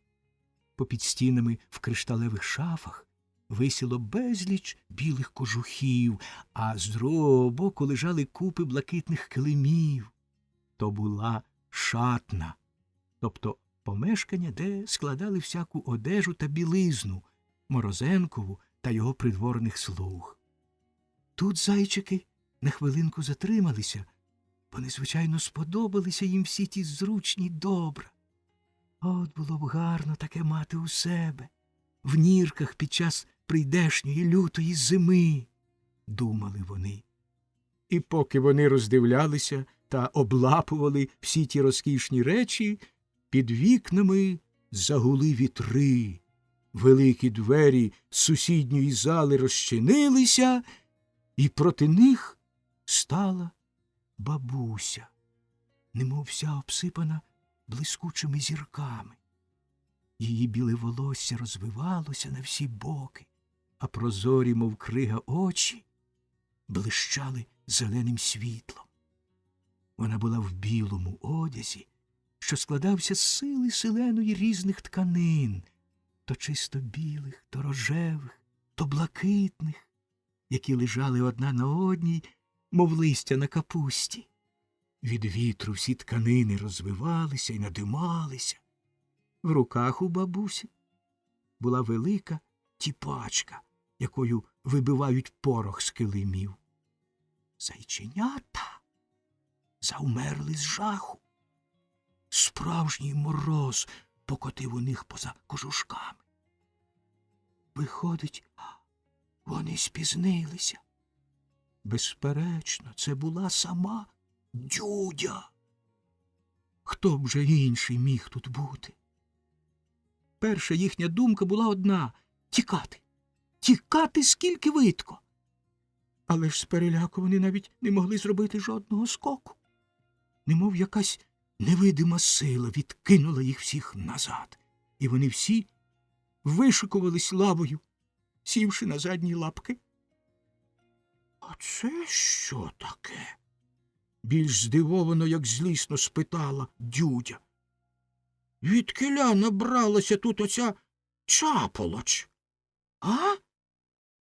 Зайченятам, наче язики попримерзали до зубів.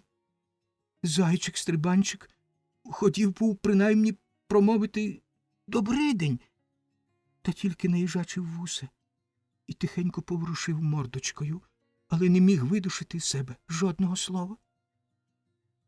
Та що це справді за мара? Запиталася Дюдя знову, повертаючись до різних дивовижних істот, що стояли в неї за плечима. То зайці, відповіла тоді молода дівчина в дорогих срібних шатах.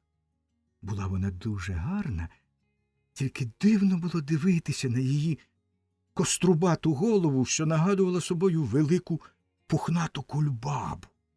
То була Віхола. Та вже ж ніякий чорт! Грізно, товстим, мов буря в димарі, цілком іншим, як спочатку, голосом промовила Дюдя. Бачу, що зайці. Але як вони тут опинилися? І чого їм треба?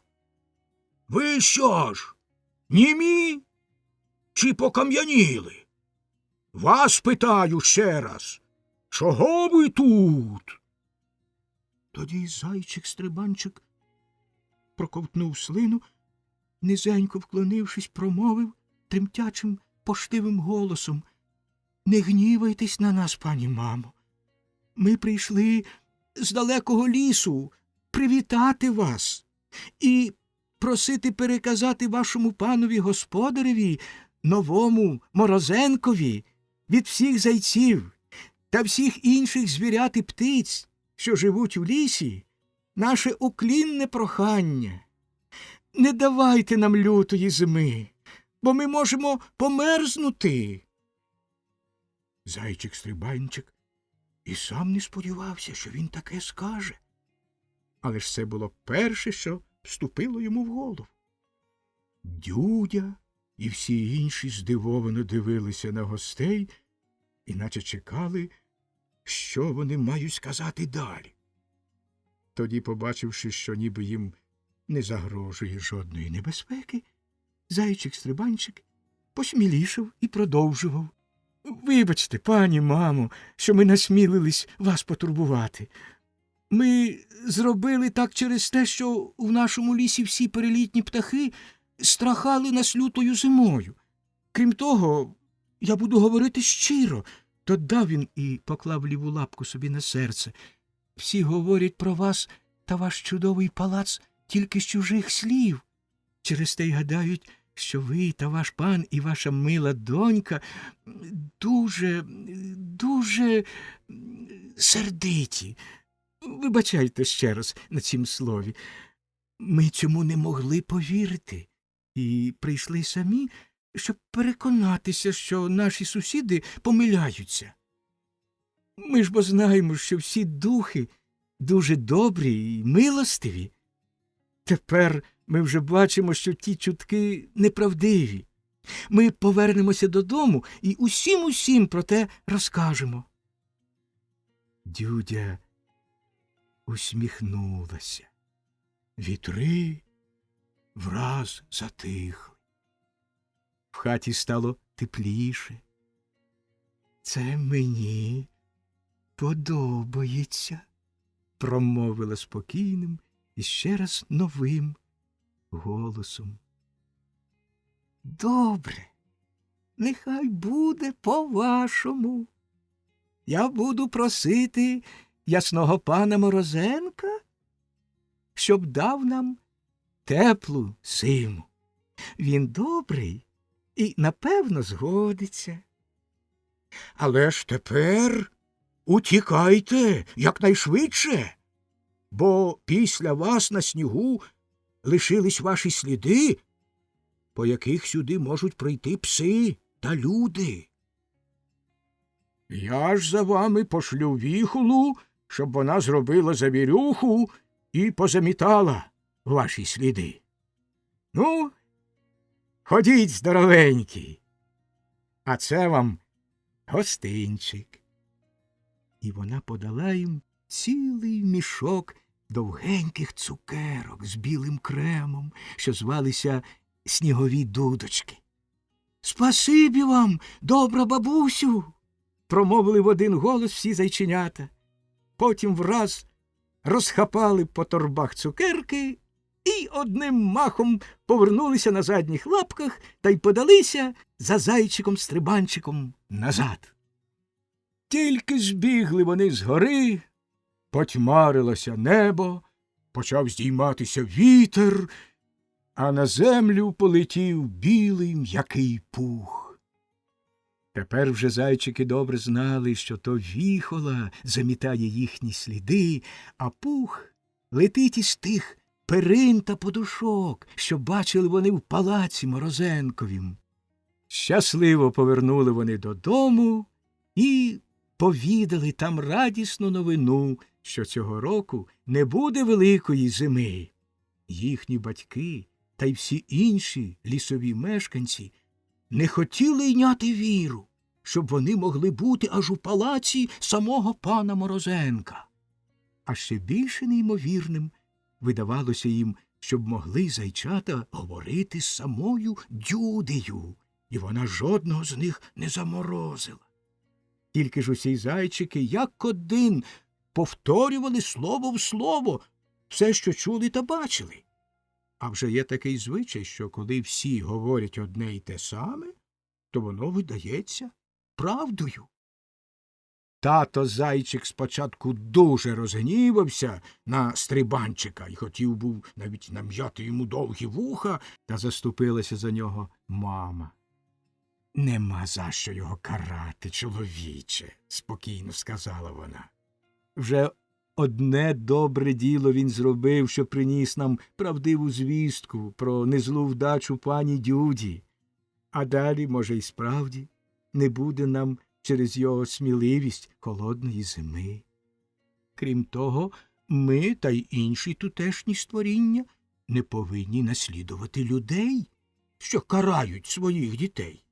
То недобре, і нам те зовсім не личить. А за стрибанчика я сама ручуся, що більше він ніколи не піде з дому, не спитавшися дозволу».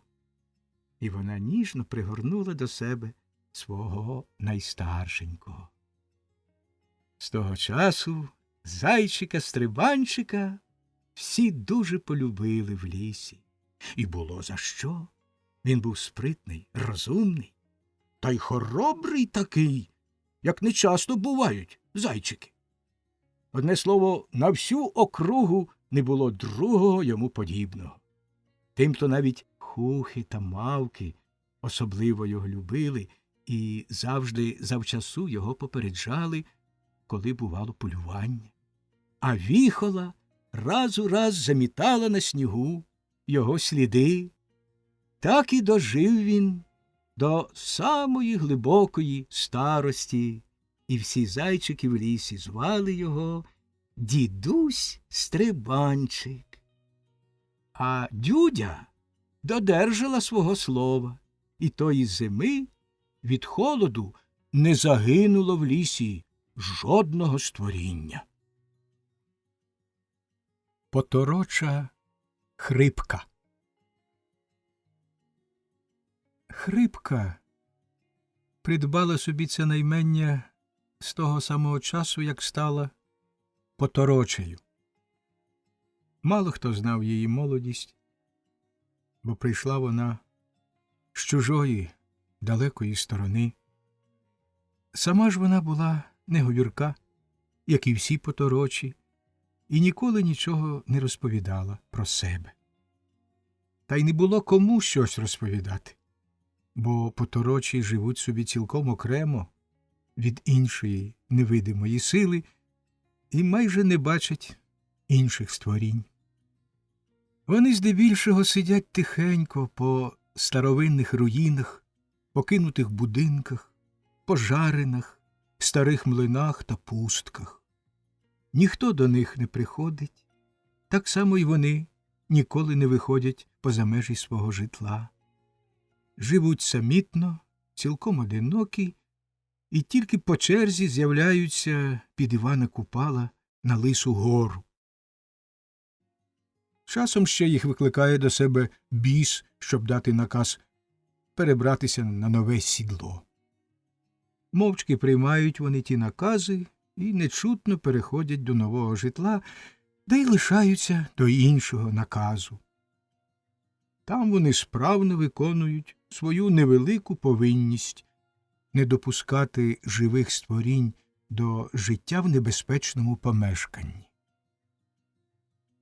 Хрипку звали так через те, що, коли вона озивалася, то мала занадто тихий, хрипливий голос. Навіть спочатку важко було розібрати, що Хрипка говорила. Тільки було чути сухий хрип, що нагадував шкрябання обережної миші в сусідній хаті або скрипіння пера по паперу. А як Потороча була дуже негарна з себе, то ніхто з розмовників не підходив до неї близько, надалечінь же у Хрипки не вистачало голосу. Була вона такого самісінького зросту, що здалеку виглядала, як школярка народної школи. Вона була дуже суха та кощава, з довжелезним носом, що аж затуляв їй верхню губу і майже сходився з її гострим підборіддям. Під носом росли темні, досить довгі, як на жінку, вуса, на підборідді ж з 6 бородавок випиналися тверді, як у кота, білі кущики волосин, сиві брови нависали над блискучими, миткими чорними очима. Вона завжди ходила в старому темному рам'ї, підпираючись ключкою. Одне слово, коли б ви її побачили, то, безперечно, помислили б, що то якась бідолашна стара жебрачка. Вже довго жила Хрипка в покинутій цегельні, що стояла осторонь великого міста.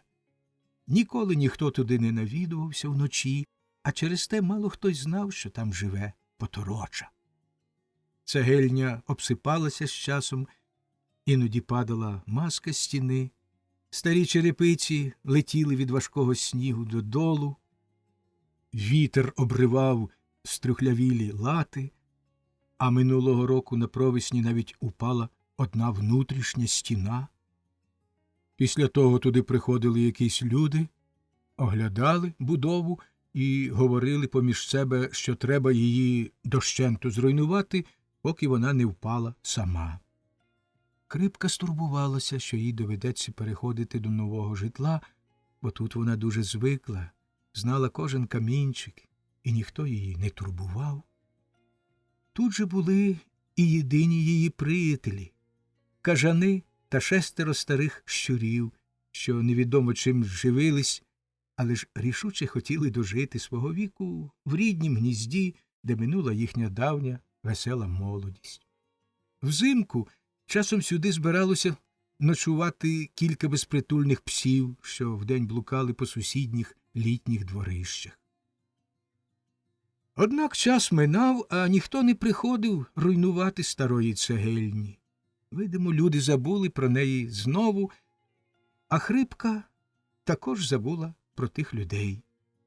Щовечора вона обходила цегельню зокола і зсередини, заглядала у всі щілини, вилазила й на горище.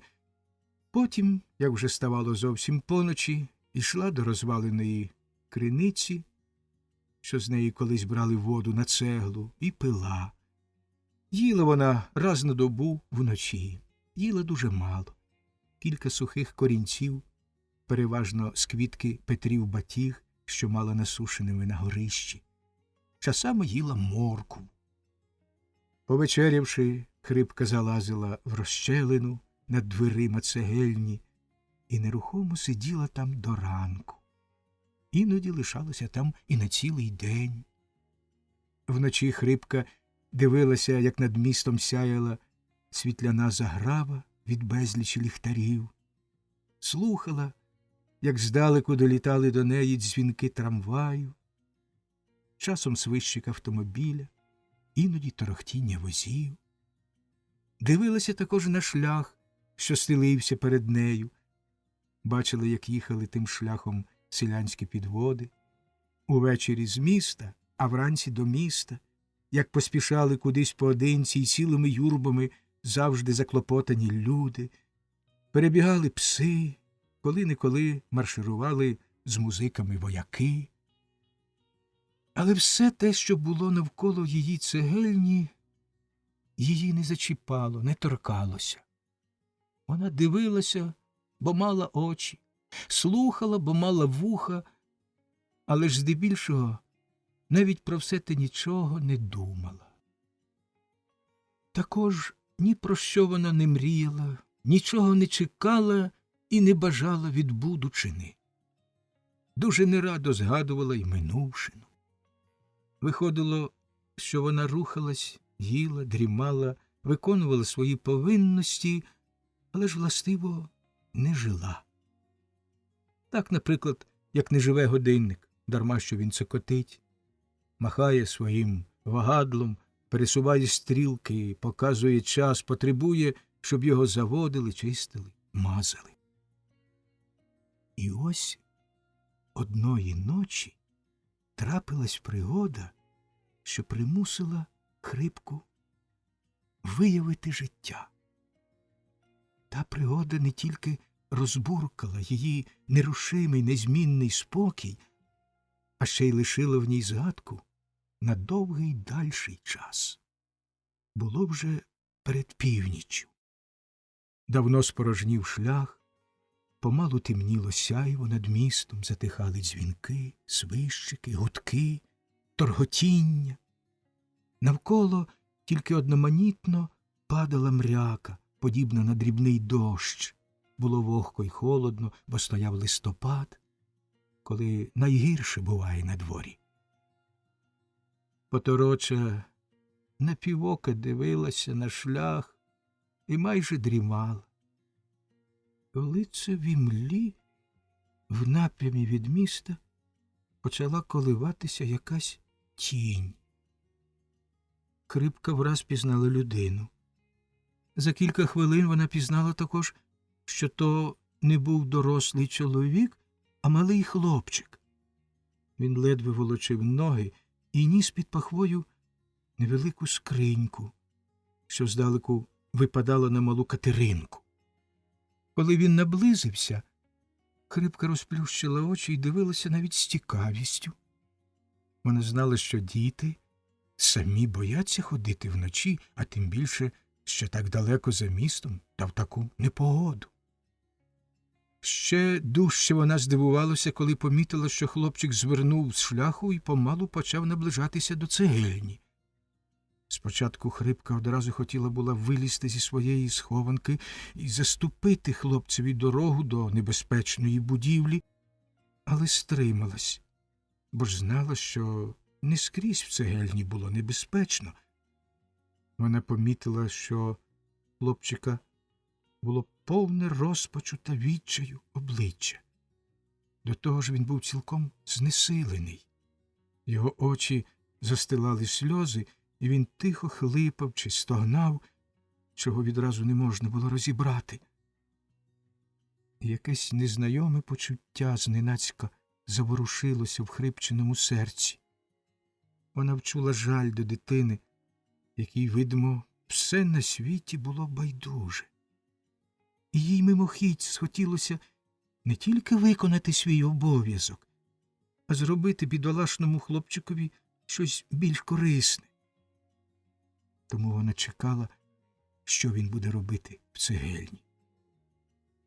Тим часом хлопець пройшов всередину, полапав в одному кутку, потім в другому, махнув рукою, скинув з себе реміняку, на якій висіла скринька, й поклав її на землю, постояв трохи, потім сів на скриньку і затулив обличчя брудними, замащеними в чорну й руду барву рученятами.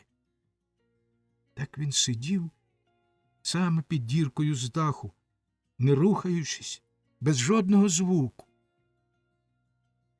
Що ж таке? Міркувала Потороча. Хоча б принаймні вибрав сухе місце або ж ліг. Тоді видко було б, що він не має де переночувати чи шукає відпочинку в сухому місці. Таки сюди приходили. Але ж цей...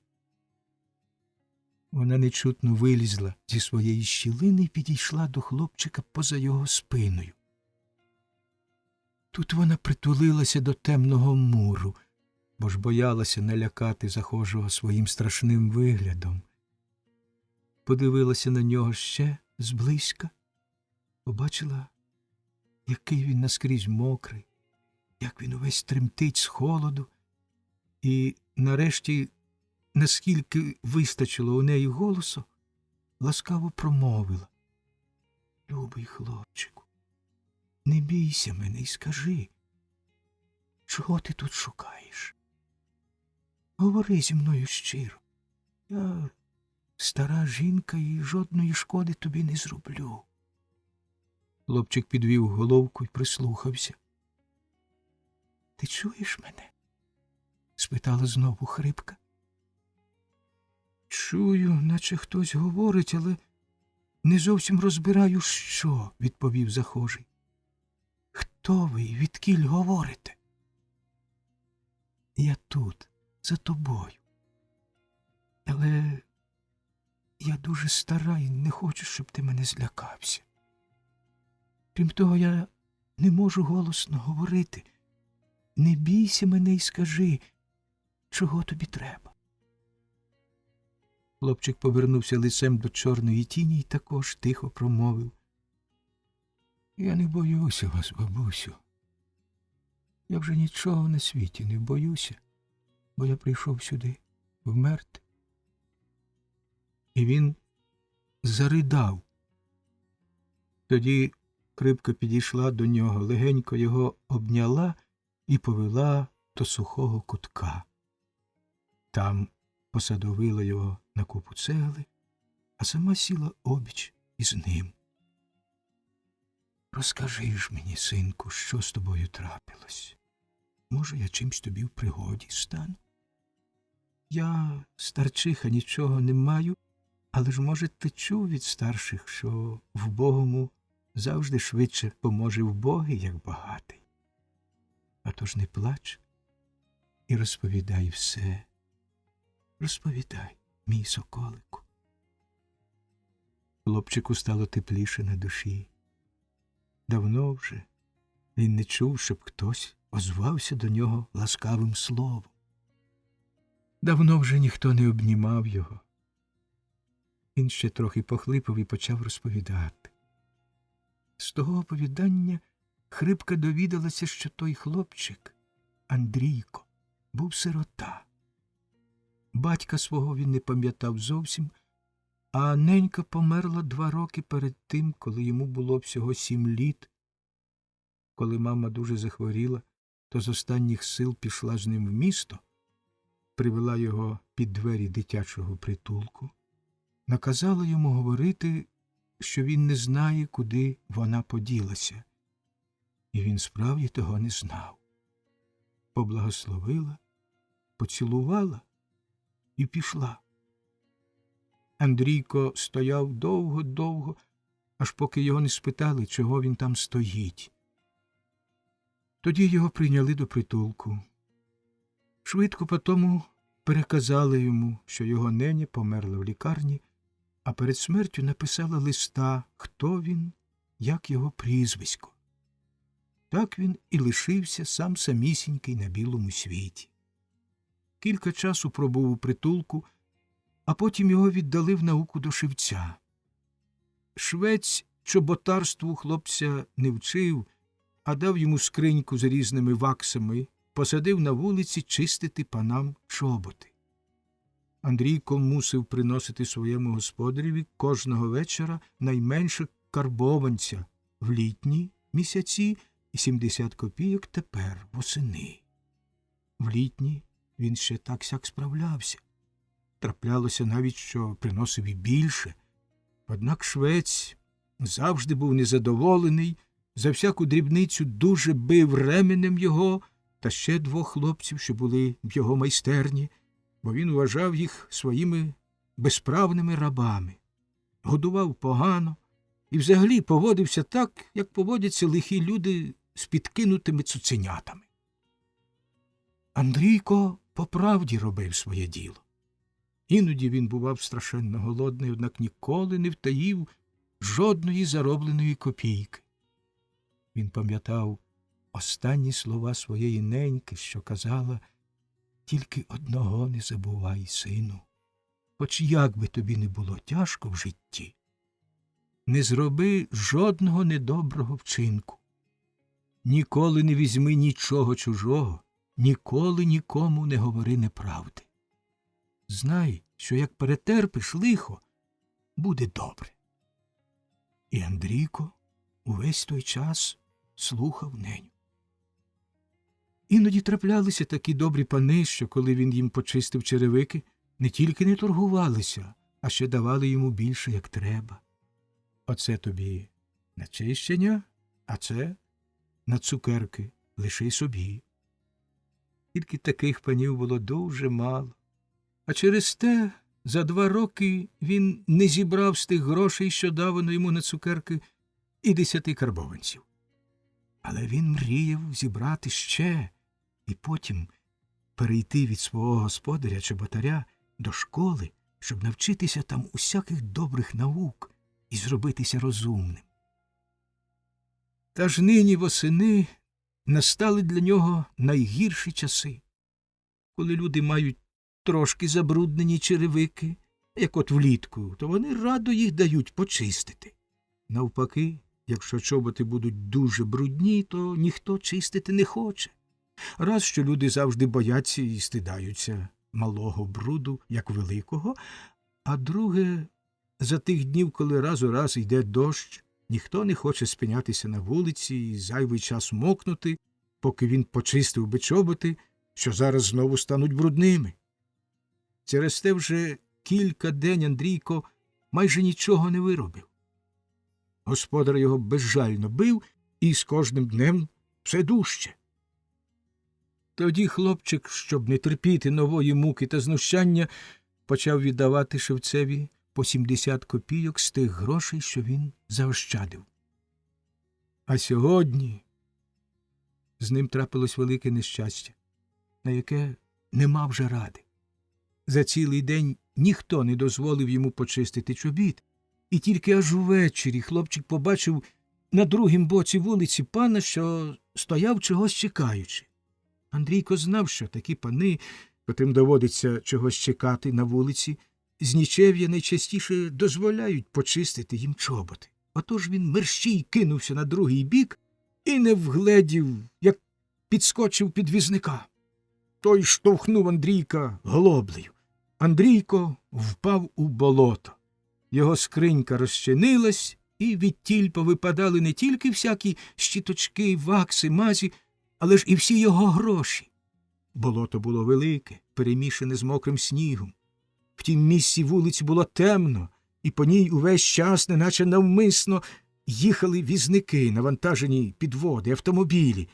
Отож як не шукав Андрійко, але грошей майже не знайшов. Загинуло також багато й хазяйського майна. Деякі шарабутки закотилися, на інші наїхали колесами підводи, побили пляшечки, потрощили коробочки та щіточки. Я знаю, що мій господар мене вб'є, скінчив своє сумне оповідання Андрійко. Мені краще вмерти з голоду. Я й пішов просто геть з міста. Тепер дійду до якогось лісу, ляжу там і лежатиму, поки не умру, або ж поки не з'їдять мене вовки. Хлопчик промовив ці слова зовсім спокійно, без жодного ляку. Видно було, що йому байдуже до всього навколо. Рибка уважно слухала, а коли він замовк, спиталася: «Ти ж їв що сьогодні?» «Їв вранці бараболю, але вже більше я не буду нічого їсти». Потороча мовчки встала і десь зникла. За хвилинку вона повернулася і принесла хлопчикові 2 великих моркви та брокву. «Не маю нічого ліпшого», – сказала вона. «Та ж з'їж бодай це. Трохи підкріпися, а потім ляжеш спати». «Ні-ні, я не буду їсти, бабусю. Це мені не поможе. Нехай краще я швидше умру». Сумно відповідав Андрійко, хоча йому невимовно кортіло вп'ястись зубами в солодку моркву. Слухай сюди, синку, поважно промовила Хрипка. Може, ще й не так кепсько твої справи. Перебудь тут до рана, переспи. Мені здається, що вранці я зможу тобі чимось допомогти. Ні, це неможливо, безнадійно похитав головою хлопчик. Але ж Хрипка почала говорити з ним, як з дорослою людиною, і нарешті сказала: «Хіба ж тобі твоя ненька не наказувала слухати старших? Я ж старша і, може, знаю більше за тебе. Чому ж ти не хочеш мені повірити, що твоєму горю можна зарадити?» Згадка про неньку вплинула на Андрійка. Жадібно згриз він брукву, обидві моркви, а тим часом Хрипка принесла йому кілька оберемків сухої соломи. Хлопчик зарився в солому, згорнувся клубочком, поклав голову на свою скриньку і міцно заснув. Ще перед світом він вчув, як хтось обережно взяв його за плече. Хлопчик протер очі і побачив перед себе страшну маленьку бабусю. Зі сну, не пам'ятаючи, де він є, Андрійко злякано скочив на рівні ноги. «Опам'ятайся, моя дитино, не жахайся. Я ж тобі ще вчора говорила, що я стара й негарна, але вже час тобі вставати, бо швидко почнеться день». Хлопчик пригадав, що було вночі, і заспокоївся. «Ходи за мною», – сказала потороча і пішла наперед. Вона вивела хлопчика з цегельні і повела до глибокої ями, де колись брали на цеглу глину. Там, на самому дні, був довгий хідник, неначе льох або печера. У ньому було темно, як вночі. Потороча взяла кілок і почала розгромаджувати землю в стіні. Коли вона вивалила кілька цеглин, щось задзвеніло їй у руках. «Візьми оце, синку, і вийди на світло, подивися, що то». Андрійко ще в пітьмі вчув у своїй руці 2 монети. Коли ж він вийшов з хідника, то побачив 2 блискучих золотих червінці. «То гроші! Великі золоті гроші, бабусю!» – скрикнув він. «Так, я теж чула колись, що то гроші. Так от, дитино моя, я тепер дам тобі аж 10 таких золотих грошей. А далі ти будеш приходити сюди у п'ятницю увечері кожного тижня. І будеш мати за те по 2 таких кружальця. Тільки послухай мене і зроби так. Насамперед заплати все своєму шевцеві, а потім йди до школи. Скажеш там, що є в тебе бабуся, яка обіцяла тебе удержувати. Тільки не говори нікому, де та бабуся живе». Хлопець засяяв щастям. Тепер він міг здійснити свою мрію – вчитися і стати розумним. Він почав дякувати добру бабусю. «Ну, синку, тим часом іди, будь щасливим, та не забудь про п'ятницю».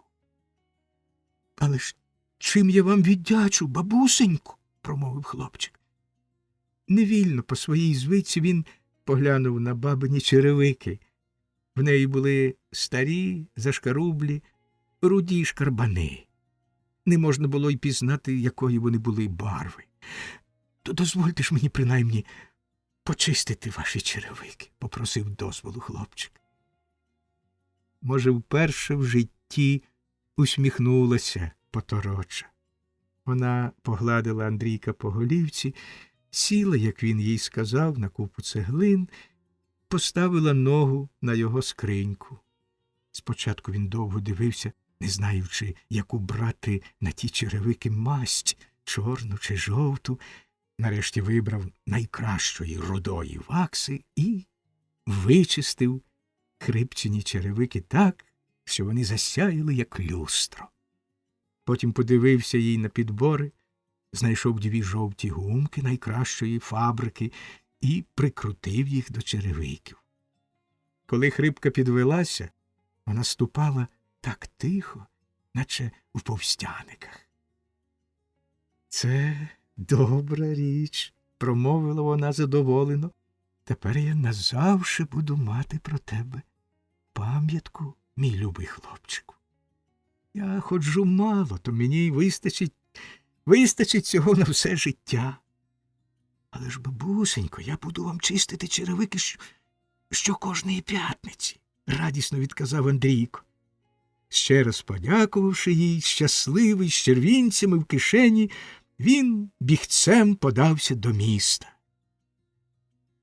Майже 2 роки щоп'ятниці вночі приходив до старої цегельні бідний хлопчик. А Хрипка, що раніше була така байдужа до всього на світі, тепер нетерпляче дожидалася свого гостя. Вони зустрічалися так радісно, як рідні. І не те радувало й тішило Хрипку, що хлопчик приносив їй з міста всякі ласощі, а найбільше раділа вона з того, що є на світі принаймні одна душа, яка її не боїться, яка її навіть щиро любить. І вона залюбки слухала, як щебетав їй Андрійко, розповідаючи, що трапилося з ним за минулий тиждень, чого його навчають у школі, які казки прочитав він у книжках. Одної ночі, прийшовши до цегельні, Андрійко не впізнав такого знайомого йому місця. Будову було зруйновано. Лежали тільки купи старої цегли. У хлопчика стислося серце невимовним жалем. Він радий був би віддати всі ті гроші, що йому давала бабуся, щоб тільки її побачити. Так міцно він прив'язався до Хрипки за ті 2 роки. Тепер вона не видавалася йому ні страшною, ні навіть не гарною. Це ж була єдина істота, яка щиро його кохала, та й він її так само полюбив. А коли кого міцно любиш, той завжди видається гарним, найкращим на світі. Андрійко якийсь час стояв між купами цегли, і йому з очей капали сльози. Але зненацька блиснула думка заглянути в печеру на глинищі. Бігом кинувся він до ями, а там, біля хідника, його зустріла Хрипка. «Яка я рада, що ти прийшов», – привітала вона його. «Я навмисно ще й сьогодні лишилася тут, хоча мені ще позавчора треба було йти. Більше вже ми не побачимось, милий мій хлопчику. Я мушу йти далеко від сіля, на нове місце». Андрійко тієї ночі не вернувся до міста. Він просидів до самого ранку своєю бабусею. А вранці, попрощавшись, вона віддала йому лишок скарбу, повну торбинку золота. Гірко плакали вони обоє, прощаючись, як почало світати. Минуло багато років. Андрійко добре вчився, перейшов до вищої школи і вивчився на інженера. Він став заможним, мав свій дім у Києві, мав власні коні, а на Дніпрі гарного моторового човна. Дуже він любив їздити Дніпром на своєму човні, коли було дозвілля. Якось одного тихого вечора, у п'ятницю, він поїхав униз по річці. Швидко летів його човен, по рівні, як скло, в воді. Був чудовий вечір, їхати було так гарно, і він не щувся, як надійшла ніч. Вийшов місяць і посріблив усе навколо своїм зеленкуватим сяйвом. Скрізь панувала повна тиша. Інженер спинив човна і задивився на воду, на місяць. І зненацька він зачув з берега, немов би хтось пошепки покликав його. «Андрійку! Любий Андрійку!» Він оглянувся довкола. Скрізь було безлюдно. На освітленому місяцем піщаному березі так само не було нікого. Під берегом стояв старий, напіврозвалений водяний млин, але ж і там не було жодної живої душі. Однак дарма, що Андрійко вже давно відчаївся, щоб його хтось так звав, дарма, що навколо ніде не було нікого, те шепотіння видалося йому таким знайомим, таким близьким, що він навіть увесь затремтів. Постояв він ще якийсь час серед річки, потім глибоко зітхнув і пустив човна назад. Тільки ж серце чує близьку істоту й без мови. Тимто, сам не знаючи чого, згадав Андрійко своє дитинство. Згадав, як йому було тяжко, як ішов він до лісу помирати. Згадав потім і страшну малесеньку старчиху, що звала його любим Андрійком, до якої щоп'ятниці ходив він уночі майже 2 роки. Вдячно згадав і те, як вона врятувала йому життя і зробила його людиною. Він став на човні, на рівні ноги, і повним голосом проказав: «Спасибі тобі, бабусенько, мила!» Сказав те і не знав, що з того розваленого млина смутними очима дивилася на нього і чула його слова, байдуже до всього на світі, крім свого любого Андрійка, потороча хрипка. Вперше в житті, в той сумний листопадовий вечір, коли хлопчик прийшов зі своєю скринькою до розваленої цегельні, почула вона те миле слово «бабуня». Вперше пізнала вона в своєму серці щось тепле, нове, незнане. І до самого свого кінця вона не згубила того почуття. Сьогодні вона враз пізнала Андрійка на моторовому човні. Хотіла була покликати його до себе, але ж подумала, що він може її не впізнати, злякається нечистої сили, буде її проклинати, тікатиме від неї, як всі люди. І вона не вийшла з тіні, коли він оглядався і шукав, хто так ніжно пошепки покликав його серед порожньої великої річки. А коли вчула його ласкаві слова, в неї не вистачило голосу йому відповісти. Так і не призналася вона йому.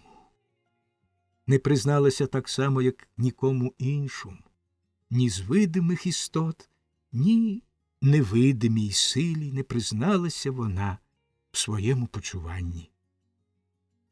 І ніколи Андрійко не довідався, що зробила його чоловіком невидима, нечиста сила.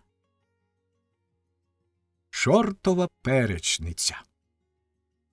Шорт Гірчило прокинувся, як завжди, саме в той момент, коли сонце доторкнулося землі своїм ніжним червоним краєм.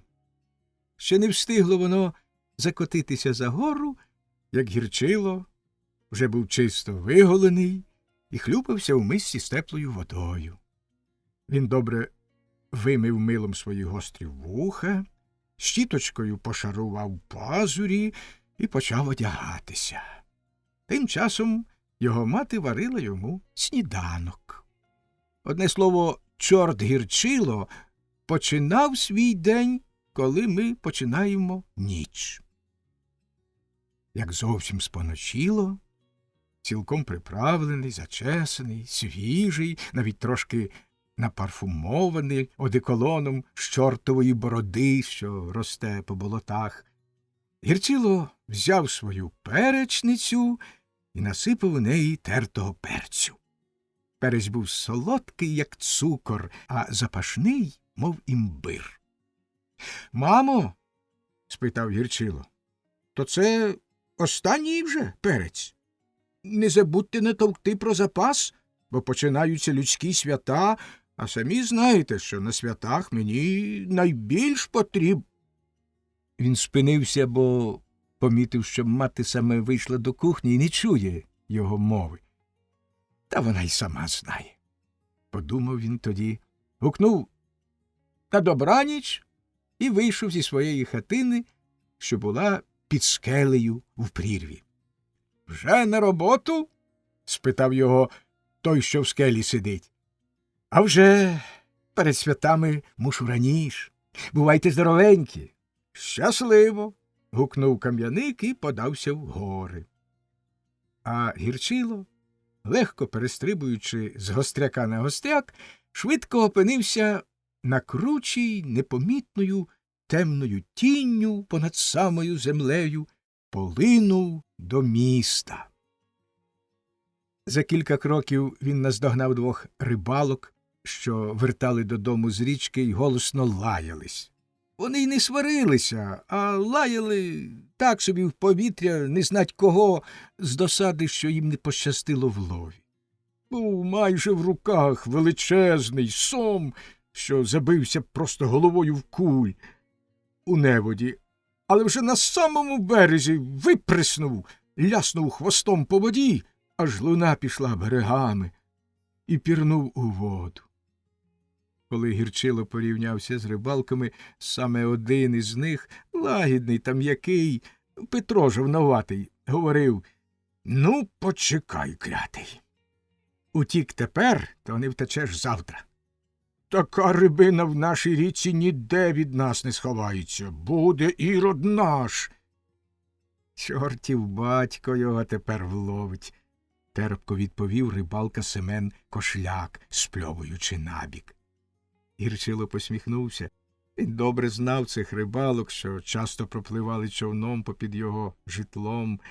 Йому навіть закортіло їх привітати і сказати, що його батько ніколи не рибалив, але ж він не хотів їх злякати, промовчав, а щоб підсолодити їхній гіркий настрій, витяг свою перечницю і ледве помітно сипнув по одній тільки порошині їм на язики, коли вони роззявляли роти при розмові. Рибалки вмить замовкли. Не знать чого, тепер їм стало шкода тієї великої риби, що так радісно виприснула з їхніх рук.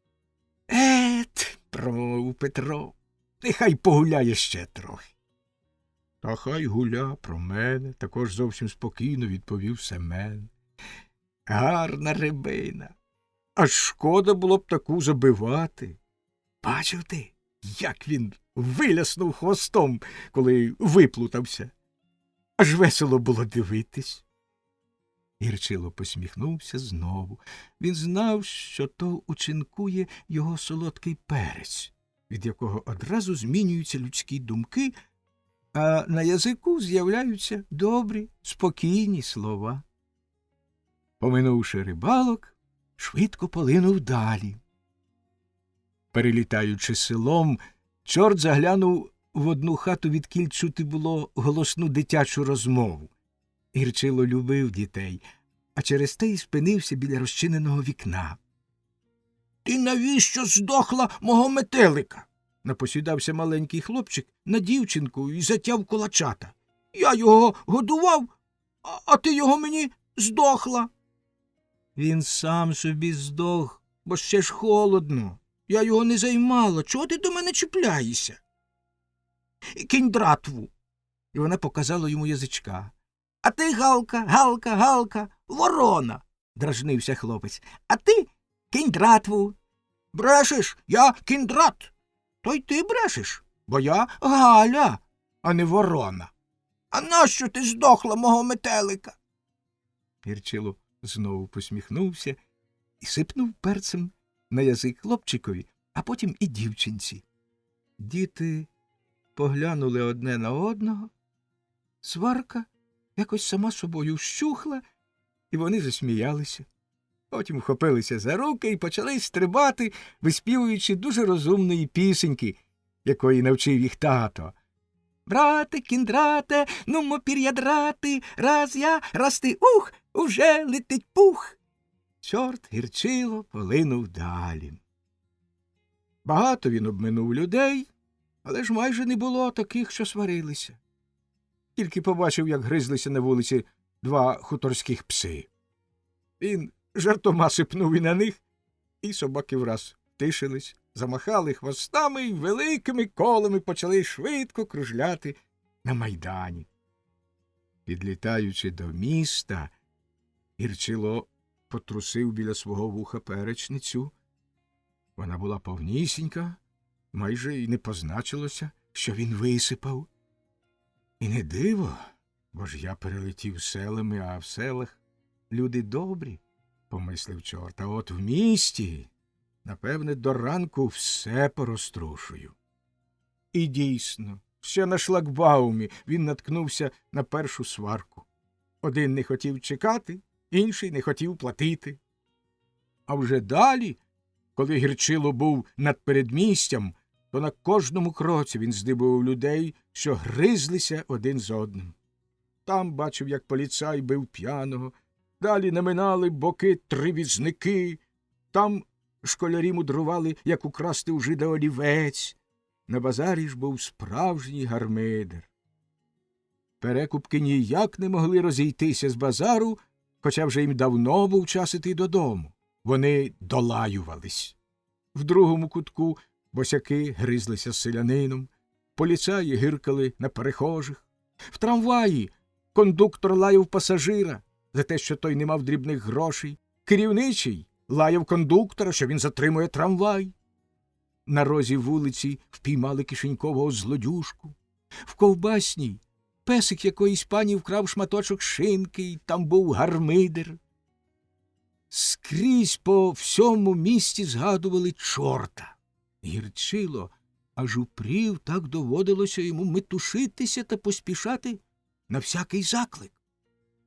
І що далі летів він містом, то частіше мусив трусити своєю перечницею. Коли ж на вулицях трохи вщух гамір та гук, Гірчило не мав відпочинку, перелітаючи з ресторації до кав'ярень, з кав'ярень до театрів. Там найбільш було лайки на галереї та за лаштунками. Отже, не було ще й півночі, а в чортовій перечниці лишилося тільки на самому денці. Гірчило навіть почав турбуватись. Він мав літати аж до світа, тобто до перших півнів, бо ж знав, напевно, що по півночі в тих місцях, де гуляють багаті пани, буде йому чимало праці. Безперечно, перцю не вистачить. Він надумав летіти додому, знову набрати повну перечницю і повернути до міста. Це було дуже неприємно. Довелося промарнувати багато часу і, напевне, проморгати чимало важливих пригод.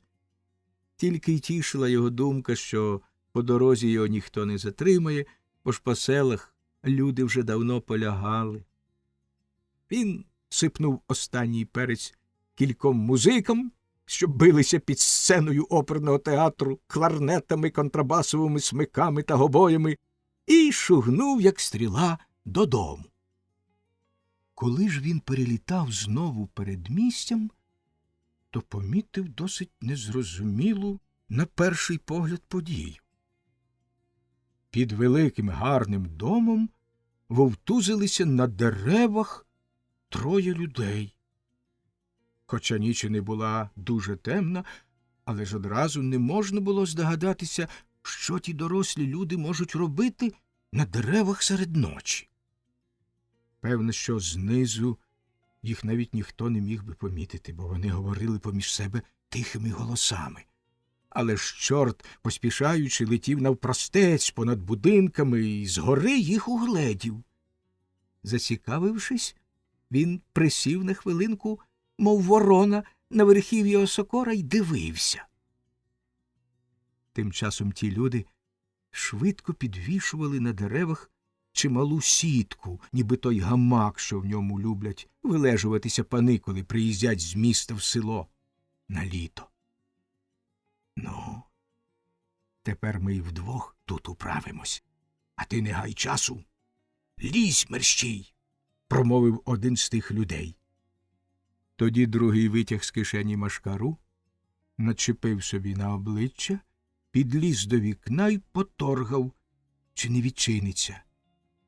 Еге, ось воно що, помислив сам собі Гірчило. Злодії. А хто там живе? Блимнула в нього думка. Ту ж мить він плигнув у Бовдура і враз опинився в хаті. Він перелетів кількома великими порожніми покоями і побачив, що тут живуть якісь дуже багаті люди. Однак самих людей ніде не було. Гірчило промайнув по всіх хатах і нарешті в одній, маленькій, угледів на ліжку стару пані, яка міцно спала. Так само спала в кімнаті біля кухні й стара служниця.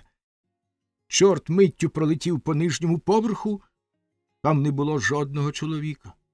Навіть кудись повіялася й служка. «Добре вибрали», – подумав Гірчило про злодіїв і подався до опочивальні пані, куди саме добивався злодій. На стіні він угледів заправленого в рамці великого листа, на якому було написано тій пані подяку за її добрі діла для малих дітей. Після того він рішуче наважився не впустити сюди злодіїв, що хотіли забрати добро, котре могло піти на доброчинність. А тим часом злодій з чорним обличчям вже виймав шибу, щоб просунути руку і відімкнути засовку зсередини. Чорт вхопився за свою перечницю, але ж там не було ані порошинки. Що ж робити? Показатись йому? Так, напевно ж, це такий злодюга, що й живого чорта не злякається. Тоді Гірчило підскочив до злодія і щосили торохнув його просто в рот своєю перечницею. Злодій навіть не скрикнув, а враз сторчголов полетів униз. По дорозі він ухопився за другого, другий збив, падаючи, третього, а всі вони, заплутавшись у сітці, гупнули на землю, мов лантух з половою. Від того гармидеру прокинулася пані, прокинулася й стара служка. Гірчило кинувся мерщій на вулицю, розбуркав нічного дозорця, що хропів під будкою для продажу шипучої води, показав йому на злодіїв. Дозорець почав свистіти в свищика, щоб прибігли поліцаї. Та ж Гірчило не чекав, а якнайдужче подався додому за перцем. Він бо знав, що дуже спізнюється, тому летів, як вихор. Але дома його чекала прикра неприємність. Матері не було. Певно, пішла кудись до куми відьми. Перцю також не було наготовлено, а ступи він не міг сам знайти, бо не знав, куди її засунула мати. Поки він злітав до сусідньої відьми позичити ступи, поки натер перцю, вже далеко перейшло за північ, але ж найгірше було, коли він угледів, що його перечниця розбилася. Поки він знайшов другу, стареньку, вже почали співати й півні. Так і не полетів тієї ночі Гірчило до міста. Отож через те одної ночі в місті була сила всяких бешкетів, бійок та сварок. А злодіїв вловила поліція так, як вони впали, мов перепелиці в сітці. Коли ж їх було принесено до участка, то один вже не дихав, покликали лікаря, той обдивився мертвого і витяг у нього з рота якийсь кругленький черепочок, увесь протиканий дірочками.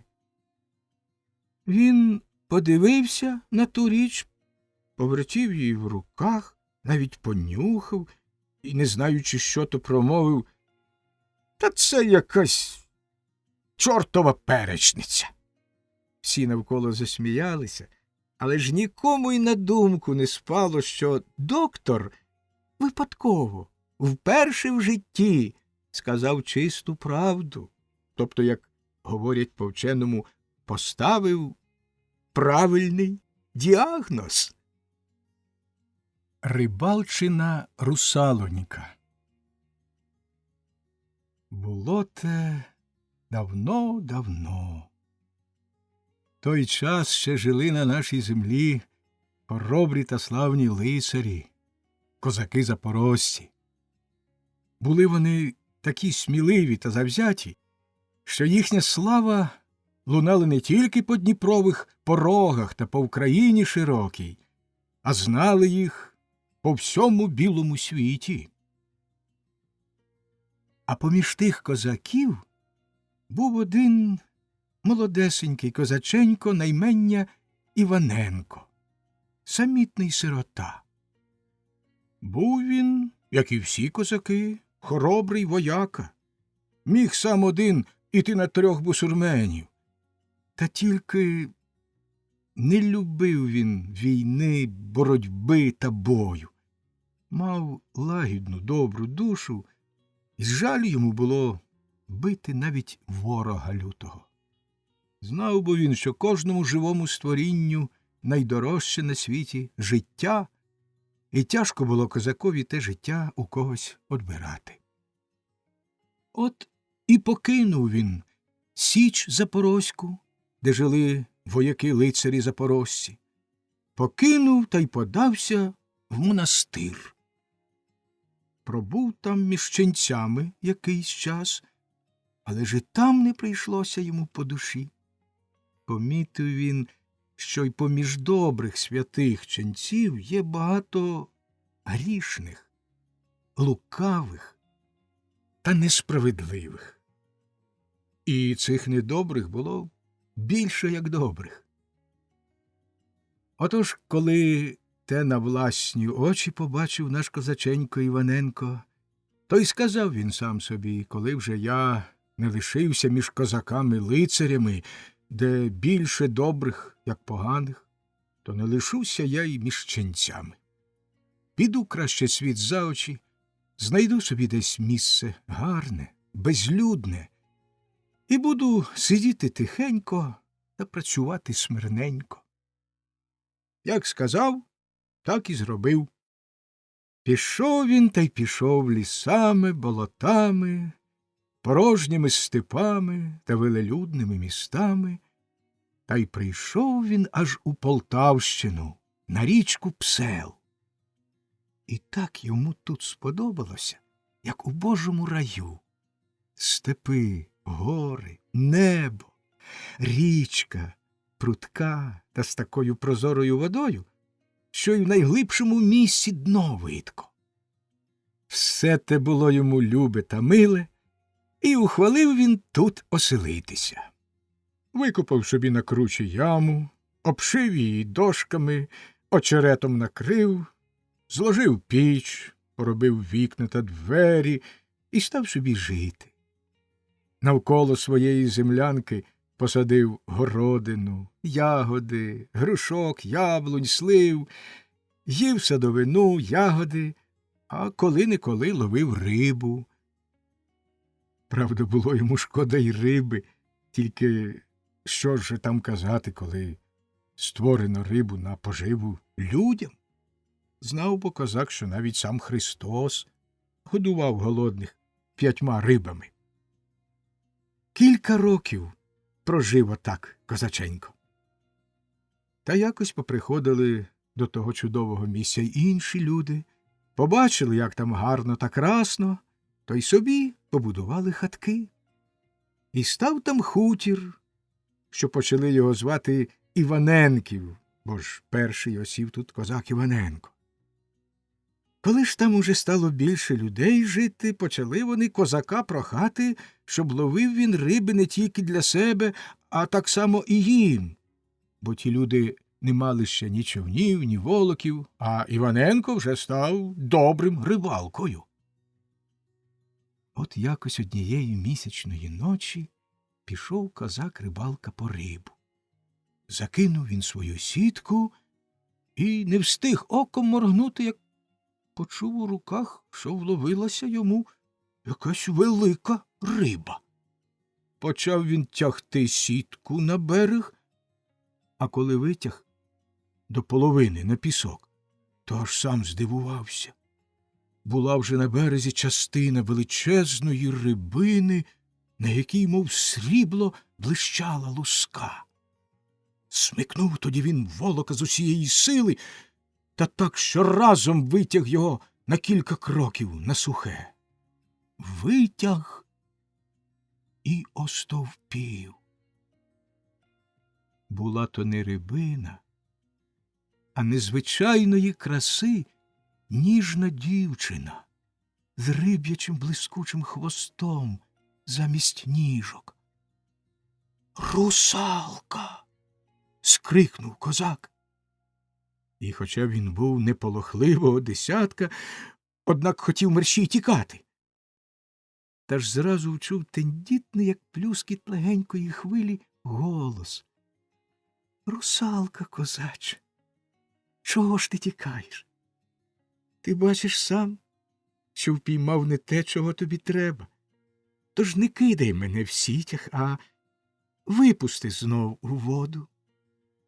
Спинився козак, підійшов до тієї дівчини ближче, і очей від неї відвести не може, така вона гожа, тільки трохи бліда, і мала сумні задумливі очі. Обережно почав він розплутувати її з волока, розгорнув його всього та й говорить: «Ну, тепер ти вільна. Пливи собі з Богом. Мені самій тяжко доповзти до річки», – каже йому тоді русалонька. «Коли ж ти такий добрий та до мене прихильний, що враз згодився мене відпустити, то вже зроби таку ласку. Піднеси мене до води». Не зважився козаченько Іваненко відмовити дівчині, взяв її з сітки, на руках відніс до річки і обережно поклав на воду. Русалка пірнула до половини, тільки лишилися над водою її ніжні, мов з рожевого мармуру, висічені руки та чарівна, білими квітками вквітчена голова. Вона вдячно посміхнулася і промовила: «Спасибі тобі, рибалонько. Буду відтепер твоєю вірною слугою. Чого тільки від річки захочеш, тої ж миті все матимеш». Усміхнувся й козак. «Дякую тобі, красна дівчино. Але що я можу від річки хотіти? Тільки одного, щоб давали мені стільки риби, як буде треба. А цього я й сам добуду. Від дівки ж помочі я ніколи не просив і не проситиму». «Добре», – відповіла русалка, – «буде по-твоєму. Тільки ж не забувай про мене». «Не забуду», – відповів козак. «Ну, прощавай, козаченьку». «Ні», – перепинила вона сама себе. «Коли вже ти мене не страшишся, то до побачення». «Пливи здорова», – відповів козак, дивлячись, як вона легесенько поринає у воду, аж на тихій річці жодного кола не набігло. Хотів рибалка вже й додому йти, та ж коли підійшов знову до волока, то угледів там з десяток йоршиків та сомика. Саме стільки, як йому було треба вловити. «От так штука», – помислив він сам собі.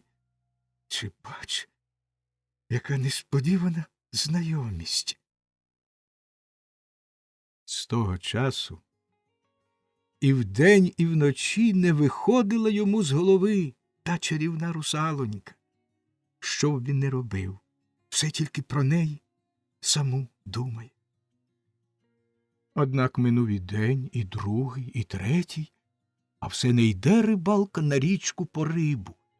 Не хоче він, щоб русалка дала йому риби, бо ж таки не личить, щоб козакові молодому в роботі дівчина помагала. Та 5-го дня було в Іваненковім хуторі весілля. От перед тим і просить його батько нареченої, щоб вловив він риби на весільний обід. Не міг рибалка чоловікові відмовити, взяв свого волока та й поплив човном вгору по річці, далеко-далеко від того місця, де він вловив був русалку.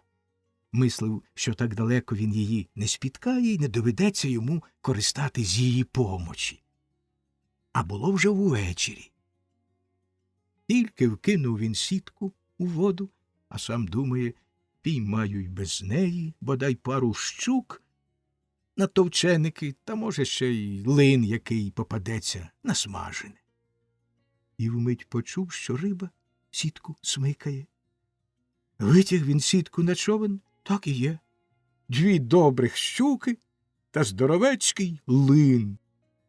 Так он ти яка! Усміхнувшись, вголос промовив козак. Тобі навіть і говорити не треба. Сама вгадаєш.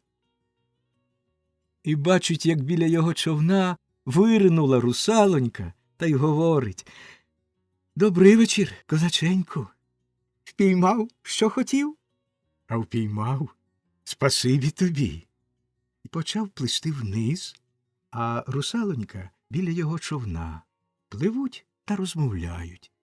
І так тому рибалці гарно-пригарно, на серці. Ніколи, я каже, й в голові не мав, що ви, русалки, такі милі. Завжди старі люди говорили, що ви тільки рибалок у воду заманюєте, християнську душу загубити хочете. А русалонька лише срібним сміхом посміхається, мов дзвіночками трусить. Коли б люди менше вигадували, то мали б вони й з нас, та й з іншої невидимої сили більш пожитку. Ось послухай сам. Оглянувся рибалка, а по ній уже й сліду немає. Що за штукерія, промовив він. Обернувся сюди-туди і угледів на березі якогось чоловіка. Тільки тоді зрозумів він, що не хотіла вона перед іншими людьми показуватись. А як кортіло козакові русалоньку знову побачити, то й почав він ловити рибу тільки вночі. Риби ж завжди ловилося за одним заходом саме стільки, скільки йому було треба. То й мав він багато вільного часу. Добре й цікаво було йому тепер жити. Русалонька була гарна й мила. Сама багато розповідала про всякі дива підводні, про життя старого водяника, дитинчаток-потерчат, про рибу, про раків, про підводні рослини. Так само і їй було цікаво слухати оповідання про життя людей, коли говорив їй про те козак-рибалка. Часами, наговорившись, вона співала чудових пісень. А козак і собі грав на бандурі, навчав її пісень козацьких та бурлацьких. І не щулися вони, як минуло веселе літо, потемніло небо, пожовтів та осипався ліс. Щоранку по траві замість перлової роси лягала срібна наморозь. Одної ж ночі вдарив міцний мороз і товстою прозорою кригою, мов міцним зеленкуватим склом, накрив увесь Псел. Затужив козак-рибалонька, що не міг уже він більше бачити своєї любої русалки. Сидів він дома, мов немічний, у своїй землянці, і не знав, куди йому подітися, за що взятися, щоб розвіяти свою тугу. Попробував поробити на льоду ополонки, щоб було рибам під кригою повітря, але ж риби не ловив. А час утікав. Минула вже й Варвара, про яку люди кажуть, що вона ночі урвала, а дня приточила. Минули й Микола та Савка, що без гвістків на річках мости будують з чистої міцної гладенької криги. наближався вже й святвечір. І почали хуторяни умовляти рибалку, щоб наловив він риби на багату кутю. Не можна ж було в такий вечір людей без риби лишити. От і взяв козак волока та сокиру і подався річкою до своїх ополонок. А була на дворі велика завірюха. Лопатий сніг так крутив, неначе хтось пух з перин випускав. Дійшов рибалка до старої верби, що над водою стояла проти того місця, де він прорубав був найбільшу ополонку, скинув свого кожуха, взяв у руки сокиру і почав шукати тую ополонку.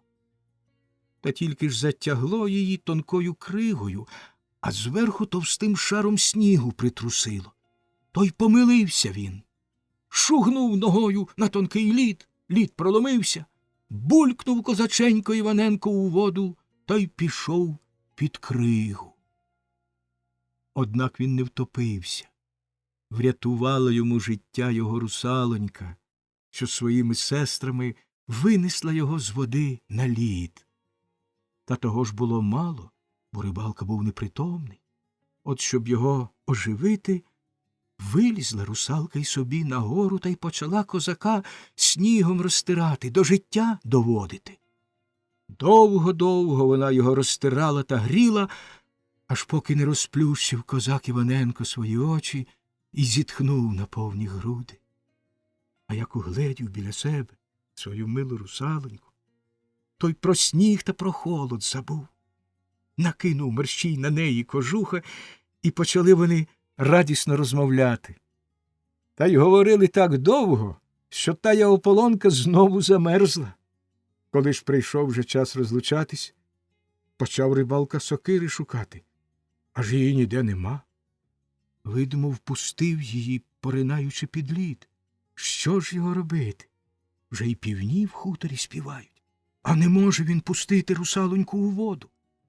Тоді загорнув він її у свій теплий кожух та й поніс до своєї землянки. Там поклав її на білу постіль, добре землянку витопив, дав своїй гості їсти й пити, а сам, тільки стало на світ благословлятися, подався знову мерщій по рибу. Не хотів би він допустити, щоб до нього в землянку люди приходили та його любу русалоньку побачили. Як і влітку, так само й тепер враз вловив козак риби, швиденько роздав її по хатах, а сам мерщій подався до містечка. Купив він там своїй милій жіночці вишиваних сорочок, керсетку плисову, намиста доброго з дукачем, шовкову хустку, тільки не купив черевиків, бо ж не було в неї ніжок. Як накупив всього, що було треба, подався хоч і додому. Та тільки ж містечко було не близько. Отож як він не поспішав, однак коли вже до свого хутора підходив, то показалася на небі вечірня зірка, тобто зайшов уже й святвечір. Поспішає козаченько Іваненко та сам себе попрікає. Бідна ж моя голівонька, вона ж сердешна встати з ліжка не може, а я так спізнився, що й час вечері прогаю. Коли ж тепер я наварю куті та узвару? Та тільки ж у свою землянку двері відчинив і очам своїм не повірив. Стоять на покуті, на зеленому сіні два горщики, мов близнятка. В одному кутя, в другому узвар, а на столі гора білих пирогів із кашею, із картоплею, із вурдою. Там же й риба різна смажена, й борщ пісний з в'юнами. Під усім цим чудовий білий обрус, сріблом гаптований, а посеред всієї тієї страви в блискучій мушлі розкішна свіжа водяна лілія. А на ліжку, як лежала, так і лежить його мила жіночка, ласкаво йому посміхаючись.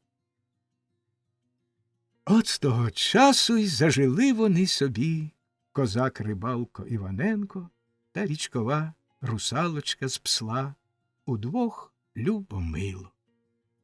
Рибалка ходить рибу ловити, а русалка неначе ніколи із ліжка не встає, а тільки ж усе в неї в хатці землянці вчасно пороблено, прибрано, вичищено, як в раю, та й годі. А сама вона така добра та чула, як теплий травневий вечір. Щасливий був з того часу козак Іваненко. Та тільки недовго те щастя тривало. Побачили такі люди, що має рибалка жінку. Побачили й те, що вона немічна, бо ж ніколи вона з ліжка не встає. Почали вони спочатку його жаліти, а потім дехто став говорити, що вона не така немічна, як ледача. Стали тоді з нею глузувати та часом і козака рибалку допікати. Здавалося, що то ж і не їхнє діло. А тільки такі вже люди.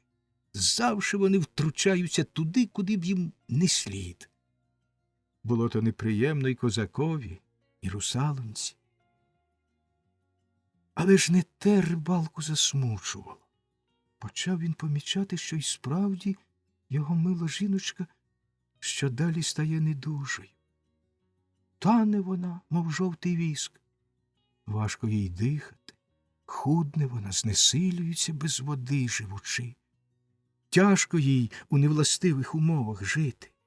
Все одно, що рибі на піску, або ж вільній птасі з теплого краю жити в клітці в холодній чужій стороні. От одного дня, аж наприкінці зими, й почав її козак питатися: «Скажи мені щиро, що тобі, моя люба жіночка? Скажи мені всю правду, чого тобі бракує?» «Не бракує мені нічого, мій чоловіче милий. Але ж признаюся тобі щиро, журюся я, що недовго мені жити лишилось. Випросила я у свого тата водяника, щоб дозволив мені покинути воду, перейти на землю, бо ж хотіла я бути з тобою в купці. І дозволив він мені жити з тобою до весни. А як пригріє тепле сонечко, то зійде крига з річки, як випливуть першої місячної ночі мої сестри та подруженьки на берег. Буде мені кінець. Розвіюся я, мов та хмаринка вранішня, і упаду прозорою росою на першу траву». Схилив козак свою голову. Довго мовчки сидів, сумний, невеселий. А далі й говорить: «Ну, то лишається одне. Віднесу я тебе вночі знову до річки, пущу я тебе у воду, пливи собі та живи довгий вік. Нехай уже краще я тебе втрачу, аби тільки ти лишилася жити». «Спасибі тобі, чоловіче, мій добрий», – каже русалонька. «Тільки ж тепер те вже мені не поможе. Коли вже я з води вийшла, коли вже до тебе, мого коханого, в хатинку прийшла, то нема вже мені воротяй до води. Але ж я не жалію. Я ж бо й наперед знала, що за твоє кохання мушу заплатити своїм життям». Заплакав козак-рибалка і говорить: «Ну що ж, моя люба, мали ми щастя вкупі й помремо. І мені без тебе світ не милий. Радніший і я за наше щастя життям заплатити». От як почало сонце пригрівати, як почав сніг танути та лід на річці хрущати, і говорить русалонька своєму чоловікові: «Наш час надходить. Пусти мене, чоловіче коханий, сю ніч до річки. Буду я прохати батька водяника, щоб він нам щось порадив. Знаю я, що не схоче він і не допустить, щоб загинула жива людська душа твоя». Згодився на те козак-рибалка. Взяв він русалоньку на руки, відніс її до річки, пустив у холодну воду. Пустив, а сам лишився на березі. Сидів, дивився, як лід з річки сходить, як перша трава на узгір'ях зеленіє. Вже й ніч глибока настала, вже й місяць почав за гору сідати, вже ось-ось перші півні заспівають, а рибалка все сидить, голову на руки схиливши, чекає, сумуючи. Коли ось вчув він русалчин голос: «Чоловіче, мій любий, я прийшла по тебе». Наче зі сну прокинувся козак Іваненко. «Куди ж ми підемо?» – питає. Змилосердився над нами мій тато могутній і дарував нам ще довге життя.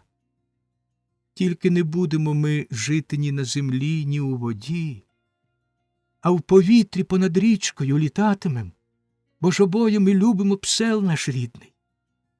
Оце ж і прийшла я тебе ще раз запитати, чи й справді така я тобі мила, що заради мене й людиною згоден не бути, аби тільки нам удвох жити? Ти ж знаєш, моя рибко, — радісно відповів козак, — нема що й питатися. Ну, то хай так і буде. Нахилися ж до мене, мій соколику, обніми мене і поцілуй міцніше. Плигнув у воду козаченько, пригорнув до серця свою дружину красуню, прилинув до неї губами, а це вмить закрутилася виром навколо вода, на небо насунула чорна хмара. Загуркотів страшний грім, звився вітер прудкий, покотила високая хвиля по тихому пслу. Якийсь час на хвилях гойдались, обнявшись, два тіла — рибалка, козак Іваненко та його дружина, русалка чарівна. І побачили вони, як з шуму хвиль весняних встає старий сивий водяник. Звівся він над ними і махнув рукою. А це в хуторі заспівав перший півень. І раптом відділилися вони від води, десь узялися у них чорні, мов оксамитові крила з білою кромкою. Махнули вони й протяжно заквилили. Знялися над водою і полетіли в парочці дві річкових чайки. А були то не чайки. Був то рибалка козак Іваненко та його вірна дружина, русалонька з псла. Куций чорт та його мати. За цілу добу тільки тепер, після півночі, чортова мати могла віддихнути. Цілісінький божий день від раннього рана не було ані хвилини відпочинку. Ще удосвіта застукала в непоказні двері її хатини несмілива рука. «Хто там? Почекайте, прошу вас, одну хвилинку, поки вдягнуся», – промовила чортова мати ще з ліжка, на якому вона перебувала не більше 3 годин на добу. Знадвору вона зачула тихий тремтячий голосок дитини. «Добре, тіточко, я почекаю». Серце старої стислося жалем. Вона вже догадалася, що там стоїть якась сирітка. Певне, вона не має родичів або, бодай, не має матері. Цих сиріток чортова мати бачила у себе найчастіше. Вона хутко накинула на плечі чорну велику хустку, взула черевики босоніж і відчинила двері. За порогом стояла маленька дівчинка. Личко її було жовте, мов з воску, на скронях світилися сині жилки, а великі темні очі, широко розплющені, були повні жаху та сліз. Ви? Хотіла запитати дівчинка, але ж її язик не насмілювався висловити страшне наймення. Так, не бійся, моя люба, я і є та, до якої тебе послали. Певне, мачуха тебе послала сюди, чи хто? Мачуха, вона, Заридала дівчинка і затулила личко рученятами, що були всі в синцях. Бідна моя дитинко, іди швидше до хати. Погрієшся трохи, а я зараз дам тобі солодкої каші, пряничка, чаю з цукром. Ти любиш чай з цукром? Чи, може, більше молочний кисіль? Говорила ласкавим голосом чортова мати, вводячи дівчинку в кімнату. Дитина боязко поглядала на добре обличчя старої, але ще стрункої й моторної жінки, вдягненої в усе чорне, з чорною великою хусткою на голові. Потім, трохи заспокоївшись, бо в тій жінці не було нічого страшного, дитятко почало оглядати величезну, мов зала в школі, світлицю. Світлиця була чиста, чепурно прибрана, з довгими дубовими столами посередині, накритими гарними вишиваними обрусами. Коли ж дівчатко зачуло про смачні речі, то не втерпіло і несміливо промовило: «Чай краще, але я все їстиму, я завжди голодна». «Добре, добре, моя дитинко, на тим часом тобі ляльку. Подивися, яка гарна. Вона говорить і співає. Пограйся хвилинку, а я зараз подам на стіл». Чортова мати вийшла до кухні, в одну мить зготовила їжу, що сама собою являлося на столі перед дитиною. Були тут незвичайні смаколики, а потім запашний жовтий чай. Дівчина їла, аж за щоками лящало, а тоді вже почала оповідати. Але ж стара не потребувала подробиць, вона й сама все добре бачила. Нагодувавши дитину, бабуся повела її до іншої світлиці, де було сила всяких цікавих забавок та чудових ляльок.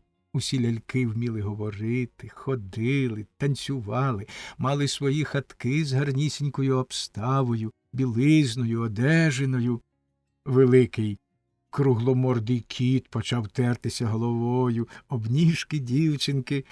Потім прилетіли червоні й зелені папуги, що так кумедно розмовляли. І дитина була цілком щаслива. Вона забула про той жах, з яким йшла сюди.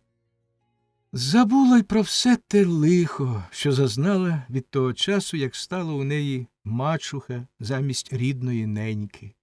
Вона весело гралася, а потім тихо заснула. А тим часом у двері маленької закола хатини стукали й стукали нові гості. Прийшов старий дід, якого послав до чортової матері рідний син. Дід був заплаканий, обідраний, мало-мало не босий. Прийшло дві дівчини-наймички, послані своїми панями. Прийшло аж 6 хлопчаків, що працювали та були в науці у різних майстрів. Потім почали з'являтися поодинці й цілими гуртами люди з поліційного комісаріату, де всіх одного за одним посилав сюди черговий комісар. Далі з веселим гуком та галасом примандрувала вся 3-я кляса бурсаків, прислана сюди вчителем грецької мови. Прийшов помічник адвоката, якого послав сюди пан меценас. Прибігли свідки з суду. Одно слово, вже до обідової пори тут зібралося більше 300 людей. В обід почали приходити кухарі та куховарки. Було між ними й кілька бідних пань та бабуня якогось урядовця.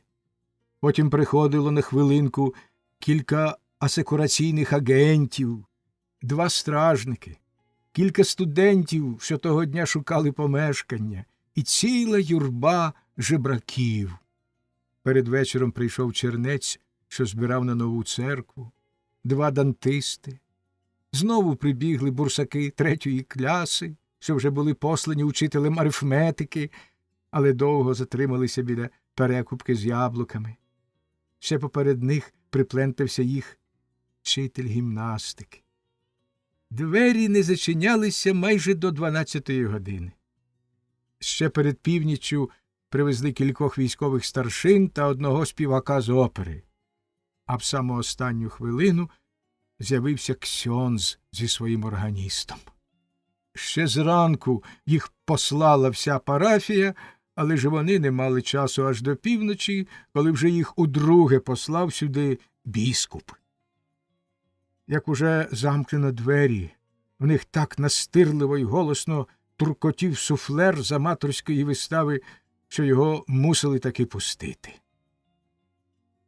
Хоча чортова мати кожного року побільшувала своє помешкання, цілий день у покоях не можна було обернутися.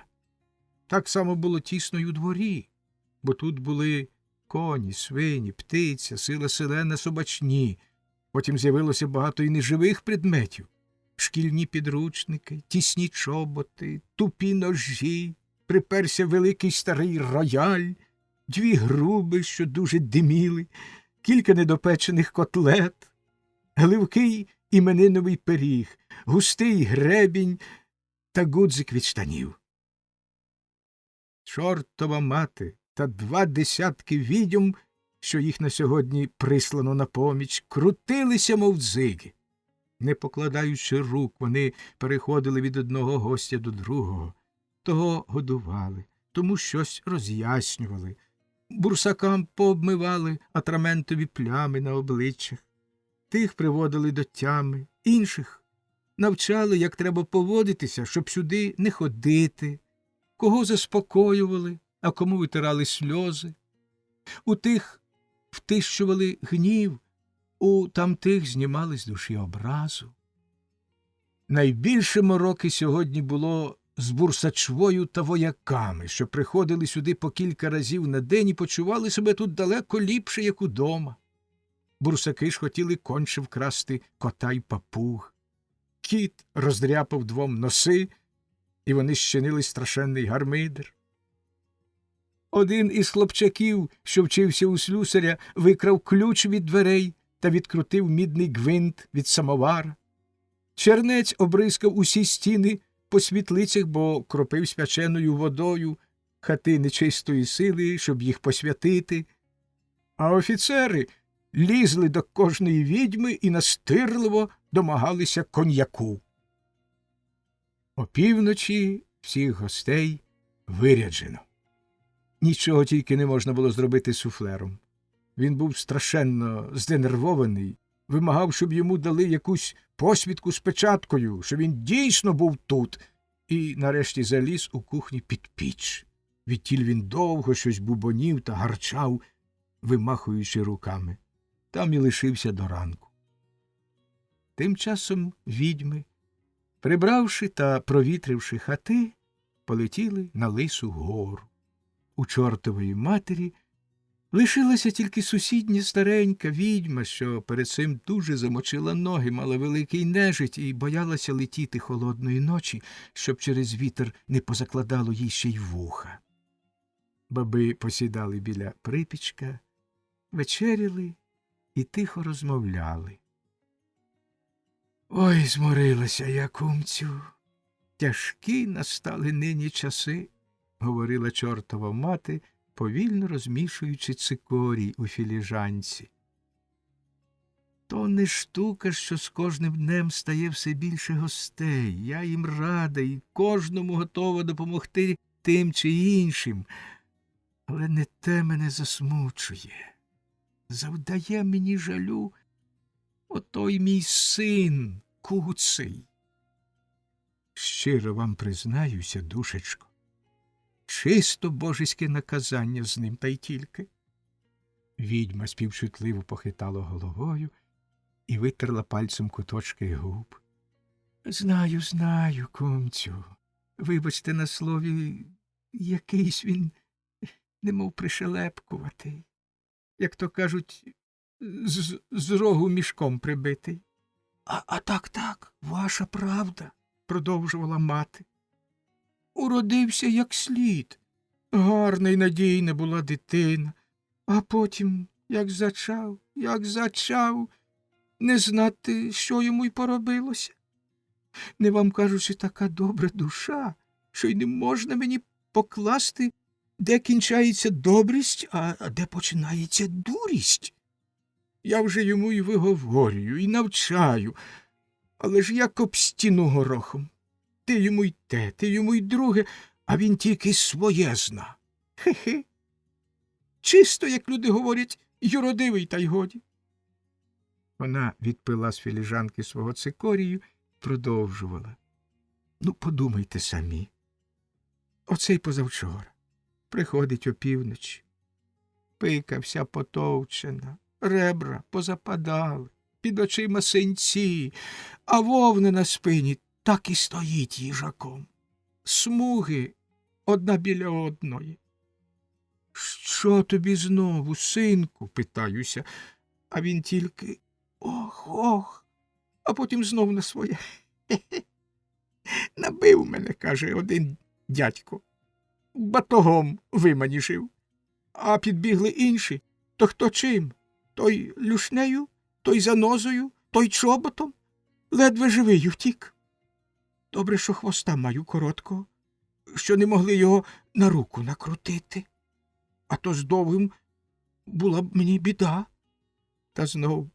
Хе-хе. Тьфу, та й годі. Аж сплюнула чортова мати. Та завіщо ж били? Спиталася відьма. От розпитайте ж його. Ніби побачив, як один селянин з возом перевертався. Він і хотів тому дядькові пособити. Підхопив мазницю, що падала, та й перекинув на віз, а на возі було борошно. От ті зараз бити. Самі ж знаєте, які недобрі ті створіння, люди. Та вже хто з нашої сестри того не зазнав, зітхнула відьма. Коли б тільки не гріх, то сказала б, гірше собак. Отож бо і є, говорила далі чортова мати. 2 дні прокачався, а от сьогодні знову зник, мов під лід пішов. Усі вже спати полягали, а він десь тиняється. Я вже знаю, що не зробить, то все 1,5 людського. А давніше десь мордою в шкоду натовкли, як кота. А ще торік цілий день когось на спині возив, як віслюк. Хвоста дверима прищипнули та й відірвали. Того ж і куцем зветься. І завжди сам собі біди напитає. А хоч ти йому що? Почнеш усовіщати, а воно тобі, як каже матусю, звик. Мене вже тепер ніяка бійка не дошкуляє. А вбити ж мене все одно не можна. Ну, що ти йому на те скажеш? А може б його оженили, Фумасю? Може, тоді поправився б? Чому й ні? Тільки ж хто за нього піде? Та він на наших і не дивиться, тільки на жінок заглядає. Торік, наприклад, подобалась йому якась молодиця, з людей, звичайно. От він і почав їй і те, і друге. Все, де що заробить, їй несе. А то побачив, що вона якусь там бур'янину посадила. Так він її поливати, і так, і он як доглядати. Аж та бур'янина виросла, як тичина. Побачила та молодиця, що її квітка несамовито з землі так і пре, і злякалася, каже, чортове зілля. Висмикнула та й кинула на вулицю, приказавши, нехай її чорт візьме. А він ухопив і приніс собі на пам'ятку, подарунок нібито.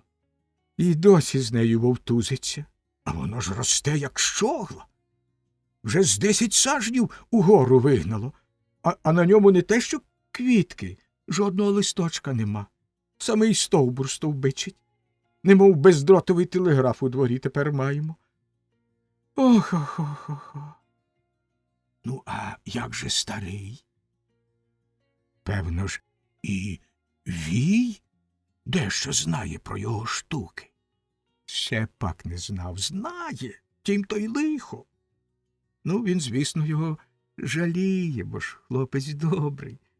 Та й мені не хоче прикрості зробити. Але ж торік вже й сам Вій розгнівався. Бо знову-таки Куций через своє добре серце наробив страшної глупоти. Самі послухайте. Прокинувся якось вранці, аж, бачить, повзе до нього стонога і шкандибає. — Що тобі поробилося? — питає, бо ж йому і стоноги шкода. — Віддавили, каже та, мені одну ніжку. — Бідна ж ти, бідна, говорить. Ти б не ходила боса, то й ніжки були б у тебе цілі. А як же? Як? Каже. Почекай, я тобі чоботи пошию. І що ж ви собі, кумцю, думаєте? З тиждень чи й більше сидів, морочився, а таки справив тій стонозі аж 99 чобітків. Та тільки ж шкурки не вичинив, а пошив з хутром усередину. Вона й одягла. І так їй те подобалось, що вже й не хоче боса ходити.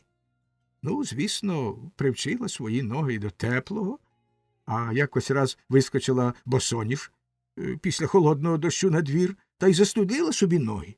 Всі чисто до одної. Ви ж самі розумієте, що коли одна нога болить, то й то тяжко, а їй же, бідній, в 99 крутить та ломить. Мучилася тими ломотами, а потім якось дошкандибала аж до самого вія і поскаржилася. Та що там, душко, казати? Я б уже й сама радніше просити, щоб перевели його кудись до іншого місця з Вкраїни. Бо ж тут, самі знаєте, такий народ, що жодного чорта не боїться. А ще ж як той чорт дурний, то просто йому життя нема. Куми замовкли. Під припічком хропів суфлер. На покрівлі реготалися 3 пугачі. Тільки що старі вже хотіли йти лягати спати, щось зашкрябало в двері. Потім з ганку почулося легеньке скиглення. — Оце ж і він! — скрикнула чортова мати, хутко підводячись. — Вже скиглить. Певне, знову вскочив. — Ох, бідна ж моя головонька! Вона відчинила двері. На порозі стояв Куций.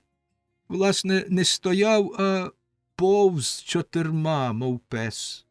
Вигляд у нього був дуже кепський. На чолі була величезна гуля, півбока осмалено до живого. Одно око так запухло, що його не було й видко. Вуха були закривавлені, а на передніх лапах водяні пухирі.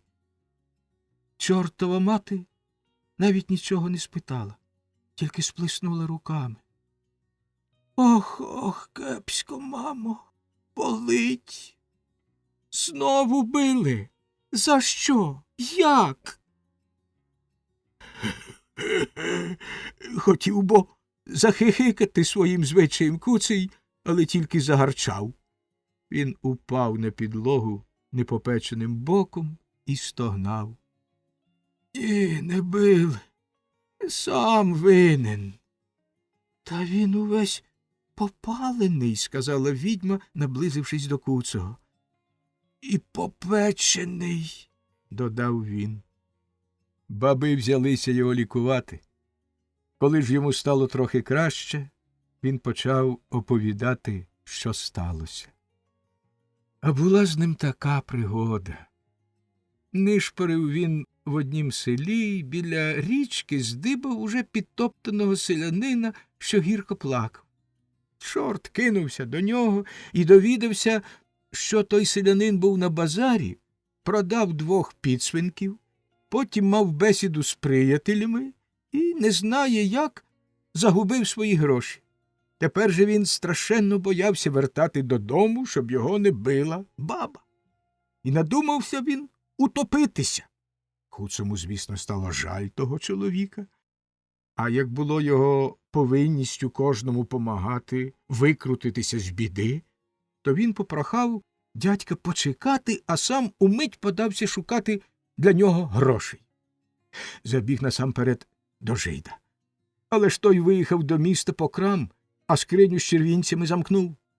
Побіг до попа, а в того повна хата дітей, сам не знає, що їм їсти дати. Бігав Куций, бігав, ніде нічого.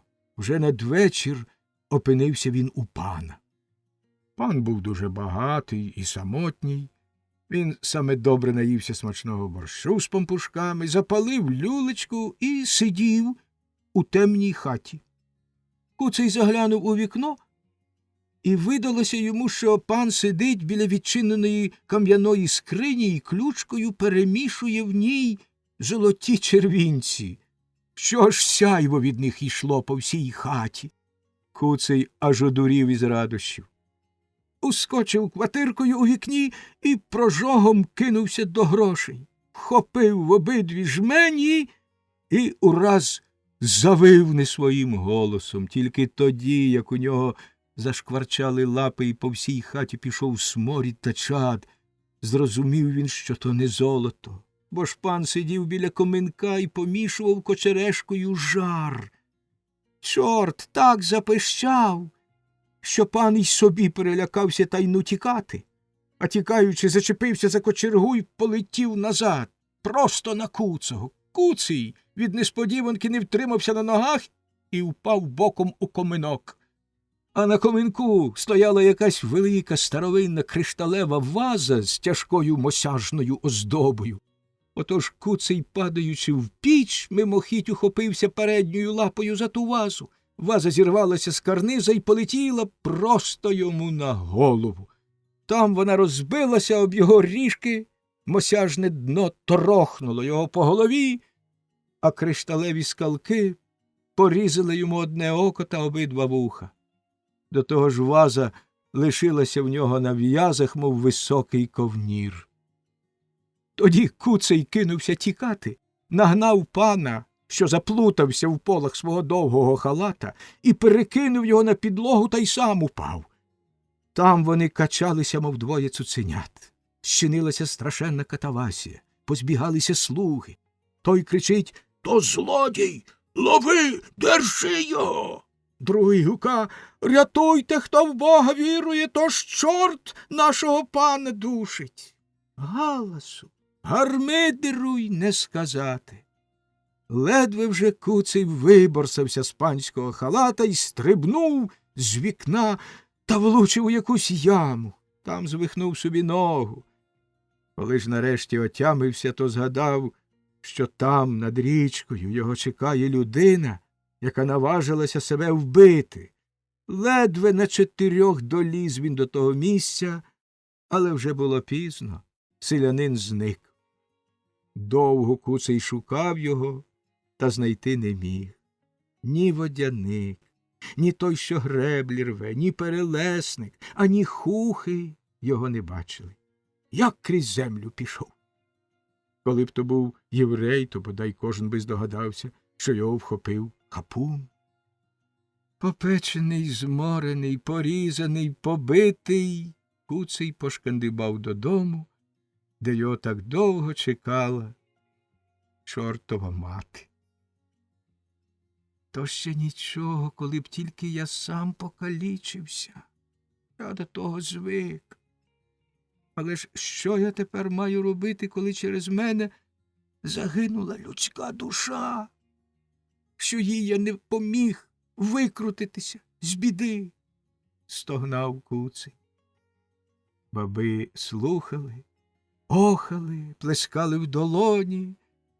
Нарешті чортова мати промовила до старої відьми: «Прошу вас дуже, душко, перебудьте тут завтра замість мене, а я подамся по батька Вія». «Ой-ой-ой, не треба, я боюся, я більше не буду, мамо!» – закричав переляканий чорт. «Мовчи, йолопе! Піду й проситиму, щоб вигнав він тебе з твоєї служби. Нехай звелить тут бути комусь з бісових дітей. А тебе проситиму, нехай старий візьме до себе. Може, будеш там підлоги мити або люльки старому набивати». Так вона й зробила. Куцого покликано до Вієвого двора. Що він там робить, ніхто не знає.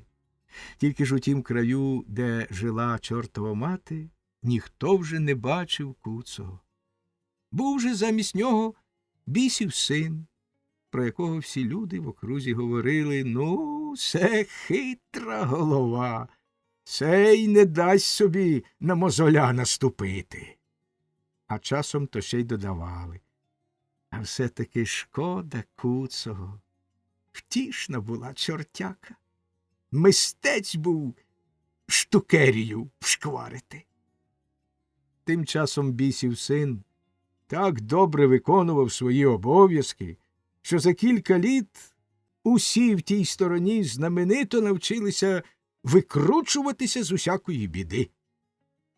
Бісового сина переведено спочатку до губернії, а потім пішов поголос, послано аж кудись за границю, до Відня, либонь, чи що.